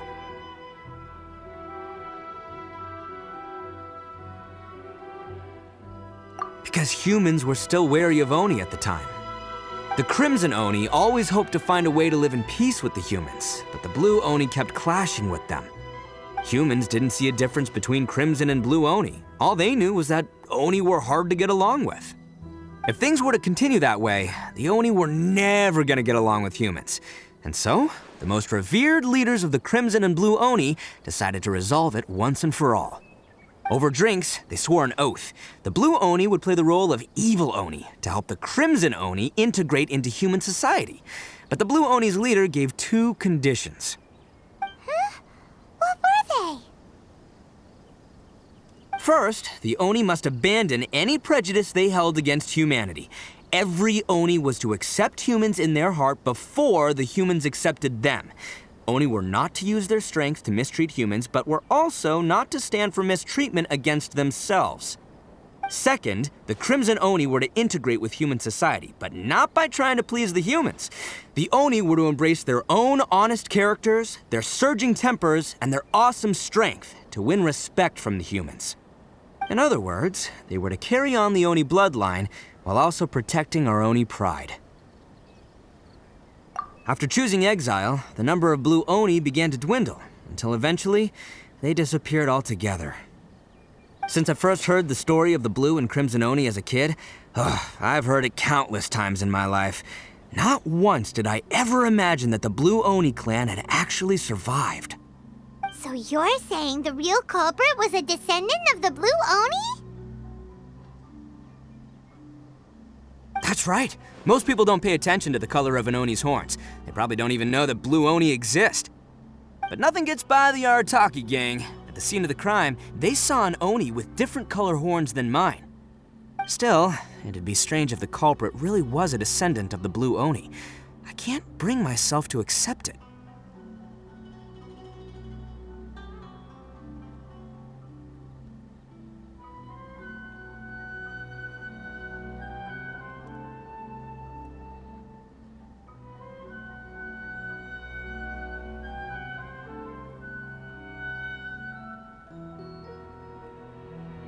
Exactly. They would give up their life before abandoning their pride.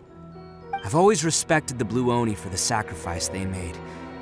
And I know the aspirations my ancestors had for the future of all Oni. Our pride does not allow for any wrongdoing. You don't steal from other people. You don't harm other people, period.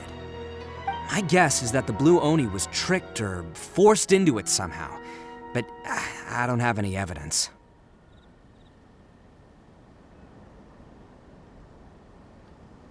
That's right. If I didn't step in, the Tenryou Commission would have definitely caught them by now. But what does Daisuke have to do with any of this? He said that you saved him so he knows your story, right? He was the one I managed to save from the Ronin after I sent them running from the scene. He was off playing somewhere when they came by and ransacked his house. By the time he came back, his parents had been taken. The whole reason I'm in this is to help this kid find his mom and dad again. I never wanted to tell you any of this. My original plan was to knock you both out and take my family to hide somewhere else. There's more to this than just one Blue Oni. There's a dangerous group behind everything that's been going on. I didn't want to get anyone else caught up in this mess. That's everything, the whole story. If you don't believe me and want to drag me back to Inazuma City, then I'm gonna fight you with all I've got. But if you're willing to believe me, then please, Give me a little time. Once I find the blue Oni, I'll turn the both of us in. Yep, Paimon too!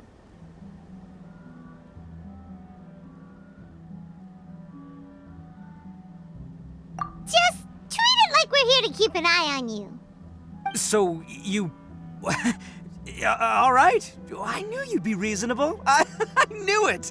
I was thinking right from the start, these two fine folks, they're just out here in the pursuit of truth and justice, man. Yeah, we are gonna get along just great. Well, I should tell you, though, things could get a little dangerous, so be ready for anything. Don't say that I didn't warn you. Don't worry about us. We're seasoned adventurers. All right, then our first job is to investigate where this blue Oni is hiding out. There's a victim of his that saw him up close, currently taking refuge at Sangonomiya's camp. I figure we can start by talking to him.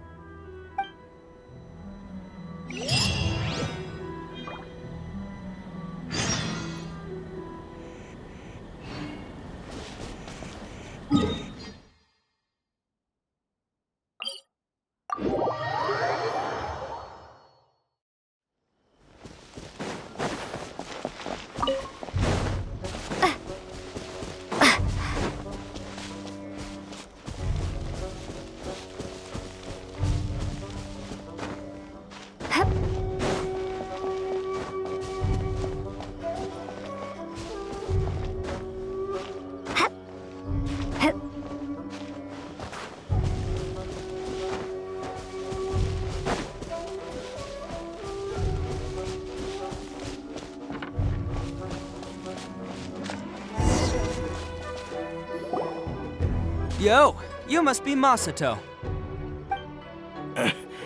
An Oni? Oh no, not another one! Oh, yeah. Not the one that robbed you, though, so, chill. I contacted you before, remember? I need your help. Oh, right. Sorry. I'm still a bit on edge after the incident. So anyway, here's what happened. I was just out transporting some goods when a group of Ronin suddenly attacked me. It's not the first time that's happened to me. Usually you just hand over some Mora and they'll leave you alone. At least you don't lose your goods that way. But this time was different. They weren't willing to talk things over. Instead, they took my things and they started coming for me. Huh? That's totally uncalled for! I got down on my knees and begged. Said I had a family to care for and that my business is our only livelihood. Then I saw that there was an Oni among the group. I thought he was going to be the one to finish me off. But instead, he stopped the others and told them to let me go. Yeah, that got them all arguing with each other. His cohort said that I was sure to retaliate if they released me. But the young Oni was insistent that they shouldn't lay a finger on me. Things got real heated. I thought they were going to come to blows. Luckily, they let me escape with my life in the end. And I scrambled to get myself here, where I'd be safe. I never want to set foot outside of here again! So he'll steal, but he won't harm people. Seems he has some sort of standards. Did he say why they were robbing you? Surely it was Mora, right? What else could they have wanted with me? I mean, I can't say for sure, it's not like I asked. But what I did hear them say was, the goods are worth more than the merchant's life. Or something like that. Ugh, that idiot Oni. Do you have any idea where they went after they robbed you? I have no clue. But I think they're pretty active in the Tatarasuna area. You aren't gonna go after them, are you? Seriously, I'd advise against it. There are too many of them and they're all heavily armed. Don't worry. It's just a bunch of no-name scumbags. I got a whole laundry list of scores to settle with them. If these two islands are where they tend to hang around, we're sure to run into them at Nazuchi Beach sooner or later.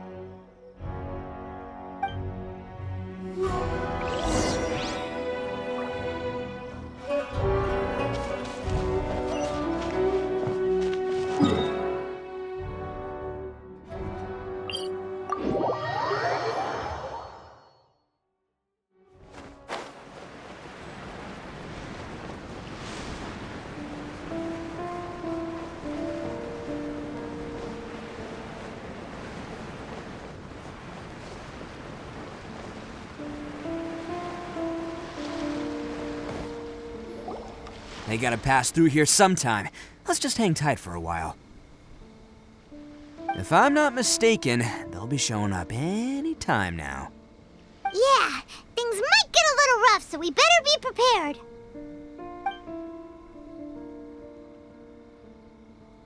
Oh, here they come! Yeah, there they are. And one of them has horns. All right, it's go time. Let's get them!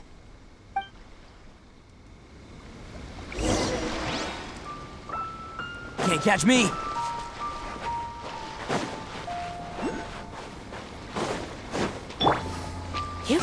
Looks like you fellas aren't going down without a fight. Fine by me. Let's fight first and talk later. There's more! Finally, let's get down to business. Finally,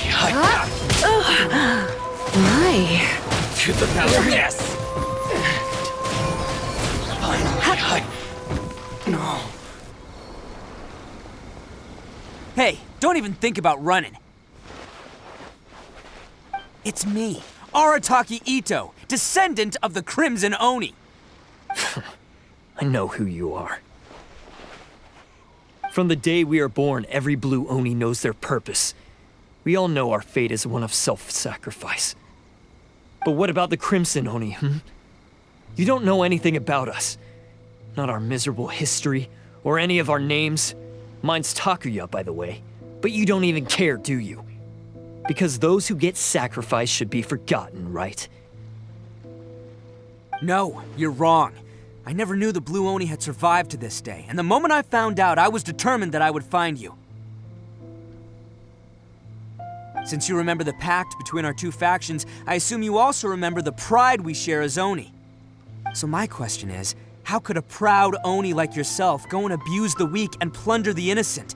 Why break the oath that our kind swore all those years ago?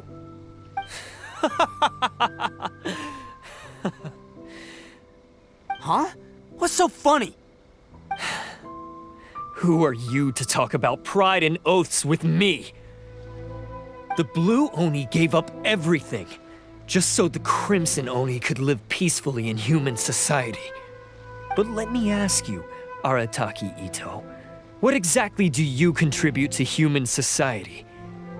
You're a blundering fool who can't hold down a real job, a laughingstock of the town, and worse still, you let them get your vision during the Vision Hunt decree. Protecting the Oni pride? Ha! You wouldn't know how if you tried. You're a disgrace to the Oni kind. Hey, come on. None of that stuff's a big deal. I mean, you're really hanging me out to dry here, man.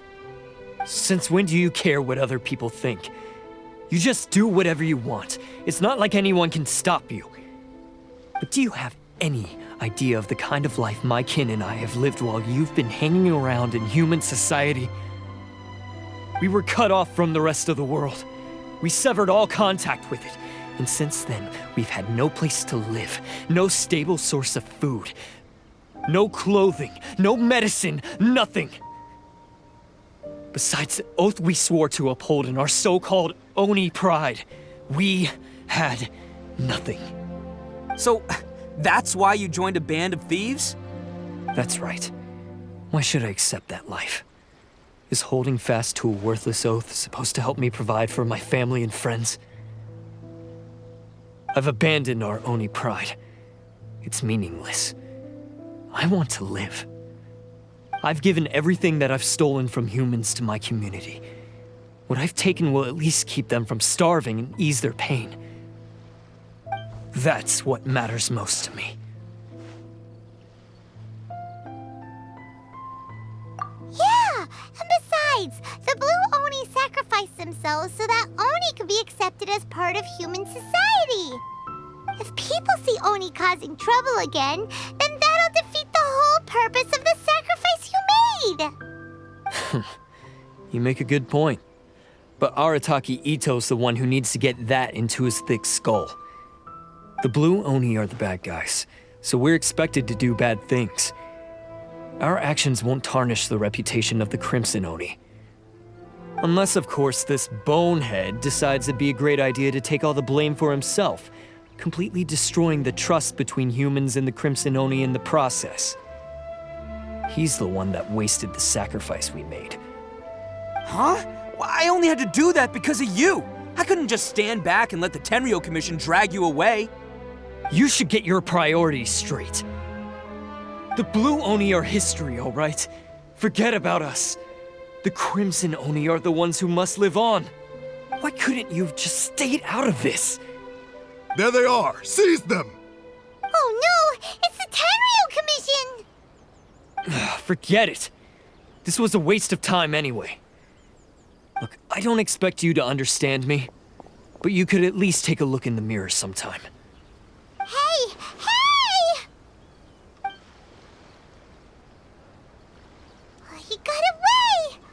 Uh-oh, we need to get out of... We can't get caught here. Looks like I'm up to bat.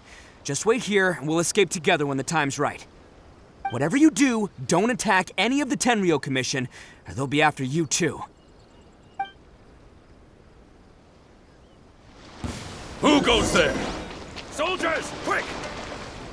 Attaboy! Can't catch me. Ha!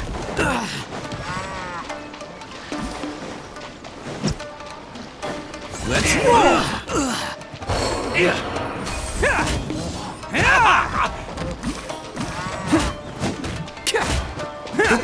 Come on, men. He won't get away this time. Just give yourself up, Arataki Ito.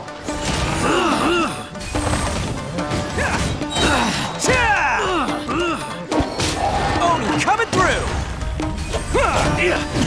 I must withdraw.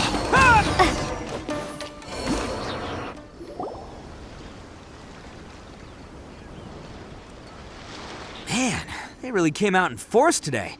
I'm kind of flattered the Tenryou Commission sent so many. But I still haven't completely recovered from the bean attack earlier. I'm starting to lose my edge here. No way. All that would do is send them after our Blue Oni friend instead. But I have to settle things with him first, man to man.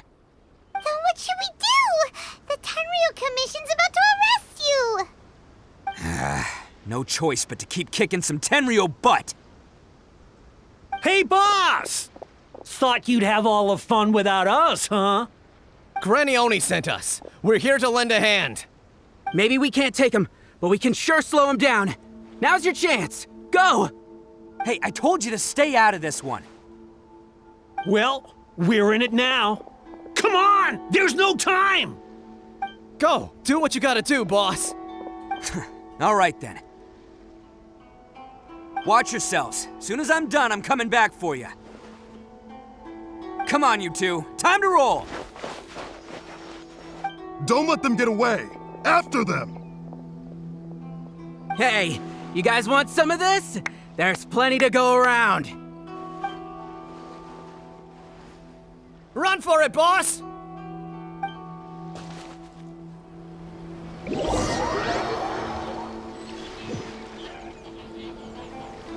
As boss of the Arataki gang, getting rescued by my own boys feels pretty humiliating. I promise to never let you down, boys. All right, we've got some footprints to follow.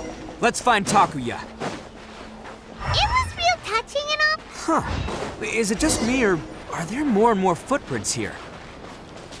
At least we know we're headed the right way. A wrecked cart and some goods.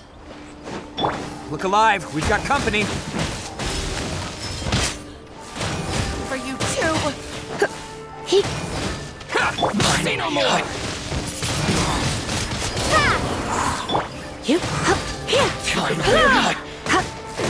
Seems they definitely don't want us going any further. Let's see what's waiting for us up ahead.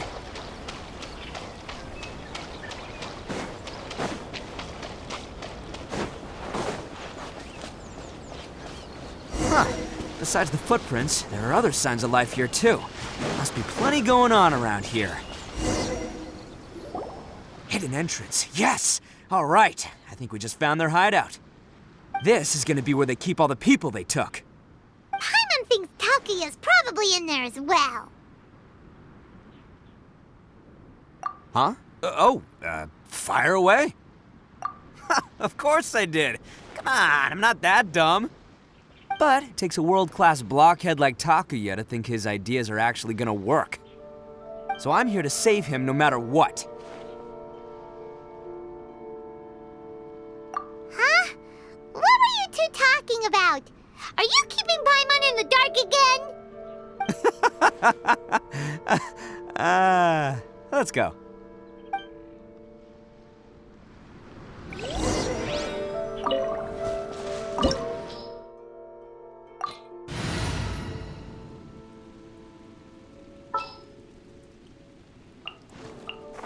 Understood.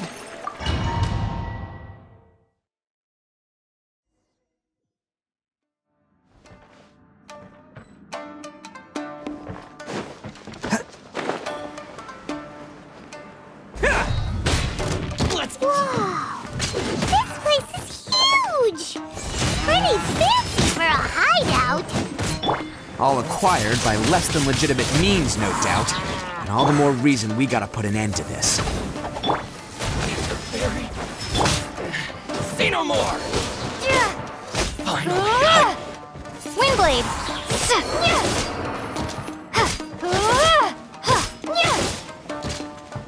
And the fairy!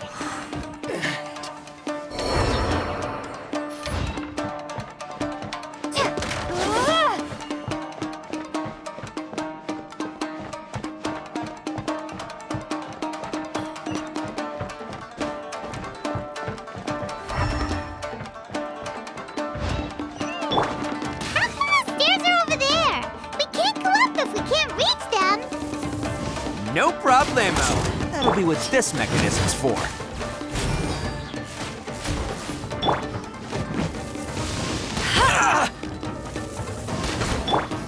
Finally, No.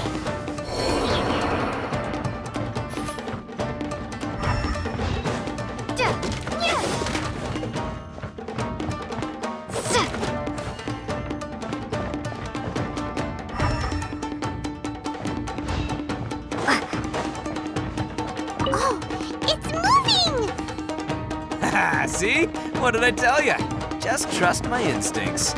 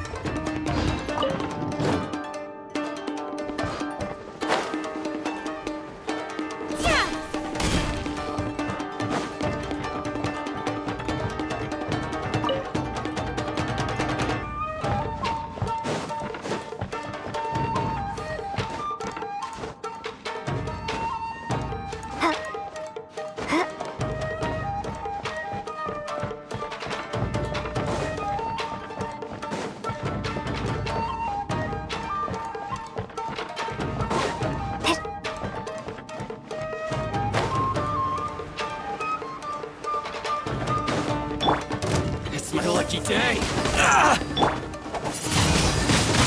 Say no more! Attaboy! Cha! Say no more! Let's roll! My way, Barry! Finally, You can't catch me! Attaboy! Finally,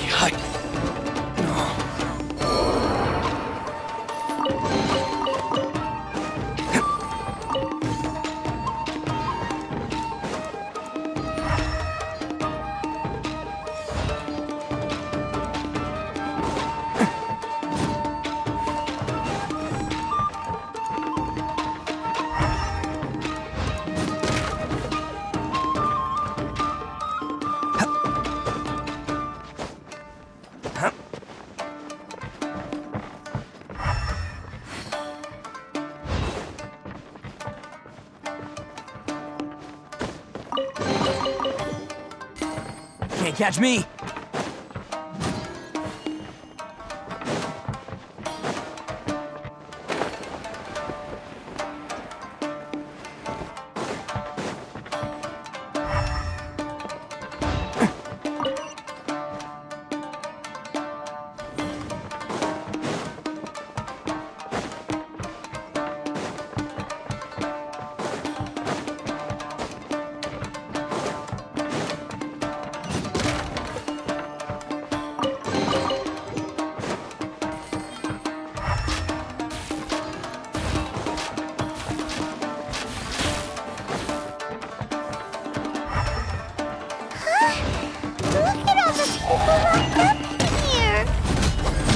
holding on to them for leverage.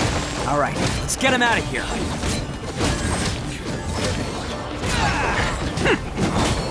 To the ferry.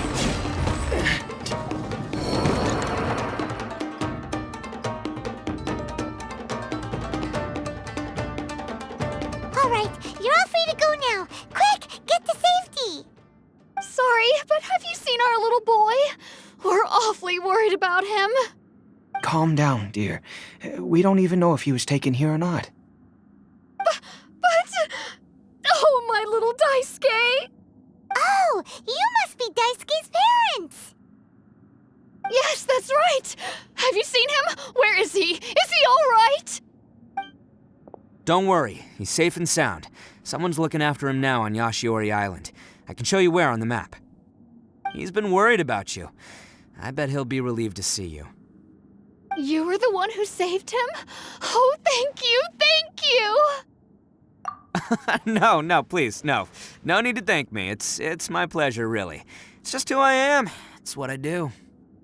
Before you go calling me a hero, let me ask you this. Wouldn't any other self-respecting guy who saw another person in danger have done the exact same thing? Really? Just one little compliment and it goes straight to his head.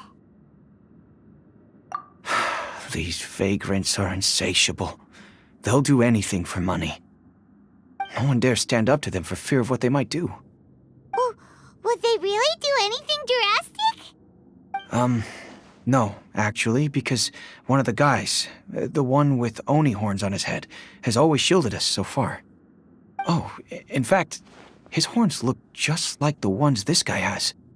At night, he would secretly bring us food and water. I don't understand what he was trying to do. Are you a friend of his? Or perhaps a relative? Relative, I guess. Oh, maybe there's something secretly troubling him. He seemed different from the rest of the gang. They seem like heartless crooks, but I'd say he comes across more like a confused child who made some poor choices. Let me put it this way. There are a few things he needs to straighten out in his head, and I'm here to point him in the right direction. I'm glad to hear that. He's lucky to have family like you.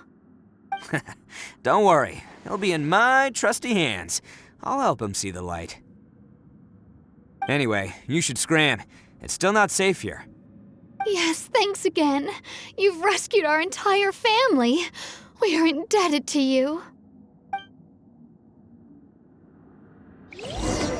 Huh. A child that made some poor choices. Anyway, let's get going, while we still have time.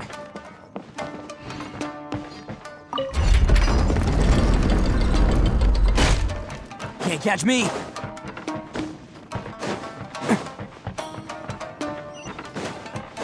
This is the place. The jig's up! Surrender while you can!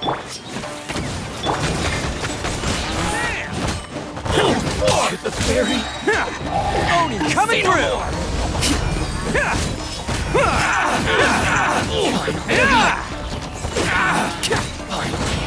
To the ferry. Bet you think you've won, don't ya? So naive.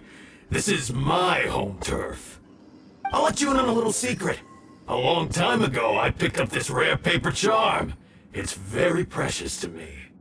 What makes it so special is that if you tear one piece, the other piece starts tearing too.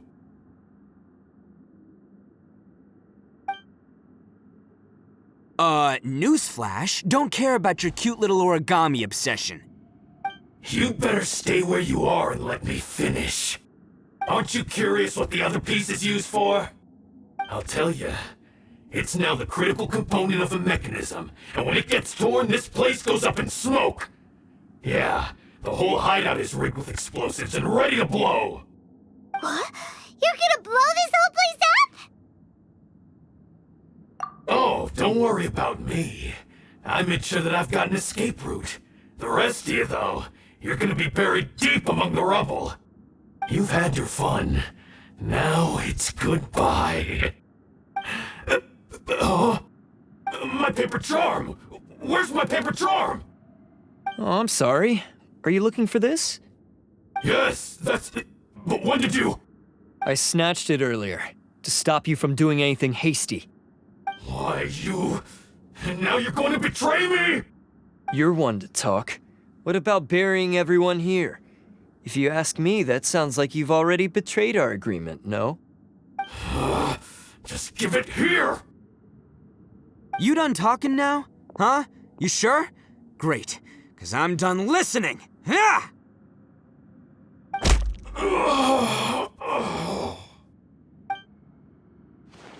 Great work, Takuya. You arrived in the nick of time. Stay away from me! Huh? I said stay away, or I'll tear the paper charm! Hey, oh, okay. Fine. Just calm down. What are you doing? Just because I won't let him blow this place to bits doesn't mean that I won't do it myself. Unless you want to get buried, you should leave this place now. Take everyone here and get out! You won't go through with it. If you were that cruel, then why bother protecting every person you've come across? Huh? I'm not here to reason with you. Go! Just get out of here! This sacrifice is mine to make. Mine alone! Why couldn't you just stay out of it? No one needs to sacrifice themselves. All right, then you tell me. What am I supposed to do? I've tarnished our Oni pride and abandoned our ancestors' oath. Only sacrifice can restore my pride now. I chose this path so I could provide for my fellow Oni. I was ready to die from the very beginning. This is between us Blue Oni. But you... If it wasn't for you, everything would have worked out perfectly! They're here! We won't let them slip away this time! Uh-oh! There's nowhere else to run! Hey, Tenryou Commission! I'm the one you're looking for. I did it. I'm behind everything. Arataki Ito is innocent. You're the ones in charge of detaining criminals in human society, right? I'm sure you can tell who the criminal is here. Huh? It's like he's trying to reenact the fairy tale, sacrificing himself for the Crimson Oni! Ignore him. He doesn't know what he's talking about. It's me you've been looking for, and here I am! How are you ever gonna report back without capturing me? Stop fooling around, Ito! Listen, Takuya, sacrificing yourself won't solve anything. Your sacrifice can't protect me or your fellow Oni, and giving up your life isn't gonna make theirs any longer. Sacrificing yourself is one way to escape your fate, but the only one you'll be setting free is yourself. Listen to me. You want to be the tough guy, huh? Well, this is the coward's way out. Don't let your sacrifice stain our Oni pride. The Blue Oni have been scraping the bottom of the barrel all these years, so let's give them a new beginning. We've made mistakes, but we can make up for them. Fate hasn't been kind to the Oni? Well then let's tear it up and start over. But before any of that can happen, you need to get yourself behind me and forget about all that self-sacrifice stuff. Now let's go. But we're not done talking about this. Takuya!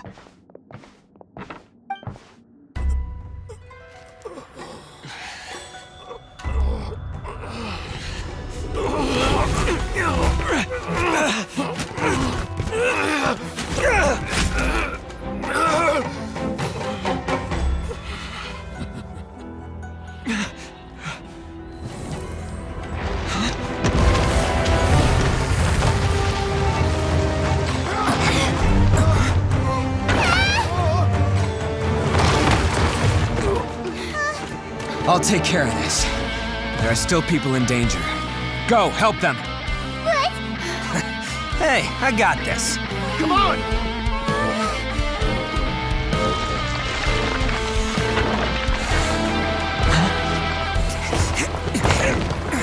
Forget about me! Just go! It's what I deserve! Ah, shut up, would ya?